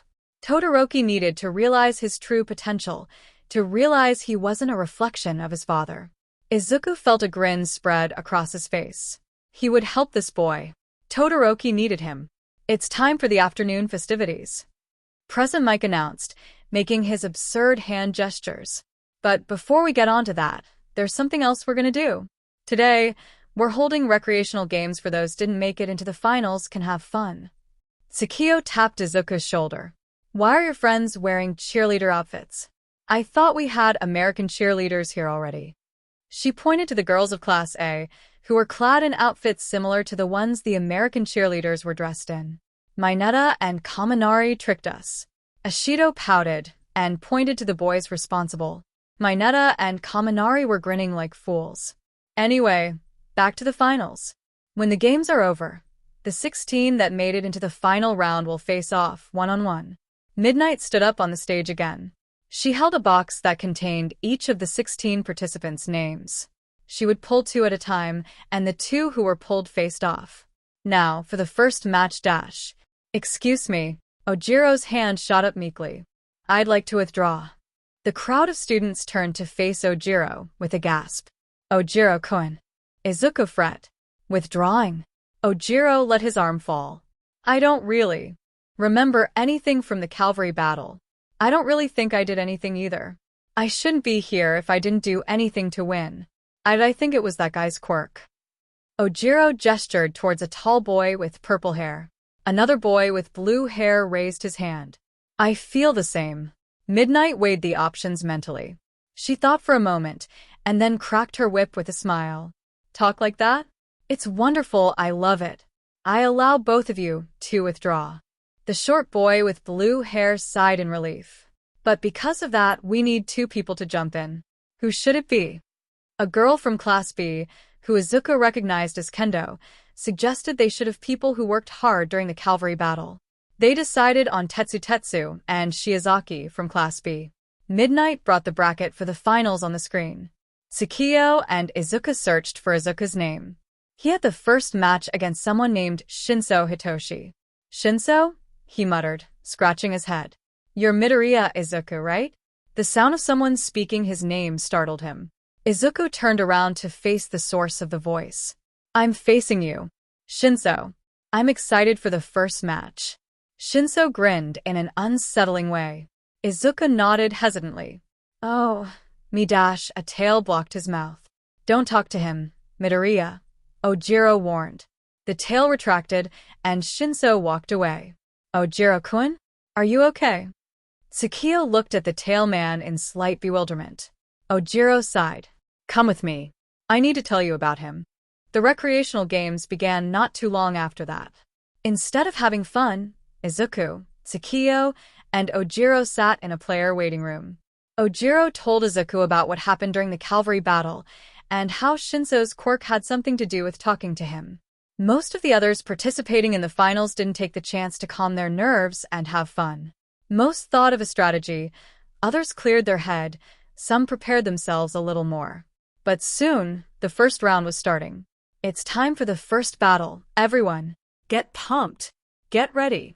Be prepared. Don't take your eyes off the situation. It'll be a good one. Izuku and Tsukio listened to present Mike raving in the hallway outside of the arena. Soon, he would be called out, and he would face off against Shinso. Izuku, it won't be hard. Just don't talk to him. Tsukio tried to calm his nerves, but Izuku felt like he was going to explode. Hey, young Midoriya. Izuku jumped, turning to face his mentor. Sorry for coming so late, but I end that cavalry battle. You Ernst one for all? The gaunt man smiled down at his successor. Ernst? O-O-N-O. I used it, but I didn't actually use it. I just activated it, I guess. Izuku shrugged. It's still far too unsteady for me. It's like I'll fall apart if I use it without focusing completely on it. All Might hummed thoughtfully. That's fine, my boy. You just need more practice and learn some control over it. And still, you have a powerful quirk. Without one for all, right? Izuku nodded. I guess so. I'll do my best. All Might grinned at the boy. Of course you will, young Midoriya. Now it's time. Izuku's heart skipped a beat. He turned away from his mentor to face the outside. The first match. From Class A, Midoriya Izuku. Izuku strode out, Tsukio by his side. Despite the fact that he was the only one who could see her, she was waving at the crowd. And from Class C, Shinso Hitoshi. Now that they're both out here are the rules.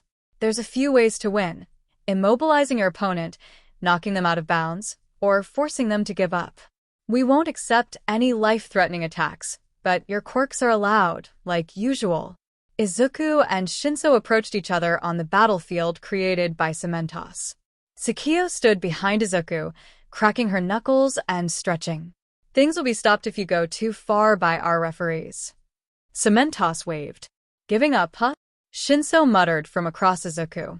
Almost like that monkey earlier, going on and on about how he couldn't do it because of his pride. Ready. Shinso looked up to the stands.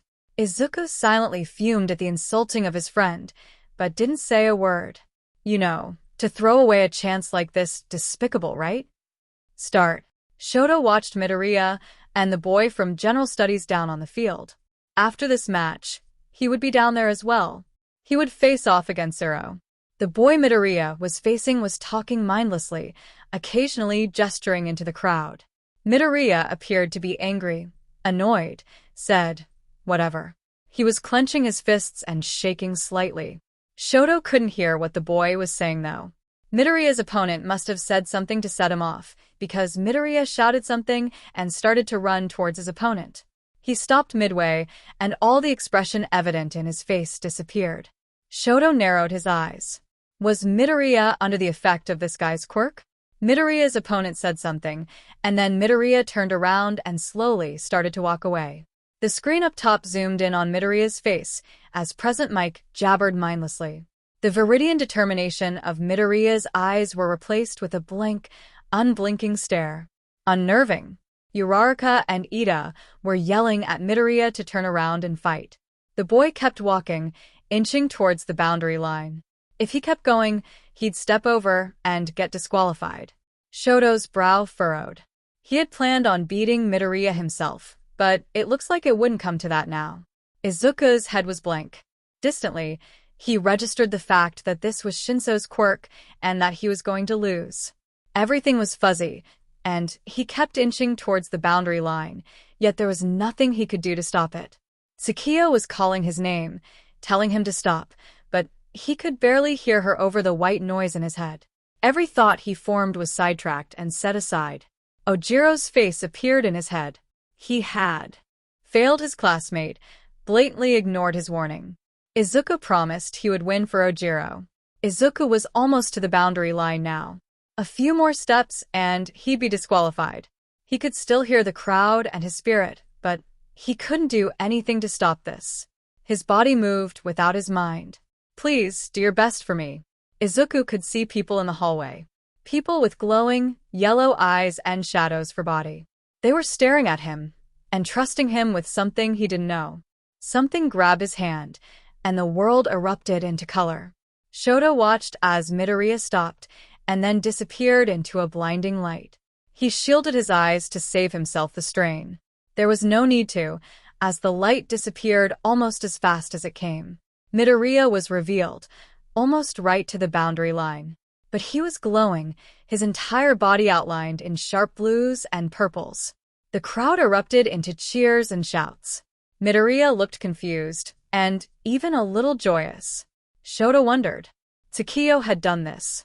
She remembered earlier what Ojiro had said about making contact and coming back to reality. She took the shot, trying to do anything to stop Izuku.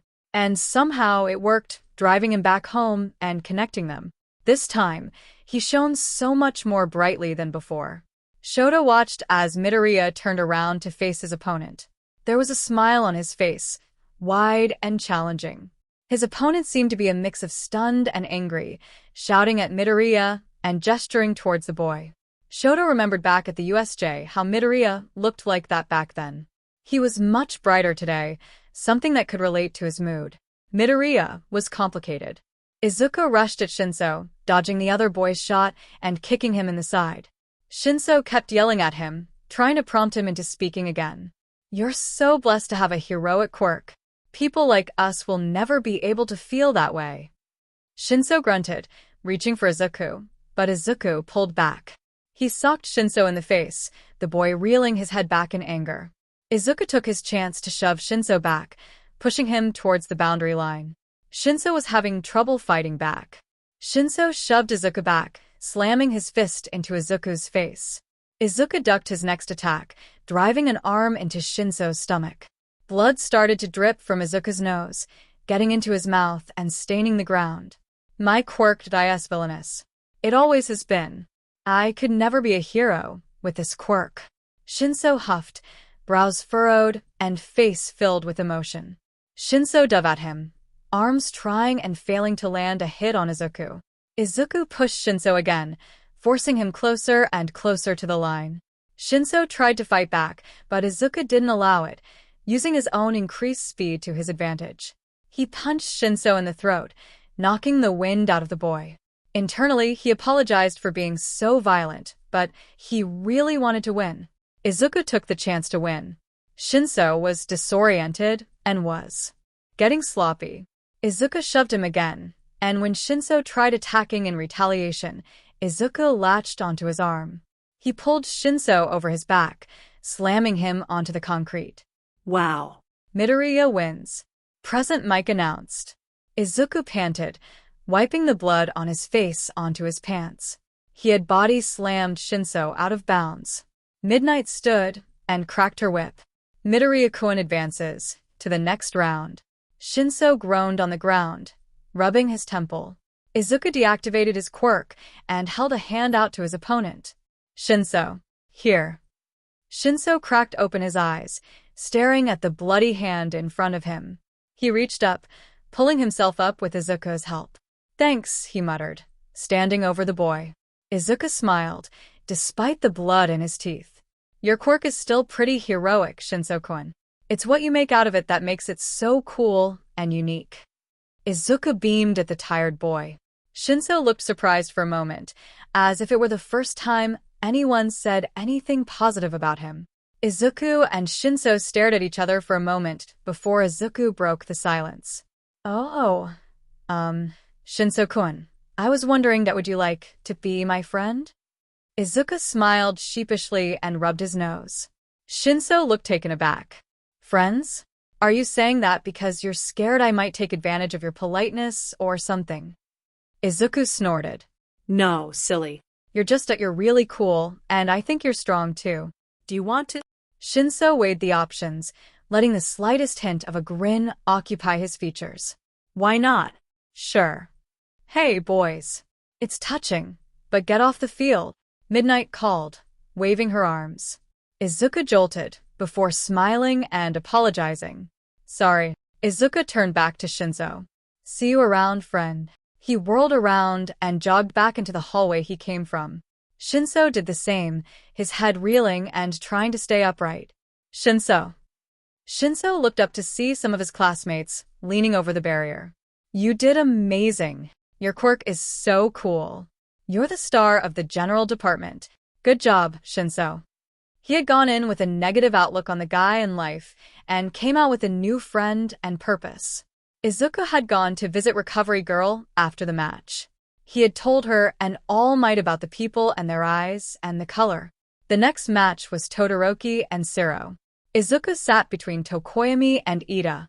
Ida and Uraraka scolded him for allowing himself to get caught so early on, but they were happy that he won. Tsukio was still overjoyed as well. Present Mike announced the entrance of the two facing off. From the hero course, the best of the best, Todoroki Shoto. Todoroki stood at one edge of the arena, standing aloof as per usual. Also from the hero course, Shiro Hanta. Shiro was smiling, stretching his arms a bit. Ready? Shiro seemed to be saying something to Todoroki, but the half-and-half boy ignored him. Start. Shiro didn't hold back, shooting tape as soon as the match started. The tape whirled around Todoroki, trapping his arms shut. Shiro used his tape to move Todoroki around the ring, playing with him as if he were a toy. Todoroki isn't doing anything. Izuku wondered aloud, focusing totally on the match. It appeared that the boy was making no move to stop Shiro, allowing himself to be thrown around the arena like a doll. Todoroki's head snapped up, staring straight into Shiro's soul. The sound of ice crackling and crystallizing took over the whole stadium, and soon, everyone was freezing. Todoroki had been flying around the stadium in a makeshift tape trap one moment. The next, he had formed a glacier so large it descended over the top of the stadium and even pointed into the crowd. Shiro was unlucky enough to be caught in the cold contraption. Midnight, who was half frozen and shivering, turned to Shiro. Can you move, Shiro-kun? The only part of Shiro that wasn't encased in ice was his head. Oh, of course not. Shiro shivered, his teeth clacking loudly. Todoroki-kun wins. Midnight announced, cracking her whip towards Todoroki. Todoroki looked cold too, despite the fact that he usually was good with temperatures. Something so large must have taken a lot of energy to create. Izuku analyzed Todoroki's face from the screen. Todoroki approached Shiro, placing his left hand on his peer to break him free. Todoroki's face barely showed emotion, even on good days, but he looked distraught. It looked like he was upset, maybe with himself or even his father. The crowd erupted into a chorus of "don't mind" for Shiro's disappointing win. Disappointing wasn't the best word, but it was true. To be overthrown and matched with someone far more powerful than him was disappointing. Tsukio sighed. That poor boy, she muttered. Izuku couldn't tell who she was referring to. The next match was Shiozaki versus Kaminari. They had to wait an hour for the stage to melt and dry after the Todoroki fiasco. Tsukio put her money on Shiozaki, since she was pretty and Kaminari was an idiot. To say that Kaminari's loss was sad was an understatement. Shiozaki did amazing and held her own well, protecting herself with her quirk, vines. Kaminari used too much of his power and lost due to that. He was taken to Recovery Girl after that, and Shiozaki moved on to the next round. After the battle, Monoma came to mock them, but Kendo stopped him and apologized for his annoyingness. Wow. Kaminari-kun is supposed to be strong, Izuku muttered. But Shiozaki-san overthrew him in an instant. A quirk like hers is unstoppable, a binding type. People rarely get out of binds like those. Her quirk is like Kamui Woods, I wonder. Deku-kun, stop muttering. It's scary. The match afterwards was Ida and Hatsum. Hatsum, being the eccentric, genius show-off she was, took the chance to talk about her babies. In the process, she made a complete fool out of Ida and used him for product advertisement. She stepped out of bounds by herself anyway, declaring Ida the winner. He wasn't very satisfied with that. Next was Aoyama and Ishido. Both of them held their own well, but Ishido was far more flexible and quick. Aoyama's belt was burnt by Ishido's acid, and his quirk was rendered useless. She knocked Aoyama out clean. Ishido won, moving on to the next round. Next was Yaoyorozu and Tokoyami. Both parties were strong, so it was a matter of who was quicker. Yaoyorozu was easily knocked out of bounds, even with her shield. Dark Shadow, even during the day, was a near unstoppable force, attacking without relenting in order of Tokoyami. Yaoyorozu herself had been surprised by her loss. It was clear in the disappointment in her eyes. Izuku and Tsukio alike could sense her self-esteem being crushed. Izuku's heart went out to his classmate. After that was Kirishima and Tetsu. Both boys had extremely similar quirks, so their match was basically fighting fire with fire. They both had similar moves, attacking each other at the same time and dodging when the other dodged. It was a battle of endurance at that point. It ended in a draw. Both Kirishima and Tetsu collapsed at the same time, declaring a tie. It would be settled in the next round with an arm wrestle. And then it was Bakugo and Uraraka. Izuku and Ida had gone to find Uraraka and give her pointers and suggestions. Their friend simply refused, saying she didn't want to fall behind and rely on Izuku. She left for her match with a wobbly smile and a determination to win. It was clear from the beginning that Bakugo wouldn't go easy on Uraraka because she was a girl. His yearn to win and become the best outweighed common sense and manners. Every time she approached, low to the ground, he'd fire at her. It was clear she was getting exhausted, but she kept going without hesitation. Izuku admired her for that. From the start it was obvious the match was unfair. Uraraka was strong, but her quirk required her to get close. With Bakugo's incredible defense and offense, it was simply an unbalanced match. But Izuku saw the trick up her sleeve before anyone else did. Tsukio pointed out how she only attacked close to the ground, and they both slowly realized what she was doing. A meteor shower. Pieces of rubble and debris from the explosion were floating in the air above the stadium. They had been hidden because of Bakugo's explosion forcing ash to cloud around. In the end, not even Uraraka's special move could outdo Bakugo. His quick reflexes and power brought him to victory. Uraraka collapsed on the ground, still trying even after she couldn't get back up. She had done amazing. The second round was to begin soon. The first match was Izuku and Todoroki. Izuku's heart raced, and his head pounded as he made his way to see Uraraka and check up on her. He was extremely nervous, if it wasn't obvious already. "Oi, Deku." Bakugo's irritated voice sounded throughout the hallway. Izuku jolted, stopping in his tracks. Tsukio tapped her foot angrily. Izuku turned to move, walking away from Bakugo. "Kakakin? See, congratulations on winning dash. You told Roundface to do all that, didn't you? You gave her a useless plan. You always do this, you arrogant bestiardi." "It wasn't me." Bakugo scoffed. She did that by herself. "I didn't tell her anything. If you thought it was bad, it wasn't me. But Uraraka-sen led you by the nose." Izuku turned and continued past, Tsukio on his heels. Bakugo sneered at him. Izuku made his way into the waiting room Uraraka sat in. "Oh man, Deku-kun. I lost, didn't I?" Uraraka rubbed the back of her head abashedly and laughed. "Uraraka-san? You're okay with losing?" Izuku asked, stunned. Uraraka shrugged, turning her attention back to the table. "No, but I tried my best, didn't I? I'm sad that I lost. But there wasn't much else I could do then." She pouted. Tsukio rubbed the back of her neck, looking to Uraraka with pity in her eyes, yet invisible.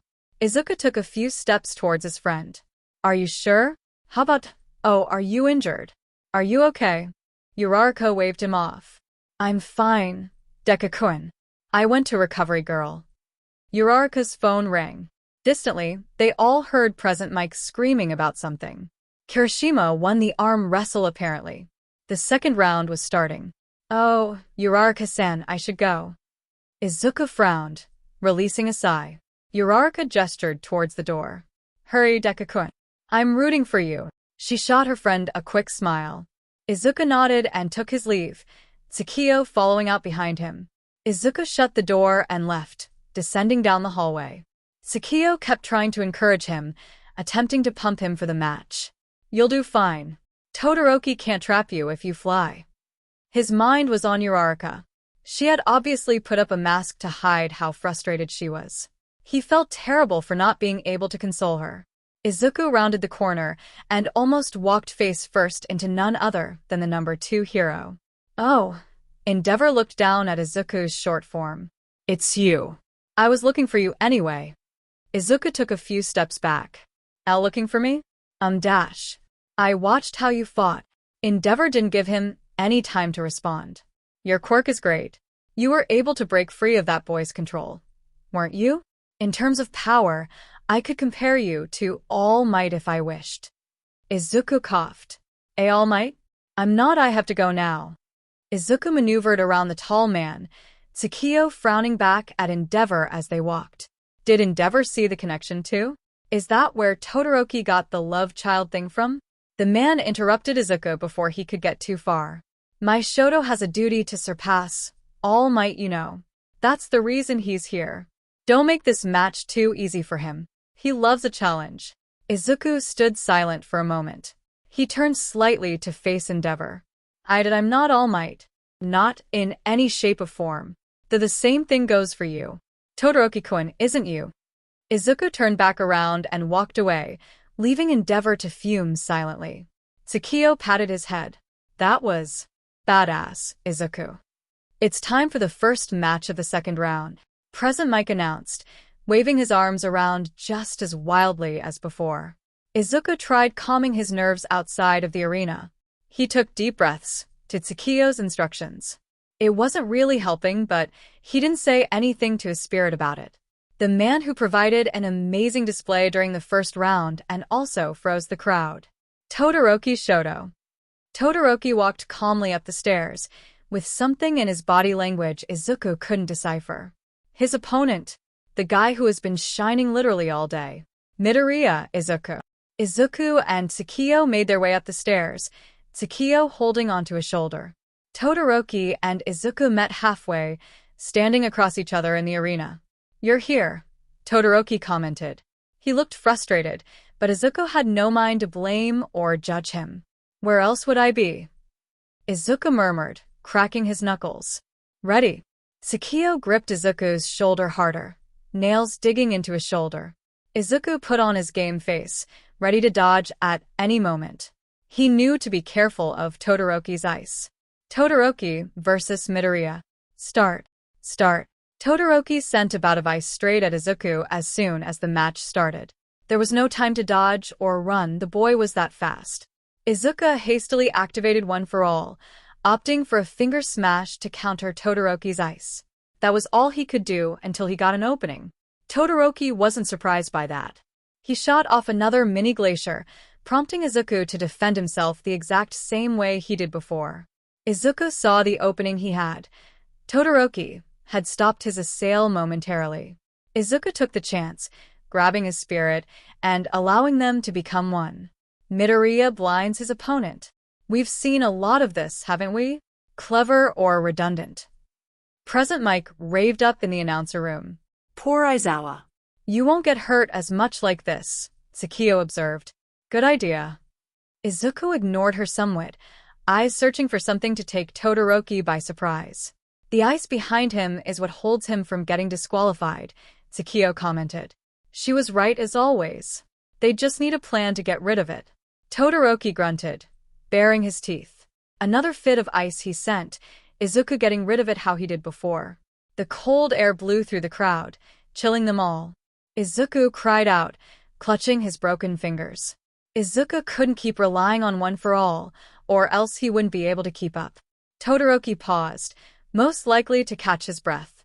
Izuku took the moment to sprout his wings, the appendages tearing a little more of his PE outfit. You're going for an endurance match? Todoroki called. I'll end this then. With that, another miniature glacier was being shot at Izuku. Izuku jumped up, wings carrying him above Todoroki's ice. Todoroki snarled, forming an ice bridge to approach Izuku's height. Izuku brought himself back down to the ground of the arena, leaving Todoroki on his ice bridge. The half and half. Boy saw Izuku's move, jumping off his contraption to land a hit on Izuku. Izuku glanced up. Todoroki was attempting to catch him from above with a surprise attack. Izuku squeaked, legs propelling him back and out of harm. As he avoided Todoroki's hit narrowly, the half and half boy had something else in mind. Ice traveled towards Izuku, too fast for him to dodge. The icicles froze Izuku's foot, trapping him. Sheet. Tsukio swore, had already spinning trying to find a way out of this. There wasn't much choice on how to go about escaping. The answer was obvious, but the price Izuku had to pay was too large. It didn't matter. Todoroki was close, already approaching quicker than Izuku initially thought. Izuku was the one to swear now, reeling back an arm equipped with one for all. Izuku, don't dash. Izuku ignored Tsukiyo's protest, blasting away the ice and Todoroki with his whole uninjured arm. Izuku let out a cry of pain. His entire left arm was useless now. He had broken it with the force of his second quirk. Izuku spotted Todoroki crouching in a pile of his own ice. That was a lot of power this time. Trying to keep me away? Todoroki panted, pulling a block of ice off himself and rising to his feet. Izuku felt something start to drip from his nose. He wiped his face with the back of his hand. Blood. Tsukiyo's time couldn't be up already. It couldn't have been an hour yet. Izuku needed more time. Izuku, you're going to hurt yourself, Tsukiyo warned. Izuku trembled, eyes roaming until they met Todoroki's. Midoriya, you're that beat up, yet all you've done is run away. Izuku didn't respond, focusing in on the ice rubble behind Todoroki. It wasn't just Todoroki's quirk that made him powerful. It was everything. Todoroki was smart, he was naturally strong, athletic, mobile. He was almost perfect, save for the aloof and cold, distant personality. Izuku, Todoroki's trembling, Tsukiyo pointed out. Izuku's eyes latched onto Todoroki's arm. It was shaking slightly, shivering almost. He was cold. I'll reject my father completely by winning without his curse of a quirk. That's not it, Todoroki-kun. Your arms are all messed up, right? You can't fight. I'll end this then. Todoroki stomped on the hard concrete of the arena, ice crystallizing and shooting towards Izuku. Izuku shouldn't do this. But he has to. There's really no other way. Blood dripped onto his clothes and stained the ground. His head started to throb. Where are you looking, Todoroki-kun? Izuku rasped. The ice Todoroki sent was destroyed once again by Izuku. The unsuspected retaliation left Todoroki unprepared, the force of the blow sending him flying back. He broke through his own creations a few times before skidding to a stop. Izuku cried out, arm limping uselessly and falling to the side. He had used his already broken finger to deflect Todoroki's creations. Todoroki-kun, you're cold, aren't you? Izuku himself shivered, teeth clacking angrily. It's a matter of time. Before you get too cold. You could use the heat from your left to fix that pee problem, right?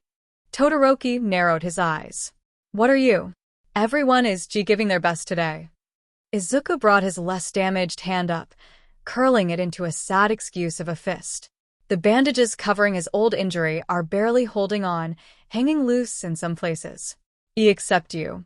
Why, you're only using your ice, even though your fire is impressive and strong, too. Izuku's eyes stayed trained on the ground beneath him, eyes examining the blood that had dripped from his nose. He was going over his limit with both quirks, but Izuku paid no mind to that fact. He wiped his nose with his shoulder. You're acting like we're nothing to you. Can't you just, he broke into a fit of coughs. Can't you just come at me with everything you have? Izuku's bloody face snapped up to look at Todoroki. It was clear, evident, that he was cold now. Todoroki shivered more violently than before, frost forming on his cheek. Everything I have? Todoroki questioned, adjusting his stance. What are you even talking about anymore? Did he set you up to this? Todoroki spat the word with venom. Izuku bristled at the thought. You're a rock in the road. Shut up already. Instead of using his ice to attack, Todoroki started to run forward. His movements were almost sluggish. He was getting slower the longer he used his quirk. Izuku would force it out of him eventually. Todoroki leaped up, attempting to land a proper kick on Izuku. Izuku saw his chance. Todoroki had left the rest of himself unguarded. Izuku pet his arm, one for all coursing through his veins, and aimed for Todoroki's gut. The impact of Izuku's punch hurt both himself and Todoroki. The rest of the fingers on Izuku's right arm broke, leaving him reeling and gasping for air.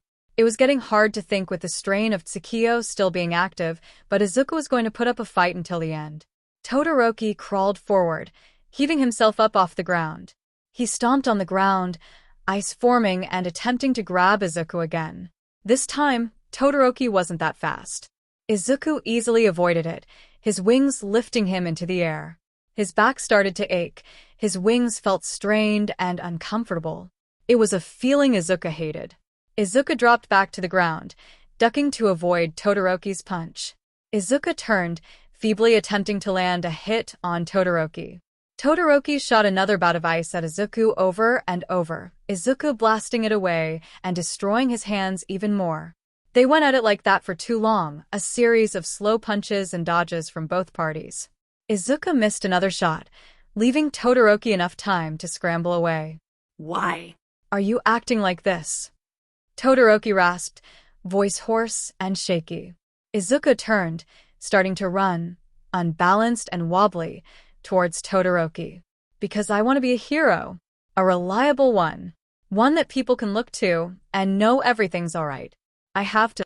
Izuku's nose was releasing a steady stream of blood, some entering his mouth and staining his face. Todoroki was distracted.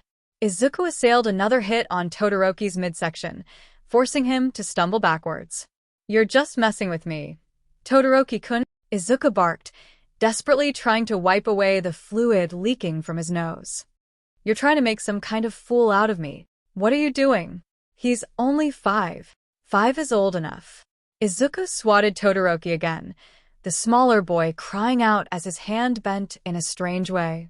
Tsukiyo's words were incoherent to him at that point. You are far superior to your siblings, Shoto. You are a masterpiece. You are everything they could not be. Shoto's left side. Even if it's just his left. It's too much like Enji. I can't take it, Mom. Mommy? Todoroki got to his feet slowly, teeth bared. How had he forgotten so much? I will not. Bow down. I will not use his. Izuku's head was filled with dozens of tiny black dots, filtering his vision and pouring at the corner of his eyes. It was getting harder to see, harder to focus. It wouldn't be a surprise if he passed out any second. Yet Tsukiyo never once left, sensing his need to win and overthrow. Izuku gasped in pain, gritting his teeth. It's not his. He bellowed, swaying a bit. It's your quirk. Your power. Yours. Yours. Todoroki stopped. Everything he had once known came tumbling down, erasing itself from his memory. His quirk? It wasn't Endeavor's flames then? His own flames, it had to be. They never belonged to Endeavor. Oh. In an instant, every single one of his father's ideals disappeared from Todoroki's mind, pouring out of him in the form of flames. His flames. The fire wrapped around Todoroki, throwing itself mindlessly across the boy. Izuku took a trembling step away from the heat, adjusting his stance. Even though you wanted to win, do you still help me? Todoroki voiced over the sounds of the fire crackling. I don't think I'm the one FING around anymore. Izuku gazed up at Todoroki in wonder. He felt a sense of accomplishment. Through the fuzz in his head, Izuku could make out a tear slipping down Todoroki's cheek. I want to be a hero, too, Todoroki shouted. There was something in his voice Izuku couldn't detect. I had forgotten. Don't blame me for what happens next. Todoroki stamped on the ground with his right foot, pillars and pillars of ice, shooting out towards Izuku. The fire's flames decreased, but not by much. Izuku rushed forward, aching wings shooting him forward. Izuku's head pounded, and his eyes burned as he glided through the air.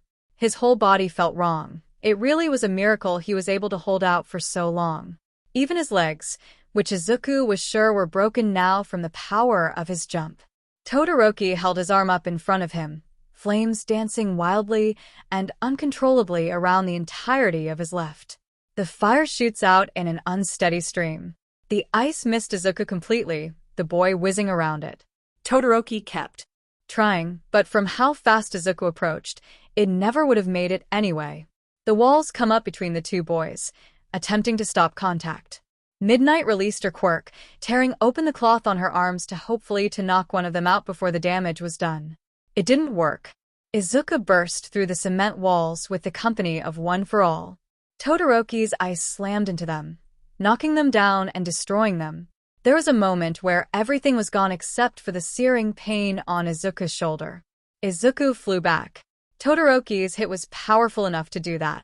Izuku's vision was blurred and messy as he flew through the air. A wad of blood was spat out of his mouth. Tsukiyo's wings retracted into his back. Izuku felt himself being thrown into what felt like a brick wall, and his conscience swam away. Todoroki stood in the middle of the ring. Midoriya's hit never came. Todoroki had been the only one that landed a solid blow. The force of both of them had exploded cementos walls, rubble and debris landing in chunks all over the arena. The ash clouds and steam took long to clear up, Todoroki's eyes searching through them to find his opponent. He spotted Midoriya. He was leaning against the wall, his head tipped down, and he looked like he was slumped. He shouldn't still be standing after that. But still, Midoriya made no indication that he was going to move. He just stood silently. The rest of the clouds blew away, and the crowd let shocked sounds ripple through them at the sight of the injured boy. Todoroki took a step forward, but Midnight approached Midoriya and held up a hand. Midoriya swayed, and for a split second Todoroki was afraid Midoriya would continue fighting. But instead of attacking, Midoriya swayed and hit the ground face first. Midnight cringed. The back of Midoriya's PE uniform was ripped up. Midnight seemed deep in thought for a moment before she stood and turned to Todoroki. Midoriya-kun is out of bounds. Todoroki-kun wins. The hero cracked her whip towards Todoroki. Todoroki huffed, eyes still focused on Midoriya. From what was visible of the boy's face, he was bloody all over the bottom half. His arms were beyond recognizable, and the bandage that was covering his previous injury had been ripped off. Midoriya looked horrible. Todoroki remembered now. Back in the player waiting room, Todoroki had asked Bakugo if Midoriya always was like this. You guys grew up together, right? Has he always been like that? Trying to help others? Who the hell cares about shitty Deku? No one. He doesn't matter. Todoroki took this as a yes. Izuku regained consciousness a while later, once again bedded in Recovery Girl's room. The woman herself wheeled to face Izuku when he groaned. You're awake, she commented, staring down at him. The elderly woman's brows were furrowed in sincerity. I am, Izuku grumbled, cracking his back. His head craned, searching around the room. All Might was standing next to his bed. Izuku was surprised he didn't spot the man. No Tsukiyo in sight, though. Yes. Your friends came to visit you earlier, but you were still unconscious. They were all pretty worried. Recovery Girl sighed, massaging her temple. Even that Todoroki boy looked scared. He didn't visit you, but I saw his face on the field. He looked like he saw death himself when you collapsed. She chuckled. Izuku yawned. What happened? He murmured, glancing down at his body. He was a mummy from the neck down, covered in bandages and casts. His legs were wrapped as well, making him completely stiff. Oh, young man. Well, you broke both your legs and your arms. You shattered the bones in your right hand as well. Your quirk was straining you, and you still didn't stop using it, and there's a small burn on your shoulder. Recovery Girl looked at Izuku somberly. Your right hand will never be able to heal properly, I'm afraid. I performed surgery on you earlier after your friends left, but it won't ever be the same. If it weren't for the bandages holding his injuries, Izuku would have taken a look. I'm not allowing you to leave, by the way. I healed your legs and arms enough so that they weren't still broken, but I know you're probably exhausted. Recovery Girl wheeled away from Izuku's bed. All Might, Izuku croaked, face twisting. I couldn't do what you wanted me to do. I'm sorry. Izuku let out a weak, choked sob. All Might gazed down at his successor. I was so frustrated down there, Izuku explained weakly. Todoroki-kun kept refusing, and I felt like I had to help him. But then I messed up everything, and I meddled when I shouldn't have. All Might sighed, swiping a hand over his forehead. You did what you needed to. You may have lost, but you made young Todoroki realize something, did you not? Meddling when you need not to. That's the essence of being a hero, my boy. Izuku felt a stray tear roll down the side of his face. He inhaled sharply, eyes fluttering closed. Recovery Girl fretted. You should get some more rest, Midoriya-kun. I'll wake you later. Izuku sighed, adjusting his position on the bed. He really was exhausted. Izuku shut his eyes and listened to the broadcast of the sports festival, slowly falling back unconscious. Recovery Girl looked to All Might. The gaunt man looked a mixture of guilty and surprised. All Might. The man looked to her. I can't heal injuries like this any longer. He'll end up killing himself like that. All Might nodded somberly. Please find a way for him to use his quirk without hurting himself. It isn't good for him. All Might sighed. I will. Todoroki stood on the podium next to Bakugo. His eyes roamed the crowd, searching for the familiar, wild green hair. He fretted internally when there was no sign of Midoriya. Had he been injured so badly that he was unable to attend the award ceremony? Todoroki had meant to speak to Midoriya, but it looked like he wouldn't get a chance today. Todoroki turned his attention back to the issue at hand. Bakugo was fuming and raging on the first-place podium, silenced by a muffler and handcuffed to the stand. All Might had jumped into the stadium. He would be giving out the medals to the people who placed. All Might approached Todoroki, placing the medal around his neck. Todoroki gazed up at the hero's smile. I think I understand why you have your eyes on Midoriya now, Todoroki murmured. All Might's grin widened, pulling the boy into a hug. Todoroki huffed. It would be a long day. Izuku stirred a few hours later to the sound of Recovery Girl calling his name. Midoriya-kun? Izuku cracked open his bleary eyes, rubbing the sleep from them. Recovery Girl? He murmured, coughing. His voice was still raspy from earlier. You're awake again. Good. I healed your legs again so you'd be able to walk. Izuku looked down to his feet. They were still bandaged, but they didn't feel bad anymore. Izuku wiggled them a little bit. What time is it? He asked. All Might glanced at the clock. Around 5. The festival is over already, so we should be getting you home. Izuku groaned. I miss the festival, he carped, sitting up. Recovery Girl and All Might nodded in unison. Who won? Young Bakugo was in first, young Todoroki in second, and young Ida and young Tokoyami tied for third, All Might explained. Izuku cringed at the mention of Bakugo, but silently congratulated him. We should be getting you home now. Aizawa-kun has dismissed your class already, so you're free to go.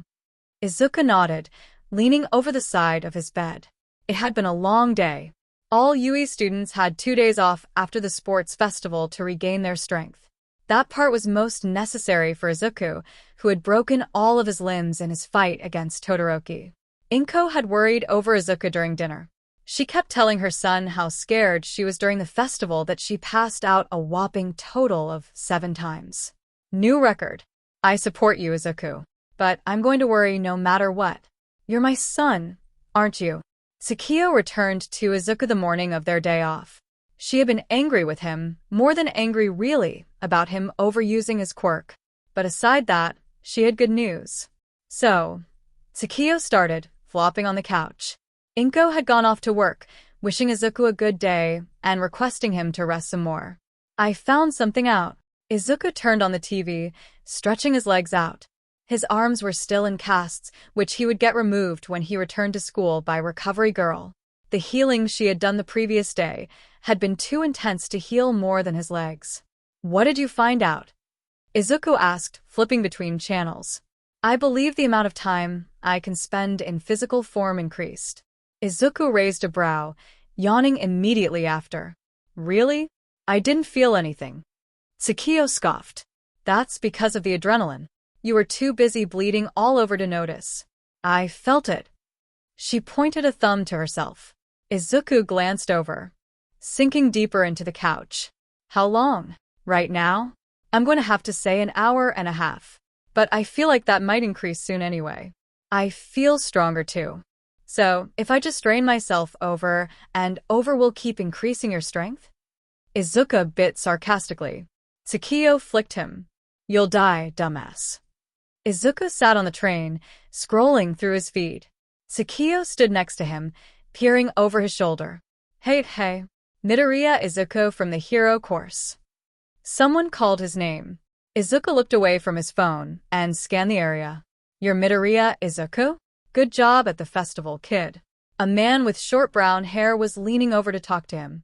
That's the kid from the sports festival? A woman called. Yeah, good job. Izuku felt the heat rise to his cheeks as the attention was turned to him. A load of people complimented him on his performance at the sports festival. He's so much smaller in person, a woman exclaimed, pointing out Izuku's height. It wasn't his fault, he barely passed 5 feet 3 inches, don't blame him. Do your best, kid. Izuku cracked a wobbly smile. I will. Uraraka met Izuku and Tsukio at the school gates. Good morning, Deku-kun, she greeted cheerfully, despite the gloomy weather. She took notice of his arms. Your arms are still in casts. Izuku nodded as they walked to the entrance. I'm going to Recovery Girl to get them off before class, though. I'm fine, though. Uraraka let her mouth fall open into an O. Don't let me bother you then, Deku-kun. I'll get to class then. I'll cover for you if you're late. Uraraka turned and waved back to Izuku as she made her way to class. Izuku returned the gesture, continuing down the hall to Recovery Girl's office. I wonder where Ida-kun was, Izuku voiced aloud. Tsukio shrugged, trailing along and occasionally peeking into classrooms. Maybe he got here early. He usually meets you two at the gates, right? He probably got impatient. It wasn't like Ida to do that, but Izuku ignored the thought. He pulled open Recovery Girl's door, stepping in. Good morning, Recovery Girl, Izuku greeted. The elderly hero looked up, grinning. She nodded in agreement. Good morning to you too, Midoriya-kun. Are you ready for the casts to come off? She asked, pulling open a drawer to look for her cast saw. Izuku hummed, plopping down on the bed. Tsukio stood at the door, leaning against it. Recovery Girl placed a kiss to Izuku's cheek, healing his arms. She cut off the casts with her saw, allowing Izuku's arms to move freely. He was now somewhat tired, but he'd survive. Izuku examined the multiple scars on his right side. Now that the damage from Shigaraki was fully healed, it left a large mark that looked like someone shattered a teacup and fixed it with superglue. Izuku's crooked right hand had scars that looked like tiger stripes. You're free to go to class now. You're a few minutes late, but tell your homeroom teacher you came to see me, and you'll be fine. Recovery Girl waved him off, giving him a sincere smile. Izuku bowed and took his leave. Thank you very much. Izuku called back through the door. Tsukio examined his arm while they walked. That's gnarly, was all she had to say. She wasn't exactly wrong, though. Gnarly injuries make for gnarly scars, he supposed. Izuku pulled open the door to 1A. Aizawa stood at the podium, obviously giving the class some sort of lecture. Izuku noticed the man was no longer mummified. 19 had swiveled to look at the sound of Izuku's entrance. Izuku stood awkwardly for a moment at the door. Aizawa glanced at him, a scar in the shape of a crescent under his right eye. Are you coming in or what? The man uttered, turning back to the rest of the class. Izuku squeaked an apology, entering the room and pulling the door closed behind him. As I was saying, Aizawa continued, unbothered by Izuku's intruding. We're going to have a special class today, with one other teacher. You'll be picking your hero names today. The class erupted into cheers. Tsukio shifted on Izuku's desk, plopping her chin onto her hands. That's exciting, Ashido cheered. Aizawa glared at them, activating his quirk. You guys really don't know how to control yourselves. The man groaned. Anyway, the hero names have to do with your internships. The heroes that have picked up an interest on you will probably have sent something in, an offer and such. That hero could end up wanting you as a sidekick once you graduate if you're good enough. Hagakure interrupted, her usual cheery voice breaking through. Aizawa-sensei, you're saying we have to prove ourselves worthy if we get picked. Aizawa nodded lazily. Yeah. Here's the offers you all got, by the way. Aizawa pulled up the screen to show everyone's total offers. It wasn't a surprise the people who had placed first and second during the festival had gotten thousands. I got 2. Izuku squawked at the board. Mineta shook him by the shoulders as Izuku fretted. That's because you hurt yourself every time you used your quirk, dumbass. Tsukio laughed at the commotion. Still, Aizawa interrupted the class mini-discussion. It doesn't matter how many offers you got. You're all interning with pro heroes. You all have experience to fight with real villains, but you weren't trained for that yet. In your internships, you'll be taught how to deal with villains properly by working with pros. Sato grinned. That's why we're picking code names today. Awesome. Aizawa yawned, bored. The names you pick today aren't permanent. You can always change them later if you wish to. The door swung open. I'll be the one helping out today, the person announced, striding confidently into the classroom. Midnight Sensei. Half of the boys were already drooling. Izuku rolled his eyes, a habit he picked up from Tsukiyo. That's right. Midnight-san will be moderating your names and deciding if they're okay. I don't think I can do that stuff. Aizawa muttered the last part too, himself, pulling up his sleeping bag and zipping it up halfway. Pick names that you want to reflect your image. Like All Might. Aizawa seemed to cringe at that. All Might. He was full of mightiness. The name almost seemed childish compared to Aizawa's Eraserhead, but if the shoe fits, wear it. With that, Aizawa zippered up the rest of his sleeping bag and flopped on the floor. Izuku momentarily wondered if Midnight was assisting solely so Aizawa could sleep during class without being bothered by someone like Ida. A couple of boards were passed to him by Bakugo. Izuku reached around Tsukiyo and took it, passing the next one down to Mineta. Izuku took the marker he was handed as well, thinking on what he should write. Should it be something relating to his quirk? He wouldn't write something like his quirk's name or Tsukiyo's name. That would be stupid. Growing up, when he wanted to be a hero, all of his hero names were directly related to All Might. But now, it would simply be childish to choose something like All Might Jr. Izuku thought long and hard. Choosing something like a hero name should be easy, but it was racking his brain annoyingly. Izuku really had no idea what to put. Tsukiyo wasn't helping either, peering at other people's boards instead of helping Izuku brainstorm. All right, darlings. Let's present your names. Who wants to go first? Midnight asked, looking around the classroom. Aoyama gracefully lifted himself out of his chair and flaunted up to the podium. He held up his board. I am the shining hero. I cannot stop twinkling. Izuku covered his mouth, attempting to smother a laugh. He snorted instead, leaning his head down and shaking it. Surprisingly, Midnight told Aoyama he should just keep it as can't stop twinkling, and was weirdly okay with the idea. Ashido jumped up next, presenting her code name, Alien Queen. Midnight thought the name was too creepy, but Izuku saw no problem with it. The hero told the horned girl to think of a friendlier name and that she'd come back to the girl later. Ashido pouted and returned to her seat. Tsu went up next. Her hero name was Froppy, and everyone loved it. She was extremely pleased with the praise. Kirishima went next. He chose his as Red Riot, similar to his favorite hero, Crimson Riot. The name was Midnight approved. Kaminari complained loudly about his name. Jiro tapped on his shoulder mischievously. Here's one, Jamaji. Kaminari liked it, but Jiro laughed at him. Because you might be strong, but you're a total airhead. Jiro hopped out of her seat, presenting her name. Earphone Jack, based right off her quirk. Shoji went next, his was Tentacle. Tsukiyo commented that it should be Tentacle instead. Izuku would remember to tell Shoji that sometime. Siro's name was Cellophane, based off his elbow tape. Ojiro's was Tailman, the martial arts hero. Sato chose Sugarman, for his affinity and quirk relating to sweets. Ashido went again, finally deciding on Pinky. Kaminari ignored Jiro's suggestion and chose Charge Bolt instead. Hagakure chose her code name as Invisible Girl, which was somewhat cliché, but hey, so is most of the shit that happens in the world, so it was okay. Yaoyorozu chose a clever Creati. It had a nice ring. Midnight loved it. Todoroki stood up at the podium. His hero name was just his first name, Shoto. Midnight was confused, but Todoroki insisted it was fine anyway. Tokoyami went next, presenting his hero name as Tsukuyomi, God of the Night. Tsukiyo gushed on how their names were similar. Mineta's name was Grape Juice, and Koda's was Anima. Izuku liked Koda's name. It was short and sweet. Unfortunately, Bakugo went next. It was clear that he wasn't taking it seriously. Maybe he was, and he was just that violent. King Explosion Murder. Bakugo presented, 100% serious.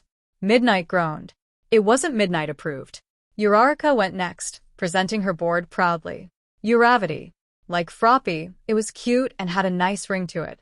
Then, the only people left were Ida, Izuku, and Bakugo, who couldn't just use violent code names. Izuku still didn't have anything written down. He wasn't going first, that was for sure. Ida presented his first, thankfully. He did the same as Todoroki, using his first name. Midnight allowed it, but sent him a confused look. Izuku sighed, hastily writing down his hero name. Midoriya Izuku, your turn? Midnight called, beckoning him up to the podium. Izuku nodded, standing up and carrying his board with him. He stood at the podium, holding his board up. My hero name is Deku. The class voiced their doubts to him. Do you really want to be called Deku forever? Kirishima asked tentatively. Izuku looked down, nodding curtly. Yeah. Until now, I kind of despised the name. But someone finally changed the meaning of this name, and it really made me happy. That is CKS, Midoriya Izuku. But it sounds like the Japanese word for you can do it, so I kinda like it. It gives me a don't give up vibe. So, I'm fine with it. Bakugo still hadn't decided on a hero name by the end of class. He tried passing with similar violent code names, and none of them fit Midnight's tastes by then. Midnight gave up soon after, allowing him to decide on whatever he wanted. Aizawa rose soon after they finished picking their hero names. The attention was turned back to the topic of internships afterwards. They would last for a week, where school would not be in session. Aizawa handed them a list of places the class could intern at, allowing them to choose whoever and wherever they wanted. Those who didn't receive offers could still pick from a select few that accepted any interns. By lunchtime, Izuku still hadn't decided on who he wanted to intern with. The two heroes that sent offers weren't ones Izuku particularly liked the work of, and the list of agencies Aizawa assigned them were too long. Deku-kun, Uraraka, as well as some of his classmates, gathered around Izuku's desk. Do you know where you want to intern? Yet. Tsukio slid off Izuku's desk. No, Izuku admitted, glancing over the list once more.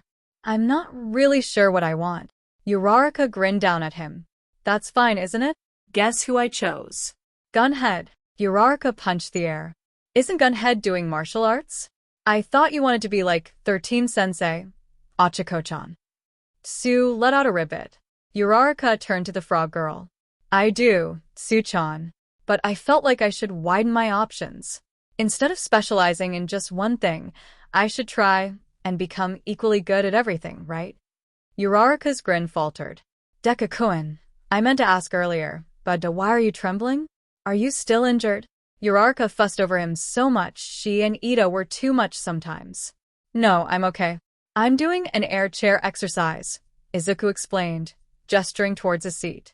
Seriously? Ojiro exclaimed. It's a good way to train without really moving, isn't it?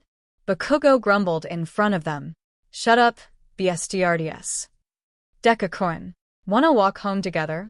Uraraka jogged up to Izuku and Tsukio, catching up with him at the door. Izuku hummed in response, glancing back at her. What about Ida-kun? Uraraka's face disappeared back into the classroom, but Ida wasn't at his desk. She frowned. She wondered if Ida was all right. Back at the festival, he explained that a villain had gotten his older brother, Tensei, and left. Deku hadn't been there when he told her the news, as he was still unconscious from he and Todoroki's match. Uraraka leaned back to face Deku, but as soon as she did, All Might appeared, sliding in front of the boy.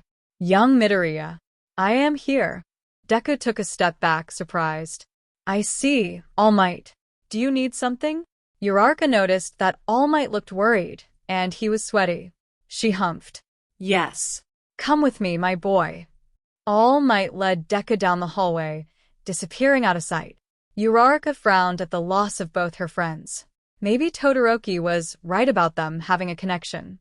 All Might brought Izuku and Tsukio to an empty hallway. My boy, you received an offer from a hero. All Might looked like he was trembling for some reason. Strange. I did. I received 3 then. All Might's back faced Izuku. Yes. His name is Gran Torino. He was my homeroom teacher at Yui, but for only 1 year. All Might turned his head to face Izuku. He was visibly sweating. Was All Might scared of this Gran Torino? He knows about One for All as well. I believe that's why he sent in an offer for you anyway. Izuku almost went into fanboy mode until Tsukio flicked him. Someone else knows about One for All? All Might stiffened. Yes. You, Recovery Girl, Principal Nizu, a close friend, and Gran Torino all know about it. Gran Torino was a good friend of my master. All Might startled to tremble and mutter to himself. Tsukio snorted. You know, I think Big Guy's picking it off you. Izuku frowned at the hero's actions. If the number one hero seemed wary of this man, should he be too? All Might. It is my duty to train and watch over your progress, my boy. But since you have an offer from someone so reliable, I want you to do your best. All Might handed Izuku the offer from Gran Torino, dismissing him. Izuku took it and glanced over the paper cheerfully. That night, Izuku and Tsukio sat on the couch, watching the news. Inko was in the kitchen making dinner, still watching from afar. There was something on Ingenium, Ida's older brother. Is Ingenium beyond recovery? Will he recover from the hero killer's attacks and continue being a hero? Or will he be forced into retiring at a young age? Izuku stared in pure shock at the news reporter. Tensei had been gravely injured, and Ida hadn't told Izuku? Was that why he was acting so distant and closed off? Izuku pulled out his phone, shooting a text to Uraraka. Apparently, Ida had already told her, but Izuku was knocked out, so he was never informed. Izuku sighed. A part of his heart ached for Tensei and Ida. Izuku was supposed to be a hero, yet he had no idea how to help Ida's situation. Meddling when need not, yet Izuku had no idea where to start. The first day of their internships rolled around quick. Class A clumped together in a loose huddle, awaiting their dismissal. They had arrived at the train station a half an hour ago, prepared to board the train for their internships. For most students, they would be roomed with the hero they interned with, as they were far from home. Everyone had their costumes? Aizawa called over the sound of his students chattering. Everyone nodded, some holding up their luggage to prove. Izuku had spoken with Todoroki a bit, exchanging numbers with his new friend in case they got bored. Todoroki looked softer now. He had a new look in his eyes, much different from his angry and cold expression from the weeks prior. Izuku greatly appreciated being on the receiving end of Todoroki's looks nowadays. Aizawa dismissed them after clearly instructing them to be safe and be polite to their heroes. Izuku, Uraraka, and Tsukio caught up to Ida, who was walking by himself. Ida-kun. Hey! Uraraka called out, waving her arm. Ida stopped in his tracks and turned to face his friends. Ida-kun. Izuku started, concern clear on his face. Tell us if you need anything. We're your friends. We're here for you. Uraraka nodded in agreement. She looked very sad. Ida nodded slowly. You're right. Thank you. He took a final glance at his friends and turned on his heel. Uraraka and Izuku shared a sorrowful glance, but at that, there was not much more they could do. The two friends parted ways after that, each taking off to their respective internships. Izuku had Gran Torino's address written down somewhere, since the bullet train would drop him off a little farther from the man's house. Do you think Gran Torino's actually super scary or All Might is a coward? Tsukio asked halfway into their trip. Izuku whacked her for referring to the number one hero as a coward, but took a moment to actually think about All Might's old homeroom teacher. If Gran Torino really was that bad, I don't think All Might would let me know he sent an offer. Maybe he's just like Aizawa-sensei or something. Izuku fretted, gazing out the window. Tsukio slumped in her seat, letting out a loud groan. Right. Tsukio and Izuku stared up at what must have been Gran Torino's home. Are you sure this is the right place? Tsukio asked again, peering over his shoulder and at his phone. This looks more like a dump than a home. There's graffiti, like, everywhere. Izuku adjusted his grip on his suitcase, locking his phone and slipping it into his pocket. We should knock anyway. I'm sure this is the right place. Izuku strode up the stairs to Gran Torino's front door. He knocked once, twice, and waited for an answer. He and Tsukio stood there for about 2 minutes before Izuku knocked again. Still no answer. Maybe we're at the wrong place. Tsukio commented, idly playing with her own hair. Izuku reached for the handle and tried it, finding it unlocked. He pulled open the door and peered inside. It smelled faintly of ketchup. Hello? My name is Midoriya Izuku from Yui High. Is this? Izuku's eyes landed on a short, elderly man laying on the ground. He was covered in a pool of blood. Yeah.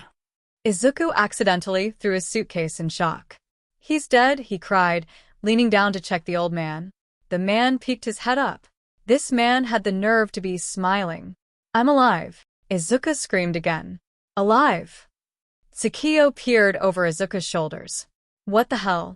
The man lifted himself off the floor, revealing a plate of sausages. Once he explained it was a trick he liked playing on visitors, he turned to Izuku. Who are you? Izuku was taken aback. Tsukio raised a brow at the man. I'm Midoriya Izuku. You're Gran Torino, right? The elderly man nodded. Toshinori? Izuku was so close to facepalming. Midoriya Izuku, he repeated louder. He knew that this man was probably old, seeing as he was All Might's previous teacher. But Izuku didn't expect him to be like this. Izuku facepalmed this time. The man plopped down on the floor again, dropping his cane. Tsukio snickered behind Izuku. Sir? Gran Torino. I'm hungry, the man responded, almost daftly. Izuku sighed, pinching the bridge of his nose. He should probably call All Might. Izuku pulled his phone out of his pocket, showing it to Gran Torino. If you don't mind, I think I'm going to call someone. Izuku stepped outside, dialing All Might's number. He stopped when he heard the sound of something clicking open. Izuku turned around to see Gran Torino filing through his briefcase, shuffling through his costume. I want you to use one for all on me. Are you sure? Any indication of Gran Torino being daft or loony was gone now. He seemed to be all business compared to moments ago. Of course I'm sure, kid. I should see how well you're able to control it. Put on your costume and show me what you can do. Gran Torino looked at him, expecting. The seriousness wiped itself off his face, and he grinned again. Who are you? Izuku frowned. Sir, I don't mean to be rude, but I need to hurry and be able to control this power. All Might, he barely has any time left as the symbol of peace. I'm afraid that I can't be messing around here. I'm sorry. Izuku clenched and unclenched his fists in a mantra. No need to be sorry. That's exactly what I wanted to hear. Gran Torino lifted himself off the floor, grinning at Izuku. For his age, the man moved fast. Gran Torino bounced up and off the walls, too quickly for Izuku to follow him with his eyes. Gran Torino finally stopped above the doorway, staring down at Izuku. If you don't want to mess around, it's an even better reason for you to show me what you can do. Gran Torino grinned down at Izuku. Tsukio looked up at the man in awe. He moved faster than her, and she was faster than most people. When I watched the sports festival, I saw you didn't have control over One for All. The way you used it was damaging to yourself, yet you had another quirk you were able to control well. The man pinched the bridge of his nose. All Might is the #1 hero, yet he can't teach you how to properly utilize your quirk. Gran Torino shook his head in disappointment. The way you use One for All would benefit your other quirk if you were taught how to actually use it. I'll teach you how to use both of your powers, then. Go change. Izuku stepped out of the bathroom a few minutes later, fully clad in his new costume.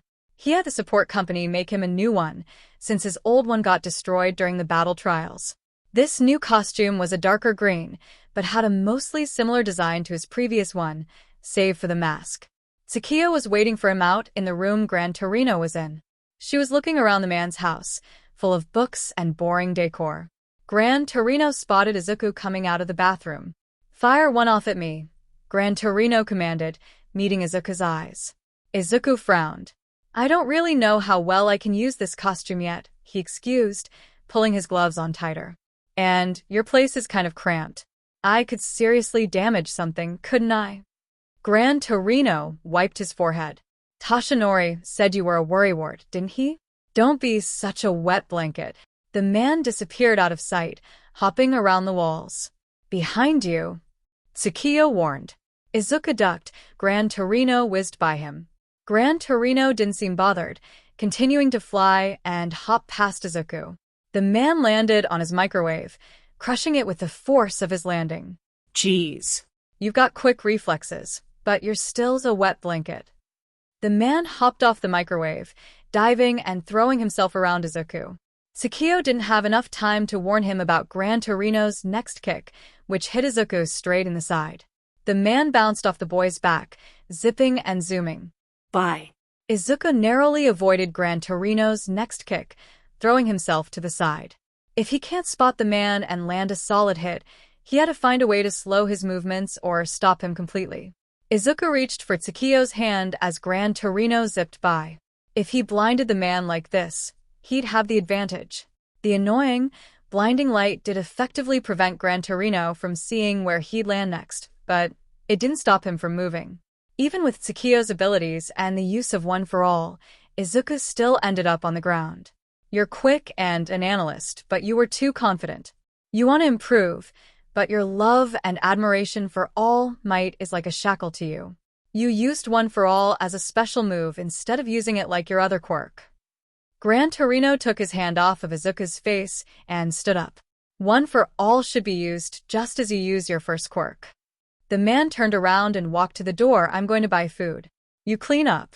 With that, Gran Torino retreated to retrieve some groceries, leaving the door wide open. Izuku sighed, pulling himself to sit up. He disbanded Tsukio, but kept her in physical form. You clean up, he commanded, hopping to his feet. Tsukio frowned at him. What did he mean by a shackle? She questioned, mostly to herself. Izuku shrugged, looking around the house. The microwave was broken, and the wall above the entrance was cracked. There were books on the floor, which Tsukio was already attending to. She gently placed them back into their spots. I think I agree with him, though. You shouldn't try so hard to be like All Might. You'll never be like him. Izuku nodded, chewing on his finger. Right. A shackle on my ankle, pulling me away from my dream. I want to become like All Might, but... Izuku grasped at the air, as if it would help him figure out what to say. But I can't. I have to be myself. Because that's the most basic moral of the story. Tsukio picked up the last book and grinned at him. Spot on. And the thing about One for All, too. You're using it like it's some kind of special move, yet how All Might uses it is that he's always using it while fighting. Technically. I thought we weren't supposed to compare me to him? It was an example. Shut up. Tsukio held a book up as if she'd chuck it at him. But I'm right, no? You can't use One for All like it's a last resort. You understand it, but you're not using it properly. That's why you break your bones every single time. Izuku took a moment to dwell on her words. His face lit up, and he grabbed his hero notebook as he realized what he had to do. He whipped out a pen and flipped to his page, hastily writing down what he figured. Tsukio glanced at him. Tsukio, I've got it.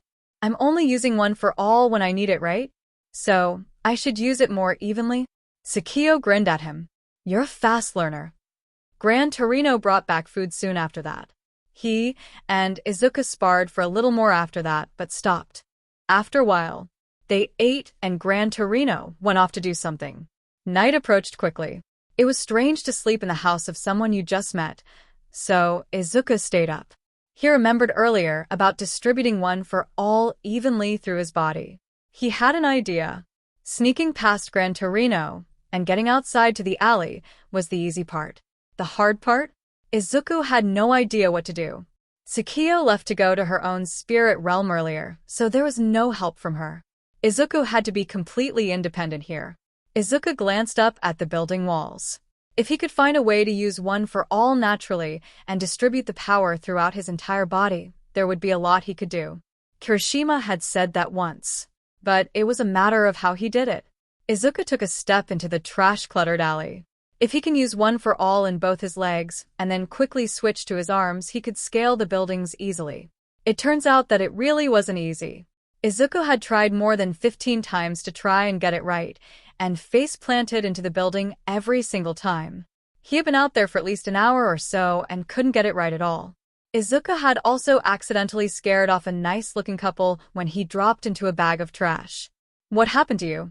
Tsukio teased the morning Izuku came down to greet Gran Torino. He groaned, opting to ignore her question.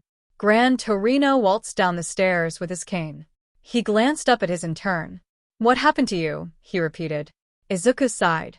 He hadn't gotten a chance to check himself out in the mirror yet, but he imagined the dark circled under his eyes were more pronounced today. I trained by myself and got too caught in it. From what you said yesterday, I wanted to try and apply that to what I did. But it kind of didn't go as planned. Izuku rubbed the back of his head. That's fine. It's only your first time trying to use it like that, isn't it? Not everyone has beginner's luck. Gran Torino wiped his nose. It's different with you, since All Might could use it normally when I taught him. Gran Torino moved past Izuku and into the kitchen. What was All Might like as a student? Izuku asked excitedly. The thought of a young All Might made Izuku wonder. Sakio snickered from the table. What was he like? Well, there was a lot of training for him. Mostly intense practical training. But it couldn't be helped. There was no way I could have treated him so gently. He was placed in my care from a friend that had passed away. His master. The doorbell rung before Izuku could open his mouth. I'll get it, the boy claimed, approaching the door. He twisted the handle and pulled it open, met with a nice-looking man holding a package. Here you go, he said, and plopped it into Izuku's awaiting arms. Thank you. It was a new microwave. Gran Torino broke his yesterday, so he decided to buy another one online. It had taken a frozen taiyaki for Izuku to realize what he was doing. Wrong. This taiyaki, me. And this taiyaki. No. Are you alright, young man? Izuku hastily explained it to Gran Torino. I microwaved the taiyaki wrong, so it ended up cold in the middle. That's how I'm using one for all. I use it in only one part of my body, and the rest of my body is cold. I've been spending this whole time using it in places it's convenient, but instead, I should distribute it through my whole body. Izuku looked to Gran Torino, who looked impressed upon his observation. Try it, kid. Izuku planted his feet onto the ground. The power of One for All traveled throughout his legs, rising higher and higher in his body until he was crackling and glowing with green sparks. Wow. Sakio called, jumping out of her seat. Gran Torino grinned at Izuku's new and improved power. Do you think you can move like that? I have no idea. Gran Torino threw his cane to the side. Want to give it a try? Izuku met the man's gaze. Of course. Gran Torino pulled out a pocket watch. I'm giving us 3 minutes first. Get a hit on me in 3 minutes. Without using your other quirk, you'll still do better than before. Gran Torino started the timer and he was off. The man zipped and zoomed around the house like yesterday. Without Sakio's help, Izuku just have to predict the man's movement. Izuku's face was met with Gran Torino's boot, knocking him in the side of the head. One for All deactivated with the blow, leaving Izuku defenseless. Sheet, he cursed under his breath, scampering to his feet. Sakio, amused, watched from afar. Gran Torino bounced off the wall and ceiling, flying behind Izuku. Izuku reached to swat the man, but he was already gone. You're too slow. Izuku tried to activate One for All again, but failed as Gran Torino used his back as a jump board. Izuku hit the ground, eyes frantically attempting to follow Gran Torino around the house. He needed time. If he wanted to stop the man and get a hit, he'd need to be able to use his quirk. Izuku's eyes darted around the room, looking for some cover. Under the couch, Izuku scurried away, sticking his limbs under the sofa. What are you doing, kid? I know you're under there. Gran Torino called. Izuku could barely hear him over the sound of his heart pounding. One for All flowed through him once again, crackling through his veins before settling as a glow. Gran Torino bounced off the ceiling, aiming for the couch Izuku hit under. But before he hit, Izuku kicked off the sofa, forcing Gran Torino to dodge it. Izuku launched himself up, aiming a punch at Gran Torino. One for All, full cowling. The man barely avoided Izuku's hit, trying for his own punch instead. Izuku darted out of the way faster than Gran Torino could react. Izuku jumped to the ceiling, copying Gran Torino's act. Izuku used it as leverage, throwing himself in the elderly man's direction. Smash! The man dodged Izuku's attack and kicked him into the wall. Izuku slid down upside down, landing on his head. Time is up, Gran Torino announced, glancing at his watch. Izuku pulled himself up straight, sighing. I couldn't land a hit at all, he carped. You did fine. Far better than yesterday. You were able to dodge my hits and predict my movements. With your relentless attacking, I had to dodge seriously for the first time in forever. Gran Torino wiped the blood off his cheek and grinned at the boy. Izuku went off to buy more taiyaki after that. Tsukio ran after him the whole way. I apologize for coming without further notice, All Might. Tsukachi sat down, placing his file on the table. All Might waved him off, taking a sip from his cup of tea. Don't worry, Tsukachi-kun. What information did you receive? At the USJ, there was one villain amongst them. Noma, if I remember correctly. We ran a couple tests on Nomu. What kind of tests? All Might set down his cup of tea. DNA tests.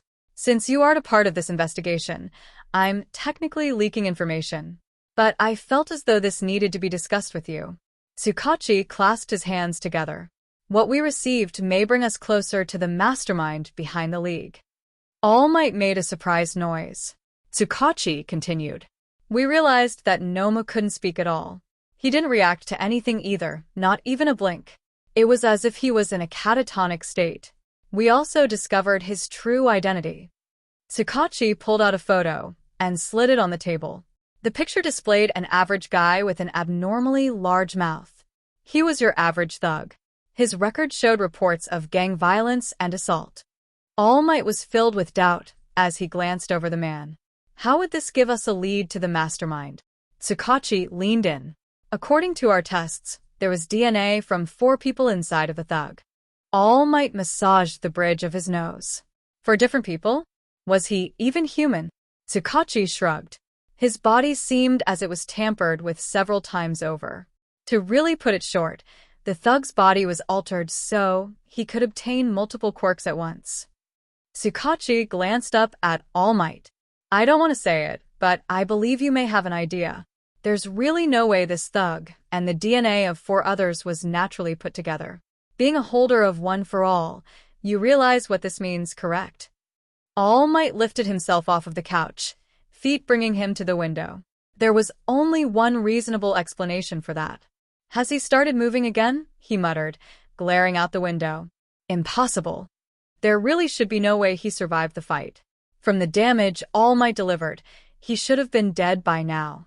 But somewhere, somehow, that man was being kept alive. We're going patrolling, Gran Torino announced that evening. It wasn't too dark out, but the sun was about to set. Izuku and Tsukio both were clad in their costumes, as well as the hero. Now. Izuku questioned nervously. Why not? If you only fight against me, you'll never get experienced. This is an internship, is it not? Gran Torino hopped down the stairs and began to stroll down the sidewalk. Izuku hesitantly hurried after the man, Tsukio walking by his side. You're quite right, sir, but I don't think I'm ready enough. Izuku sighed, releasing an anxious breath. Gran Torino's cane clacked against the ground. You've already fought against villains. Plus, we're not doing anything wild, kid. Just patrolling the area. Gran Torino waved down a cab. Since the population in this place, there's rarely any crime these days. The man explained once all 3 of them were inside. So, we're going to Shibuya. Lots of trouble is around there. In Tokyo. I can't go there looking like this. Izuku gestured to his costume, face heating up. Tsukio laughed at him. Gran Torino sighed. Doesn't matter. You're showing it off in such a nice place. Don't worry. Izuku thought for a moment. We'll take a bullet train there then? Gran Torino nodded. From Kafu toward Shinjuku. Izuku glanced out the window, dropping the conversation. If they were heading there, they'd pass through Hosu. Ida was interning in Hosu, and a couple other of his friends were near there. Izuku wondered how Ida was doing, since he hasn't gotten a hold of the boy since the other day. Izuku and Gran Torino sat next to each other on the bullet train. Izuku sat on the inside facing the window. Tsukio sat in the seat behind them, but it wouldn't matter anyway since she wasn't in physical form. They were near Hosu City now, and the train wouldn't arrive to Shibuya until later. Gran Torino claimed there'd be more troublemakers out then, so it was fine. Izuku pulled out his phone to see if Ida had responded. There was a new text message, but it was from the class group chat, not Ida himself. The bespectacled boy had left Izuku on read. Usually Ida would reply within a few minutes. Izuku had sent the text almost an hour ago. Izuku frowned, locking his phone. "We're your friends.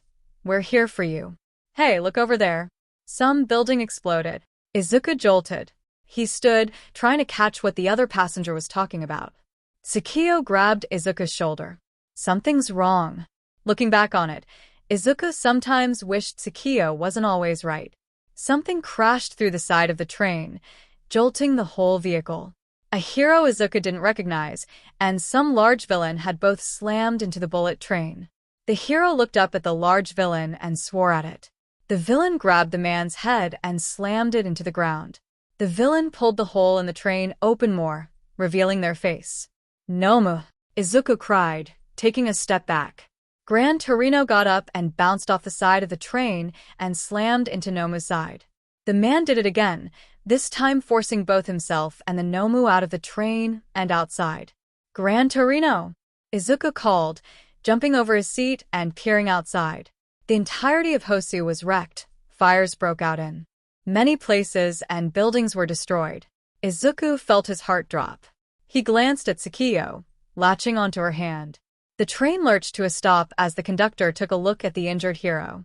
"Please calm down, everyone." Izuku gazed back out. "I'm getting out," he announced.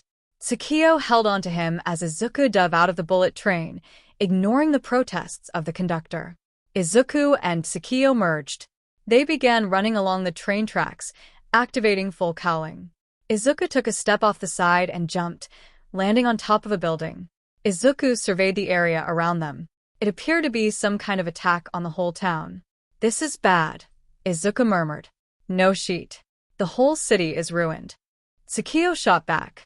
"We're in Hosu, right? Ida's here." "He didn't answer me earlier.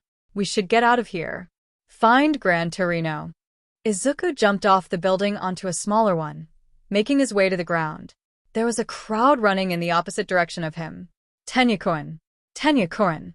Izuku stopped in his tracks, nearly lurching forward. "Ida?" Izuku ran into the alley closest to him, following the source of the voice. If this person was calling Ida's name, had he gone missing? Did Ida run off? Izuku ran out of the alleyway, stopping in his tracks once he left. A bus flipped over and exploded in front of him, blowing him back a bit. He swore under his breath, shielding his face from the explosion. A hero was knocked to the side in front of him. A group of heroes were gathered in front of Izuku. There were two other Nomus in sight, which the heroes were trying and evidently failing to control. A man pulled off a fire hydrant and ordered Pro-Hero Manuel to put the fire out. Manuel was who Ida was interning with. Izuku hesitated for a moment before starting to move. Manuel should know where Ida was. Damn it, Tenya-kun. Running off at a time like this. Izuku stopped in his tracks. Ida ran off. Tsukio murmured. "Kid, you're in the way. Evacuate quickly. This job is for the pros." A hero stood in front of Izuku, shielding him. Izuku took a few steps back, almost falling into the wall. So, Ida had run off in a crisis like this? He wasn't one to do something like that, especially when the city was like this. Ida-kun, Hosu City, the hero killer is in Hosu. Izuku's eyes widened with his realization. No. Izuku turned on his heel and ran into the nearest alley. Activating full cowl once again, he kept sprinting, head spinning. He couldn't be wrong about this. Stain was also in the city, and if anything, Ida would try to get vengeance on the hero killer. Izuku jumped up and bounced off the sides of the buildings, flying up and over. His ears were open, sensitive to any noise possible. Tsukio was listening too, her awareness usually better than his. "You're just an offering to a more just world." Izuku there. "In this alley up here." Tsukio relayed the information to Izuku. Ida was here. That was the hero killer's voice. Izuku ran into the alley. Tsukio had been right all along. Stain stood above Ida. Blade pointed to his head. Izuku bounced off the walls, darting towards Stain. Smash! He knocked the hero killer away from his friend, landing in front of Ida. Stain was several feet away, knocked back by Izuku's swing. Midoriya-kun? Why? Ida rasped from the cold concrete. Izuku didn't look down at his friend, eyes still locked on Stain. I came to save you, Ida-kun. Stain straightened himself out, but made no indication that he would attack. Izuku tore his eyes off the killer, glancing towards Ida. Can you move at all? Ida grunted, barely able to form words. And know that he cut me before. I thanked his quirk. Tsukio noticed Native leaning against the wall. Izuku, there's another person here, she pointed out. If it was just Ida, Izuku could have carried him out on his shoulders. But even with Tsukio, they couldn't get rid of the hero killer without having to fight. Midoriya-kun, don't get involved, get away. Ida croaked. Izuku shook his head angrily. How can you say that? I wouldn't be a hero if I left you here. Izuku shot back. Ah. How cliché. A friend to save you. Yet I still must fulfill my duty of killing that boy. Stain adjusted the grip on his sword. Get out of my way. Izuku glanced into the piercing gaze of the hero killer. Unlike the eyes of those at the USJ, Stain's were ruthless and murderous. Back then, those goons at the USJ were only in it for the money, but Stain that this was something he was serious about. Izuku pulled out his phone from his pocket discreetly. He entered his location and hit send, silently hoping his friends would get the message. Izuku shut his cell off and slipped it back into his pocket noiselessly. Midoriya-kun, please stop. Izuku ignored Ida, getting into battle position. This doesn't involve you. Tsukio was busy analyzing the hero killer's every move, picking apart anything and everything to know what to do. Izuku grinned, readying his fists. Meddling when you don't need to, Izuku recalled All Might's words, is the very essence of being a hero. Somewhere not too far away, Todoroki's phone buzzed. He was following his father, Endeavor, down the sidewalk. They were going to help take care of business in Hosu, since there had been a report of villains attacking and destruction all over the city. Todoroki slowed, reaching into his pocket and pulling out his cell phone. It was a text from Midoriya. Todoroki opened his phone to view the message. It was nothing but his location. The boy was nearby too, downtown Hosu. Midoriya was in a suspicious-looking area, an alleyway of some sort. Was he involved in this? Shoto, put your phone down, Endeavor ordered, but Todoroki didn't listen. He stared at the message for a few more moments. Why would Midoriya just send his location? And why is he in a sketchy-looking place? Does he need something? Danger, Todoroki's brain registered. Midoriya is in danger, and he needs you to come. Save his butt. Oh, shit. Todoroki slipped his phone back in his pocket and turned on his heel, running in Midoriya's direction. He can't be wrong about this. Plus, Midoriya wasn't one to randomly send his location. At a time like this, in a place like this, it was a silent cry for help. It was the only reasonable explanation. Shoto. Where are you going? His father called out to him.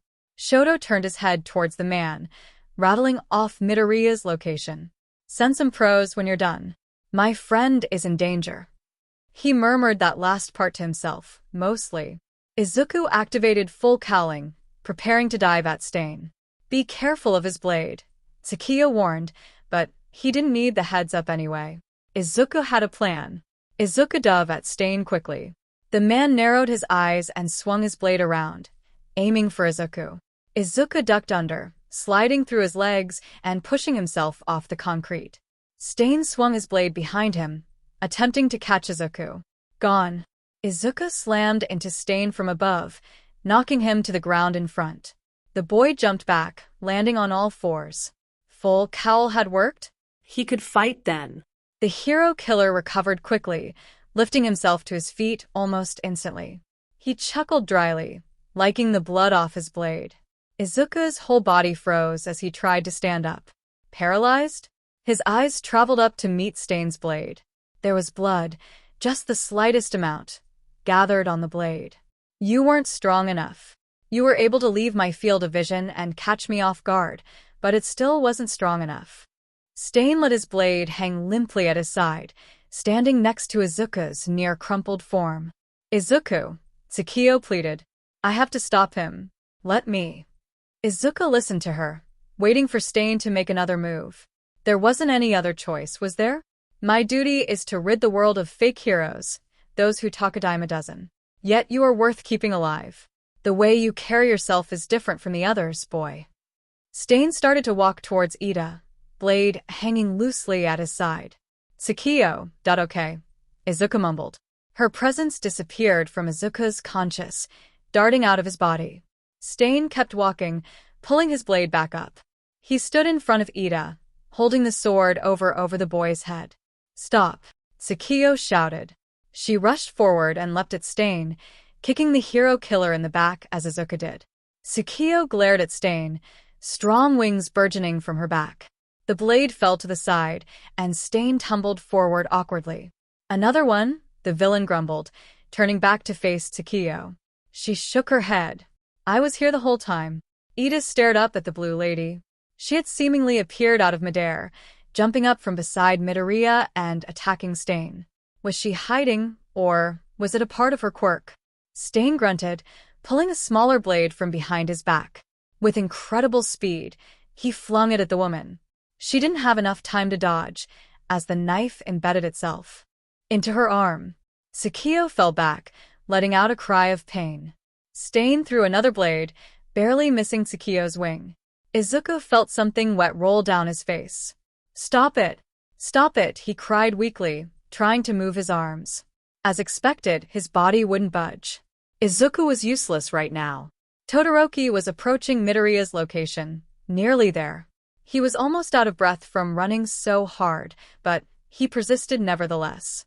If Midoriya truly was in danger, Todoroki would never forgive himself if the boy was killed because Todoroki stopped to catch his breath. Stop it! Stop it! Midoriya's voice. He sounded like he was in pain. Was someone hurting Midoriya? Todoroki picked up the pace, eyes rapidly scanning the area. He got a glimpse of what he was looking for, skidding to a stop. Bingo! Tsukio jumped back towards Izuku, pulling the knife out of her limb. She threw it to the side, grunting. Fire lit up the alleyway, aimed at Stain. The hero killer jumped up and away, narrowly avoiding the flames. Todoroki stood, his left side alit. He held up his phone, the glow of it barely visible. Midoriya, you have to be more specific in a time like this. The boy gestured towards a cell. I could have been late. Stain let out a frustrated noise. More and more distractions. Todoroki stomped on the ground, attempting to trap Stain. The hero killer avoided it, jumping above the attack. Instead, the ice lifted Native and Izuku. Tsukio latched onto Izuku, merging with him again. Todoroki dove forward, blasting fire towards Stain. Simultaneously, the flames melted his own creation into an ice ramp, which the hero and Izuku slid down behind Todoroki on. I'm not letting you kill these guys, hero killer. Todoroki stood in his battle position. His tone wasn't exactly angry yet, but it was nowhere near calm. Passionate almost. Todoroki-kun, Izuku mustered out weakly. Don't let him cut you. That's how, but he got us. Stain clicked his tongue in annoyance. He flung a blade at Todoroki, which grazed the boy's cheek. Using that as a distraction, the hero killer rushed forward, hailing a sword into the air. He grabbed Todoroki by the collar of his costume, pulling his face forward and running his tongue along his cheek. Todoroki grunted, blasting Stain away with his fire. The sword missed, clanging onto the concrete. Too close, Todoroki grumbled. He used his ice to force the hero killer back, but the man used his sharp blades to cut through the creation. The boy brought out his flames again, pushing Stain away. I'd have to do this. Ida rasped quietly. I inherited my brother's name. This is my duty. Todoroki shot another unsteady burst of fire to keep Stain away. Inherited your brother's name? Odd. The ingenium, I knew, never had a look like that on his face. Todoroki built pillars of ice, hiding he and his companions from Stain's vision. Izuku whimpered weakly on the ground.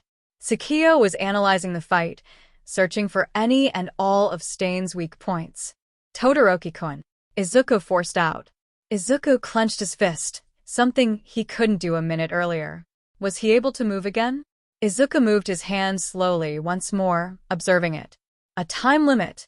Stain cut through Todoroki's ice with ease, to block a view of an opponent faster than you'd foolish. Todoroki bared his teeth, flames alighting on his left. As quickly as they arrived, they disappeared. Two of Stain's blades buried into Todoroki's limb. Stain had used that as a distraction, leaping up and over native. The hero killer kept his blade pointed towards the man, a feeble attempt to rid the world of the fake. No. Izuku shot up, full cowling coursing through his veins. He latched onto the back of Stain's shirt, dragging him along the side of the building. Midoriya! Todoroki called after him. Stain elbowed him in the gut, hard enough for Izuku to lose his grip. Izuku dropped to the ground as One for All subsided, face planting into the concrete. Midoriya! Move! Izuku whipped his head up just in time to see pillars of ice approaching. He ducked and rolled to the side, scrambling to Todoroki. Izuku gagged, crouching at Todoroki's side. Izuku turned his head to face Stain. I'm free, but I can only think of 3 reasons why. 1. It's less effective with so many people. 2. How much blood he ingested depends on the limit, or 3. Blood type. Blood type. Native piped up for the first time. I'm type B. I'm A, Ida responded. Stain clicked his tongue and grinned evilly. Blood type is right, kid. You're smart. Izuku turned around all the way, still crouched. Knowing about his quirk really doesn't do much for us. Todoroki glanced at Izuku from the corner of his eye. Right. I would have liked to get those 2 out of here and get away, but it doesn't look like it'll come to that. The most we can do right now is hold out until the pros get here. Izuku stood to his full height, eyeing Todoroki's injuries. You've bled too much. I'll get in close, and you'll support me from the back. It's all we can do for now. Todoroki was silent for a moment. That's dangerous, but I can do that. Will you be fine like that? Izuku shrugged. Right now, I'm 2 people in 1 body. You, and I can hold out. Todoroki gave Izuku a once-over. 2 people in 1? What was that supposed to mean? Izuku activated full cowl alongside Tsukiyo. She was already strong connected with Izuku, but One for All enhanced her abilities further. The quirk was an enhancement type, making a simple person into a superhuman if their body was capable. It was no wonder One for All was meant to be kept a secret. People would fight tooth and nail for something of the sorts. 2 against 1? Stain observed. Doesn't seem like it'd be easy. Izuku jumped away from Todoroki, bouncing up and off the alley's walls. Todoroki sent off ice to support his friend. Ida, I've been worried about you since I heard the news about your brother. The face you made back then at the station, the look in your eyes, it reminded me all too well of myself. I personally know what the face of someone built on pent-up resentment looks like. Izuku bounced off a wall and swung a fist toward Stain, just barely missing. The hero killer swung his blade, but Todoroki defended Izuku with his ice. After the festival, I went to visit Mom. I had told her everything about what happened. I even told her all the harsh things I said to Midoriya and what he told me. Somehow, she was still really happy to see me. She accepted me with a assuaging smile and told me she missed me too.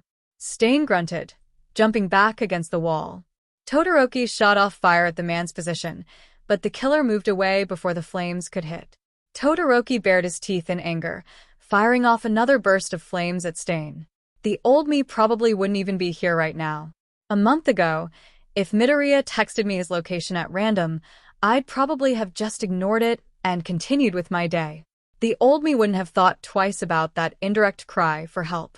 Yet somehow, just those few words changed my outlook on life. And if it weren't for Midoriya being so persistent back then, I can't help but think you'd both be dead by now. Todoroki swung his left arm, directing his flames away from Izuku to protect him. Izuku leapt forward to attack Stain. Arm reeled back in a punch. Stain swung his sword, slashing deep into Izuku's calf. The boy cried out, crashing into the wall. Midoriya! Todoroki blasted his fire at Stain to prevent the hero killer from touching Izuku. Izuku's eyes screwed shut, and he appeared that he wouldn't be getting up anytime soon. Stain liked Izuku's blood off his blade, paralyzing him. I'm sorry, Todoroki-kun. The old me probably wouldn't have chosen my father's agency to intern at either. I haven't forgiven him for what he's done. Really, I don't think I ever will. I don't plan on it. But I needed to see and experience up close what it was like for him to be number 2. I had to accept that fact. While I was at it, I realized I should probably learn from things from him too. He's a scumbag, but he's not number 2 for no reason. Please. Ida pleaded from the ground. Stop, I can't. Todoroki knit his brows together. If you want us to stop so badly, stand the hell up. He shot more flames past Stain, attempting to keep the man at bay. Izuku was at risk all the way over there, but there wasn't much Todoroki could do to help him besides this. Todoroki shot large pillars of ice at Stain, hiding he and Ida behind it. Ida sobbed from beside Todoroki, whispering unintelligibly to himself. Stain slashed through Todoroki's creation, slicing the ice to pieces. The hero killer dodged the next spout of ice, flying over it. Todoroki erupted into flames once more. Look properly at what you want to be, Ida. Fire shot toward Stain, trying to force him away. The fire didn't stop Stain for long. His blade was withdrawn in front of him. The hero killer dove at Todoroki again, once again having to dodge Todoroki's flames. I set my sights on becoming a hero because of my older brother, Ingenium. What kind of hero am I if my friends had to bleed for me? What kind of hero am I if I can't see what's around me? Ida began to feel the feeling returning in his hand. He clawed at the ground in a weak attempt to make a fist. Right, Izuku called. Stain dove to the right of Todoroki, the boy directing flames at him a moment later. Stain rebounded off Todoroki's ice and hopped away. Stain ran through Todoroki's ice creations, approaching the boy. Todoroki sent a jet of flames in front of him, which Stain avoided with ease. Ice and flames. Todoroki bared his teeth. Dodge this. He formed pillars over pillars of ice, all trying to stop and slow Stain in his tracks. The hero killer persisted, jumping through and avoiding all of them. You rely too much on your quirk. It's foolish. Izuku's eyes widened. Stop it. Stain's blade was held upright.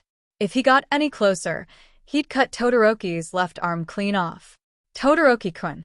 Izuku cried, attempting to move.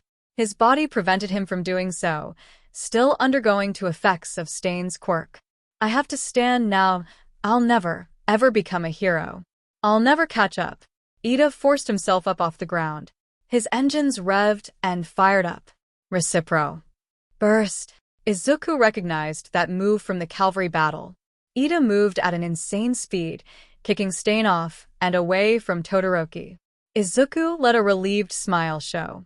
Ida-kun. Ida bent over, facing the concrete. Midoriya-kun, Todoroki-kun, I apologize. Izuku scrunched up his nose. Don't say that, Ida-kun. Ida finally stood all the way up. I won't allow either of you to bleed anymore. Ida's face was pulled into a grimace, brows tilted angrily, and eyes narrowed. Stain towered ominously several feet away from Izuku, holding half of a blade.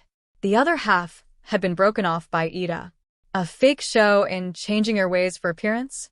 A person doesn't change so easily. You are still a fake that acts on personal grudges and cannot see those around you. You are not a hero. Todoroki glowered at the hero killer. You are a man living by strict and murderous ideals. Don't listen to him, Ida.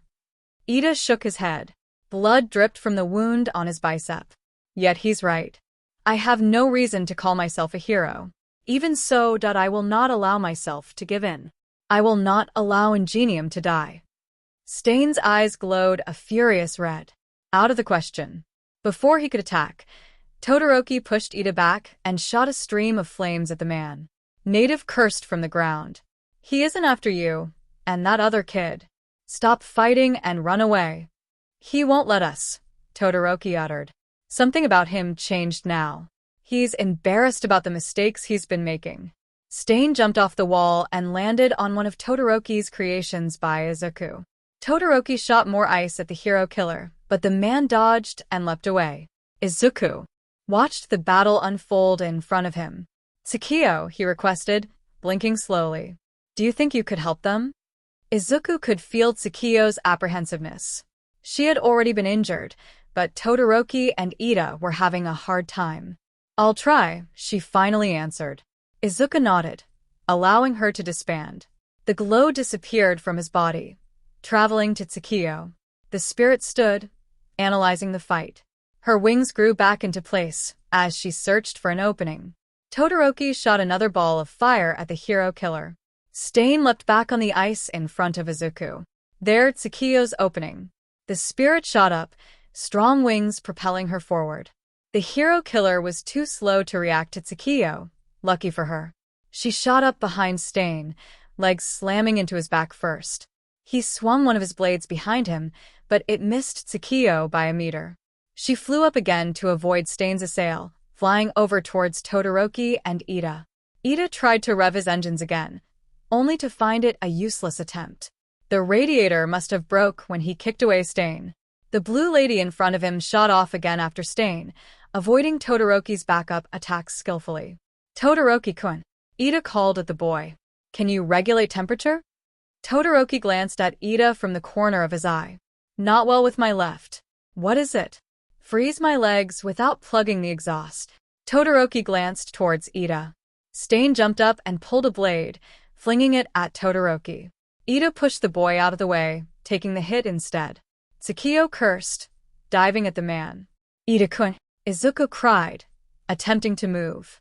His body lurched forward, surprising him. You stop too. Stain flung a knife at Izuku. The boy's eyes widened as the sharp end darted towards his face. He wouldn't have enough time to dodge. Tsukiyo moved in front of Izuku, blade intended for Izuku embedding itself into Tsukiyo's shoulder. Tsukiyo! The fire blew away as Todoroki focused on Ida. Hurry up! Izuku pulled himself to his feet, leaning against the wall. Tsukiyo wrenched the knife out of her shoulder, tossing it to the side. Are you alright? Izuku asked, pulling his foot up. Tsukiyo nodded, rubbing at the wound. He's fast as F dashed. Izuku gasped as he tried to maneuver himself with the wall. The cut on his calf was deep, dripped blood lost on his matching sneaker. His eyes traveled upwards, glancing at the hero killer. He had to do this. He activated full cowling, his entire body lighting up and crackling with green sparks. Tsukiyo glanced back at him, eyes going wide before nodding, understanding his ulterior motive.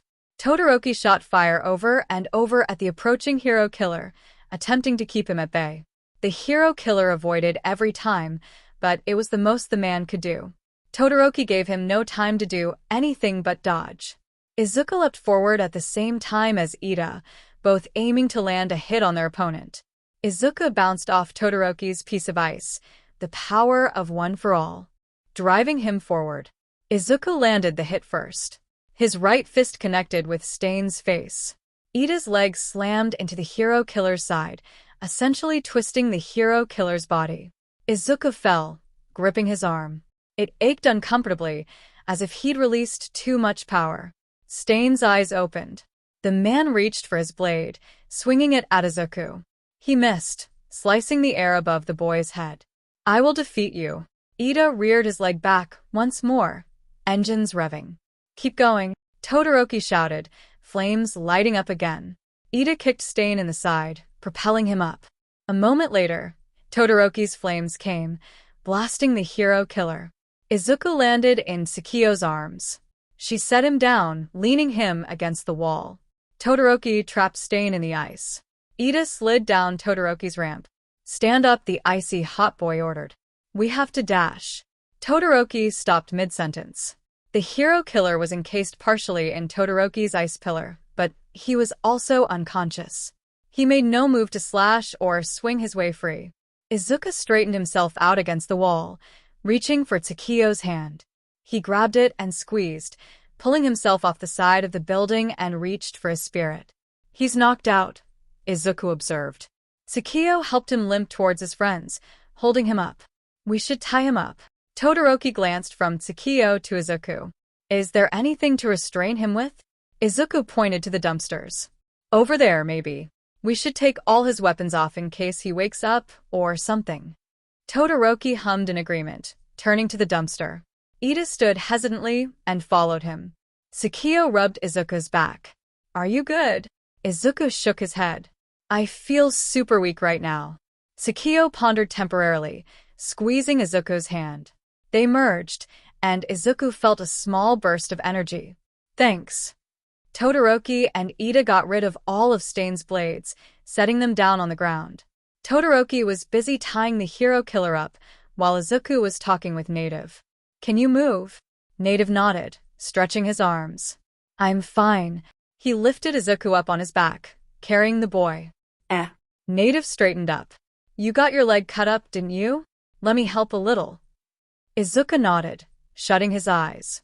Native started to walk out to the valley, carrying the small boy on his back. Todoroki finished tying up Stain. There's a lot of strange things in garbage bags, the boy commented, tugging the rope connected to Stain's binds. I'll pull it, Ito offered, reaching for the rope. Todoroki pulled his arm away. No. Your arms are messed up. I'm doing it. Todoroki turned and began to drag Stain out of the alley behind him. I'm sorry, Native started. I'm a pro, but there really wasn't much I could do for you guys. Izuku leaned into the hero's hair, face buried into the man's shoulder. It's fine, Izuku mumbled. Sakio was oddly silent for now, yet Izuku could still feel her presence. I don't think anyone in your position would have been able to do anything. Todoroki's eyes fell on Izuku. Even if it was 4 of us against him, we barely got out of it. He forgot about Midoriya's time, and that other hero caught him by surprise. The guy also couldn't deal with Ida's last move either. The 5 of them stepped out on the street. Speaking of which, where did that other hero go? Todoroki asked, glancing around. There was no blue lady in sight. Oh, that wasn't Dash. Hey, kid, what are you doing? Izuku was interrupted by Gran Torino across the street. Gran Torino?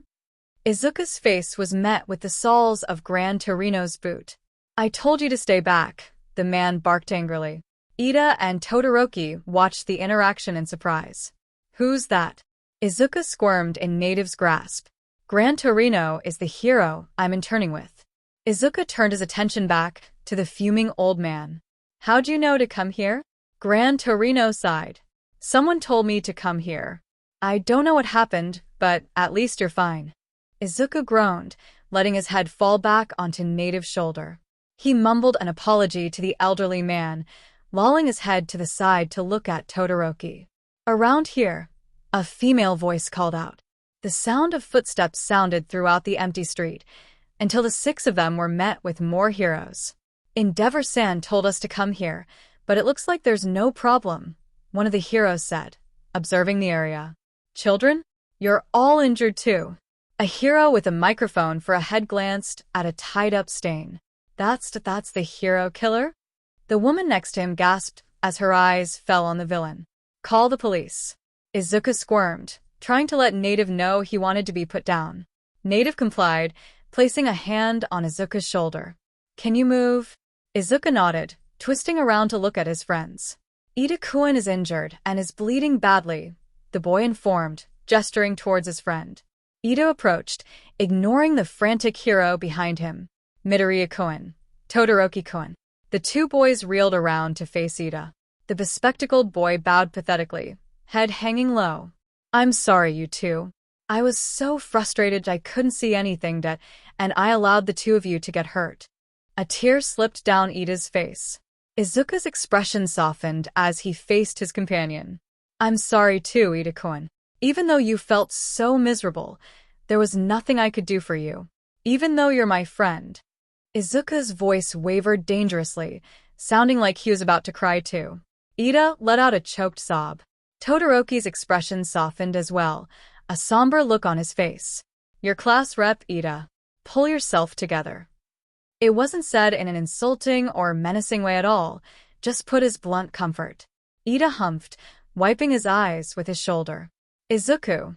Sakio made her presence clear again. Something's coming. Get down. Gran Torino warned as he took sight of the flying Nomu. Izuku gasped as the thing headed straight towards he and his friends. Izuku turned, shoving Todoroki to the side. What are you, Dash? The winged Nomu grasped onto Izuku's sides with his claws, tearing him away from his friends. Todoroki's head snapped up as he watched his friend be snatched away by the creature. A splatter of blood landed on one of the hero's cheek. A tongue darted out and licked it off, paralyzing the victim. He got free.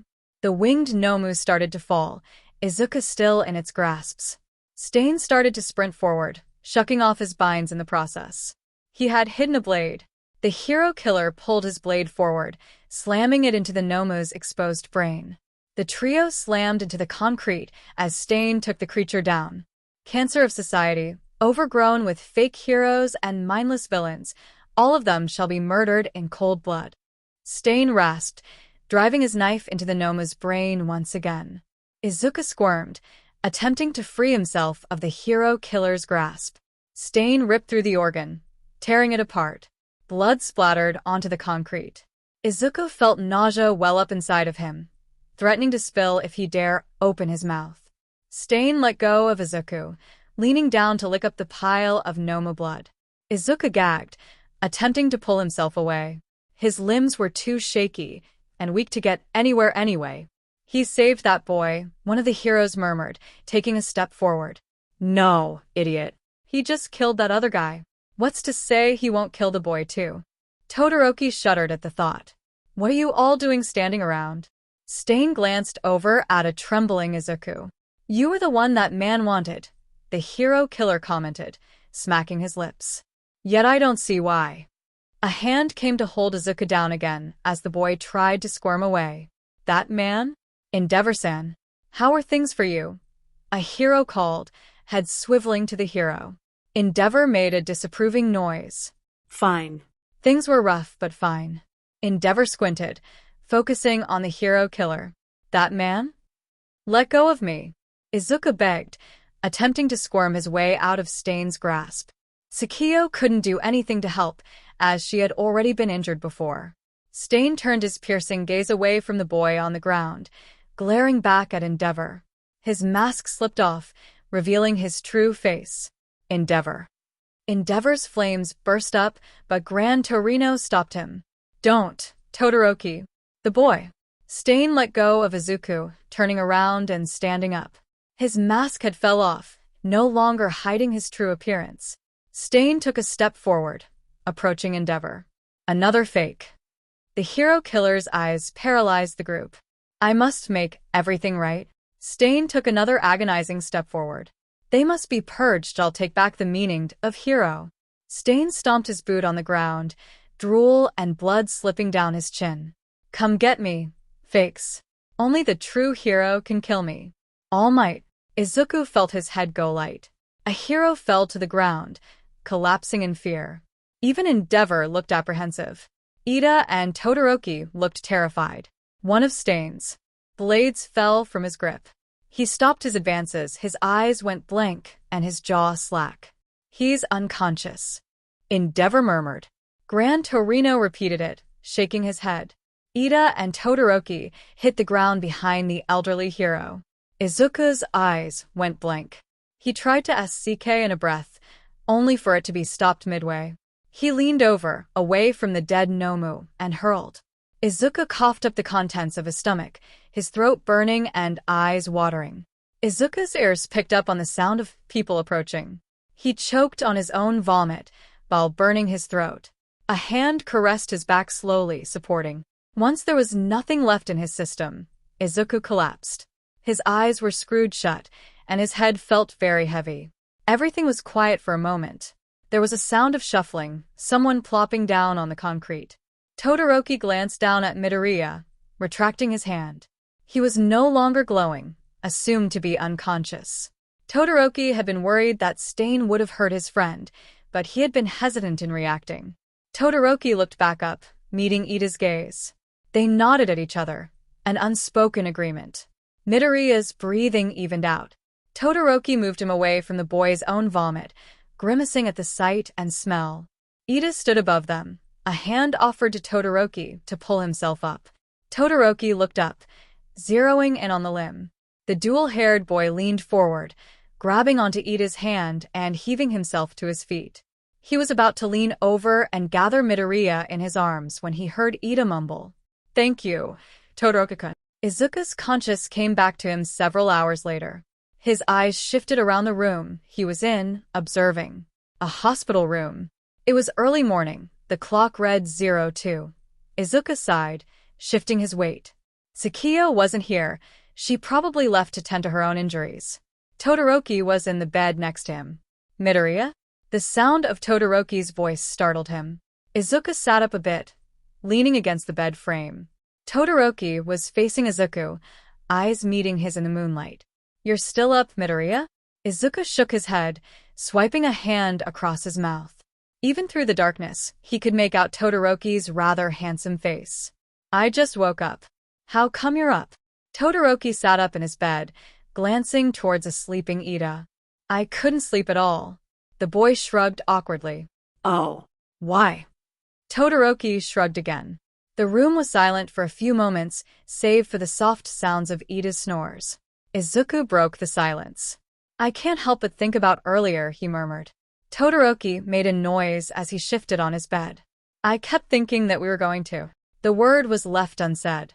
"And then you showed up and saved us all." Izuku sighed, letting out a cough. "There's no need to think about what could have happened, Midoriya," Todoroki replied.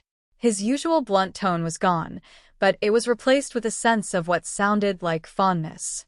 Izuku, still groggy and confused, liked hearing this side of Todoroki. There was a pause before he added, "I'm glad I came, though." Izuku hummed. "Me too." They fell into silence again. Izuku tossed and turned on his bed, unable to get comfortable. It was another thing he hated about hospitals, uncomfortable beds. Going against Todoroki's words, Izuku thought about the fight earlier. When Stain had held Izuku down, he had said something to him. Something about a man. What had that meant? Todoroki-kun? Todoroki's bed ruffled, and his face appeared again. "What? Can I ask you something?" Izuku asked apprehensively. Todoroki sat up on his hands. He hummed in agreement, gazing at Izuku. Izuku began. "Back when Stain was holding me down, he said something to me." Izuku glanced up at the ceiling. Todoroki nodded, a silent urge to go on. Izuku continued. "He said something about a man wanting me. I was the one that man wanted, is what Stain said." Izuku looked over at Todoroki, who was staring at him concernedly. There's a man that wants you?" Todoroki interjected. Izuku nodded apprehensively, confirming. "I guess. I don't see why anyone would want anything from me, but..." Izuku trailed off, gesturing to himself. "That's what Stain said? So the man that said that probably has a connection to Stain. That's not good." Izuku shifted uncomfortably in his bed. Yeah. "We should tell the police about it," Todoroki suggested. He gestured uselessly to the ceiling. Izuku didn't respond, rolling over in his bed, facing away from Todoroki. He would tell All Might the next time he saw the man. "Midoriya?" Izuku yawned, rubbing at his eyes. "Huh." Todoroki hesitated for a moment, before answering goodnight. Izuku pulled the blanket over his shoulders. Silence filled the room once more. Todoroki gazed at the boy in front of him. Hours ago, all three of them had been fighting for their lives. Compared to then, the silence here was a solace. In short, Todoroki had been terrified. Despite the fact that he hasn't known neither Midoriya nor Ida that long, Todoroki had no idea what he'd do without them. Midoriya had practically been his first friend, and Todoroki had been more than a little scared that there would have been just one slip-up, just a small mistake, and it would be all over. Even if it hadn't come to that, there was still a what if. What if Todoroki never came? What if he wasn't fast enough, and his friends' lives had been placed into the hands of a murderer? What if Ida hadn't gotten up and saved him? What if Stain never broke free and saved Midoriya? Todoroki had been the one to tell Midoriya not to dwell on it, but here he was. The thoughts couldn't escape his mind for the love of God, and it was frustrating. He shouldn't think about what could have been, but what had been. There was no way to change the past, yet Todoroki's head couldn't stop spinning with every violent and mildly depressing thought. Maybe a month ago, he wouldn't have cared about the well-being of Midoriya, Izuku, and Ida. Tenya. Yet in so many ways, Todoroki was glad he was not the man he was just a few weeks prior. He would have fought Stain all over again if it meant Midoriya and Ida would make it out unscathed. There was a shuffle. Todoroki tore his eyes away from the form in front of him, opting to focus on the pattern of the ceiling panels. A groggy voice replied to his earlier message. "Good night, Todoroki." With a metaphorical snap of the fingers, Todoroki's disturbing thoughts went out like a light bulb. Midoriya's somewhat tender and benevolent voice had ceased his brain's nonsense. How assuaging. Izuku awoke to the sound of Ida and Todoroki talking quietly amongst themselves. His senses were too fuzzy at the moment to decipher what they were saying, so he gave it up pretty quickly. Izuku shifted in his bed, sitting up and rubbing the sleep from his eyes. "Were you able to sleep, Midoriya?" Todoroki asked, fiddling with his hands. Izuku swung his legs over the side of the bed, leaning over and yawning.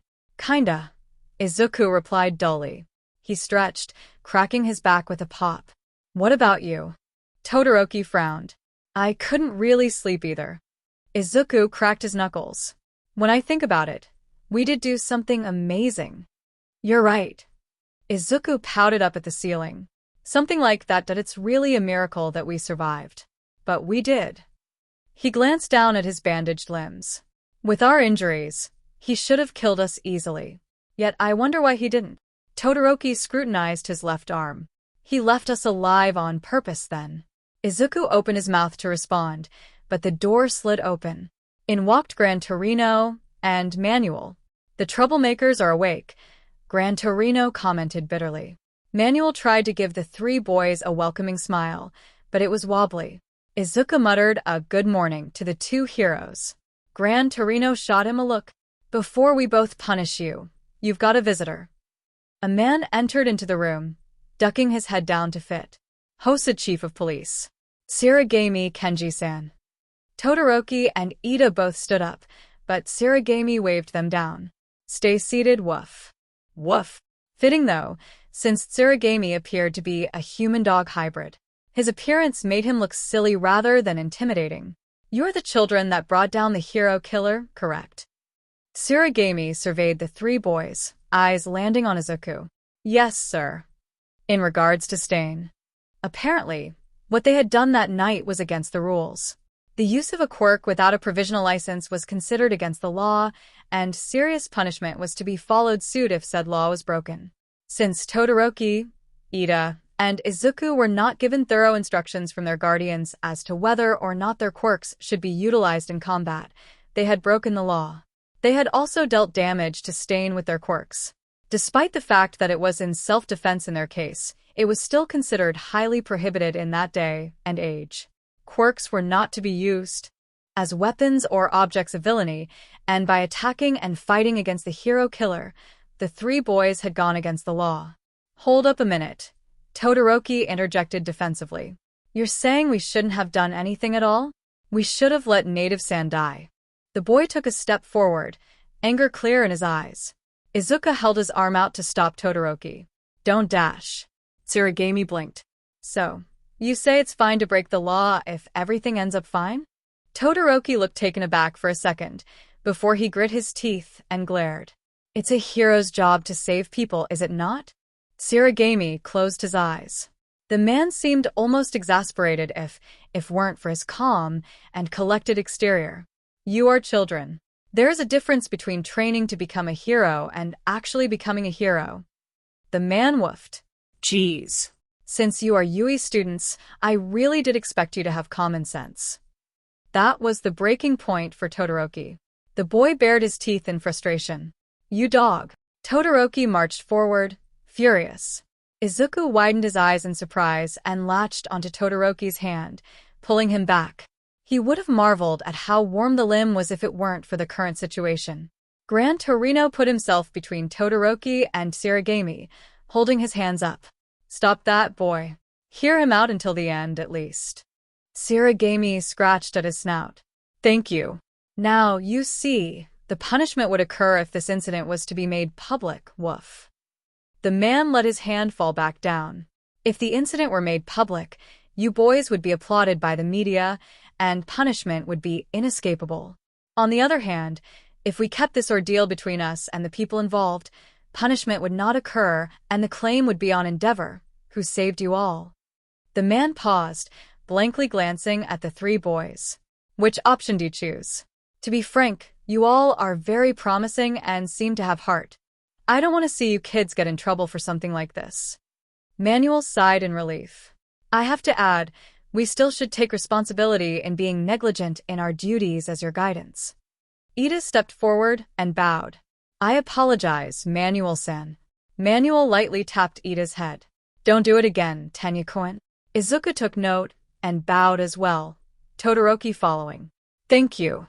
Tsurigami looked pleased with the boys' actions. Because of rules and restrictions, you boys will not receive the praise you deserve. But as someone who values and respects the act of heroism, Tsurigami followed Ida's initial action, taking a bow towards the teens. I would like to say, thank you. Todoroki tore his eyes away, his ears a slight shade of pink. You should have started with that. Izuku smiled at him. Oh, Todoroki-kun. Tsurigami stood back up and nodded at the teens. I'll be going then. Thank you for your time, boys. The man turned and exited the room. Gran Torino gave each of the teens a final, stern glare and retreated, as well as Manuel. Midoriya, Todoroki said. What is it, Todoroki-kun? You can let go of my hand now. Deku-kun, I'm glad you and Ida-kun are okay, came Uraraka's voice. When you sent that message last night, I was really confused. I'm sorry. It's fine, Uraraka-san. I couldn't get a hold of anyone while it was going on, so that was the most I could do. There was a sigh. You three should rest. You've been through a lot. You can tell me about it later, Deku-kun. I will. Bye. Izuku hung up. He stared at his phone for a few more seconds and then shut it off. Izuku sighed, adjusting his crutch. Tsukiyo had yet to return. Her injuries did look bad, but she usually returned by morning. Unless there was something she needed to do, Tsukiyo usually was never gone so long. And she hadn't been outside, so she still must be out in her own realm. Izuku waltzed back into his shared hospital room. He pulled open the door, awkwardly staring up at Todoroki. Midoriya. Ida just came out of his examination. Oh. Izuku pulled the door shut behind him, limping over to his friends. Ida-kun? Ida didn't look up. The doctor says my left hand may as well have long-term damage. Actually, both of my arms had taken a lot of damage. Yet the left had been more severe than the right. Ida looked up at Izuku. His smile was full of uncertainty. It won't be too much on me. I'll have a hard time moving my fingers and hand, but it can be healed later on with a nerve transplant if I wish. Ida sighed, his head falling back down. Back then, I couldn't see anything except stain. I probably should have gotten Manuel-san or someone else to come with me, yet I didn't. I had been so angry, I couldn't focus straight. He paused. I hate him. I never will feel anything but hatred towards him. But that night, he was right about me. Ida's eyes traveled down to his arms, encased in casts. Until I grow stronger and become a hero, I think I'm going to leave my arm just the way it is. To serve as a reminder of last night. Even though you're my friend. Izuku pulled his face into a frown. It had been his fault that this ordeal had happened, technically speaking. If he had been a little more caring, a little more supportive, Ida could have listened to him. Izuku opened his mouth to apologize, but nothing came out. Ida had already accepted this fate. Nothing he says will change Ida's mind.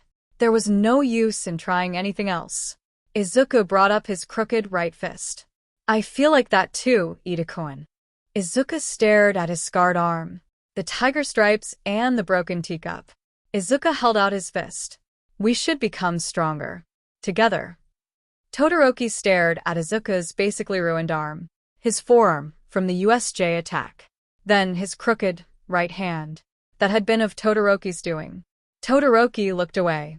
I feel bad, he muttered, focusing in on his hands. Izuku and Ida broke their intense bonding moment to look over at their friend. Why is that, Todoroki-kun? Todoroki seemed to be in a cold sweat. Well, that when I get involved, people always mess up their hands. Like yours and Ida's. I'm the hand crusher. Izuku and Ida were silent, for barely even a moment before they broke out into giggles and snorts. Really, Todoroki-kun? Izuku tried to muffle his laughter with his hand, but it was no use. The hand crusher? Todoroki tried to keep a grin at bay. I'm serious. Ida shook his head and snorted.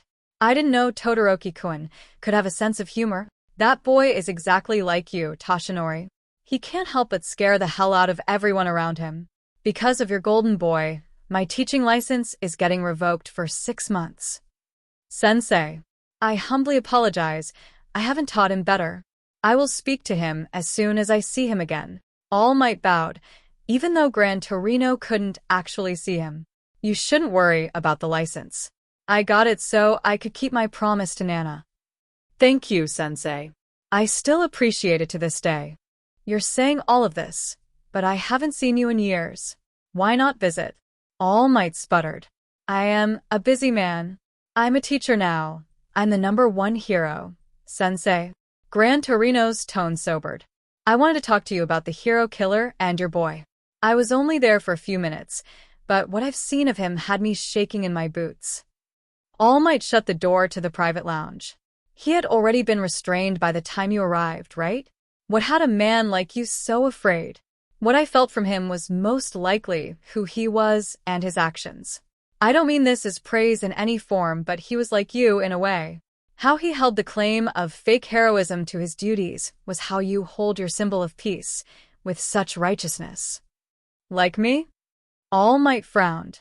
Since his arrest, it's a no-brainer that he'll be all over the news.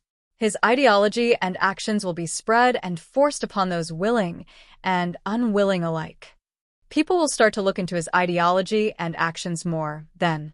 More criminals with the same beliefs as him will most likely appear, but I don't believe they'll all come out at once. We will still be able to take care of them, correct? That's where I believe the League of Villains will make their way into the world.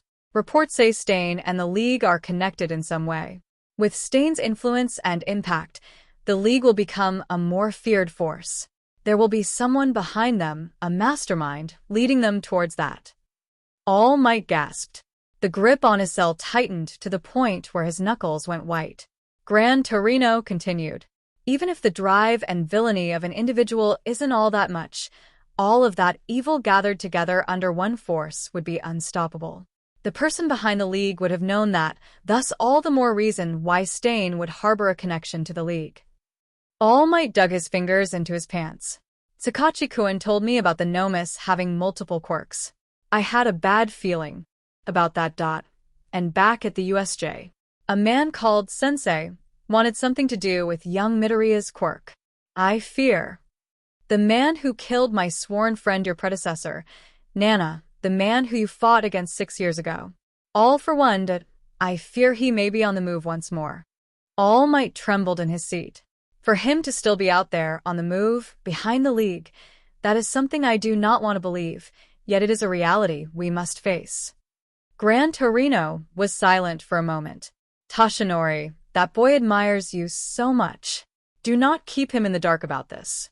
If Sensei is who you and I believe he is, that boy is in grave danger. Midoriya. Izuku rolled over in his bed to face Todoroki. It was almost an exact copy of the night before. Earlier, Ida had left to go back to his parents' house. It was just Izuku and Todoroki then. Yes, Todoroki-kun? Do you remember that hero that was with us that night? Izuku thought for a moment. Native-san. Todoroki shook his head. No. The blue one that had wings. Do you know what happened to her? The blue one with wings? Oh, Todoroki was talking about Sakiyo. Of course, he wouldn't have recognized her. That wasn't a hero, Todoroki-kun. That was... Izuku hesitated for a moment. There were only a couple of people that really knew about his quirk. Inko, All Might, Uraraka, Sue, and Mineta. He doubted the last two remembered, but Izuku had basically made his first quirk a sworn secret. Growing up, no one had really believed him, as he presented as quirkless, when others had already manifested their quirks. Kids had thought he was a liar or being ridiculous, so Izuku opted to keep it a secret. Midoriya? It's my quirk, Izuku blurted. He face-bombed mentally. Todoroki sat up a bit on his hands, staring at Izuku. Your quirk? I thought you could just grow wings or something. Todoroki sounded very confused. Izuku sighed. Also, wasn't that a person? Does your quirk have more than one ability? Izuku huffed, sitting up in his bed.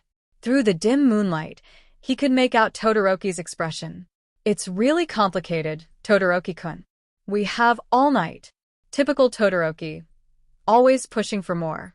Izuku contemplated on telling Todoroki everything, but there was nothing negative about sharing his so-called secret. Todoroki was a great friend, and he had his fair share of weird things. Izuku could trust him. With a huff, Izuku explained his quirk. He left out nothing, from his time limit to the drawbacks. From Tsukiyo's limits to her spirit realm. Todoroki seemed extremely intrigued the whole time. So there's a spirit that only you can see most of the time. And it's your quirk. Izuku nodded. And it's always around? Izuku shook his head. No. She leaves if she's injured to tend to her wounds. Or if she has an errand she needs to run. That's all. Todoroki flopped down onto his bed. That's complicated. Most quirks are pretty simple. Like Azui. Izuku nodded. So that's why you were bleeding during our match. Izuku nodded again. Yes. It wasn't fun. I see. Todoroki was silent for a moment. I could have killed you. You're my friend, even though I could have killed you. Izuku let out a tiny huff of laughter. Sure, Todoroki-kun. Whatever helps you sleep at night. I think that would keep me up at night, Midoriya. 2 days after the Hosu incident, Stain was all over the news. Reports from the police read that 3 high schoolers and 7 pros had encountered the hero killer, and that Endeavor handled the situation after being called in. Just as Tsurigami said, Izuku, Todoroki, and Ida's names were not made public. The attention they would have received had been directed to Stain and Endeavor respectively. Izuku was alone in the hospital room. Todoroki had left earlier that day. I'm going back to working with my father. To Endeavor? Yes. I should learn as much as I can from him. I want to see his expression when he sees me for the first time since the incident. I imagine he'd be embarrassed knowing we were the ones to take down the hero killer. Todoroki leaned back at the door. I'll call you later. Bye. With that, he was gone. Izuku laughed. Todoroki-kun, you sure do hate Endeavor, don't you? Thank you for taking care of me, Gran Torino-sen. Izuku stood at the bottom of Gran Torino's staircase. His internship was over now, and he would return home. Tsukiyo had returned home, as well, home being Izuku. She leaned on Izuku's shoulder and waved too.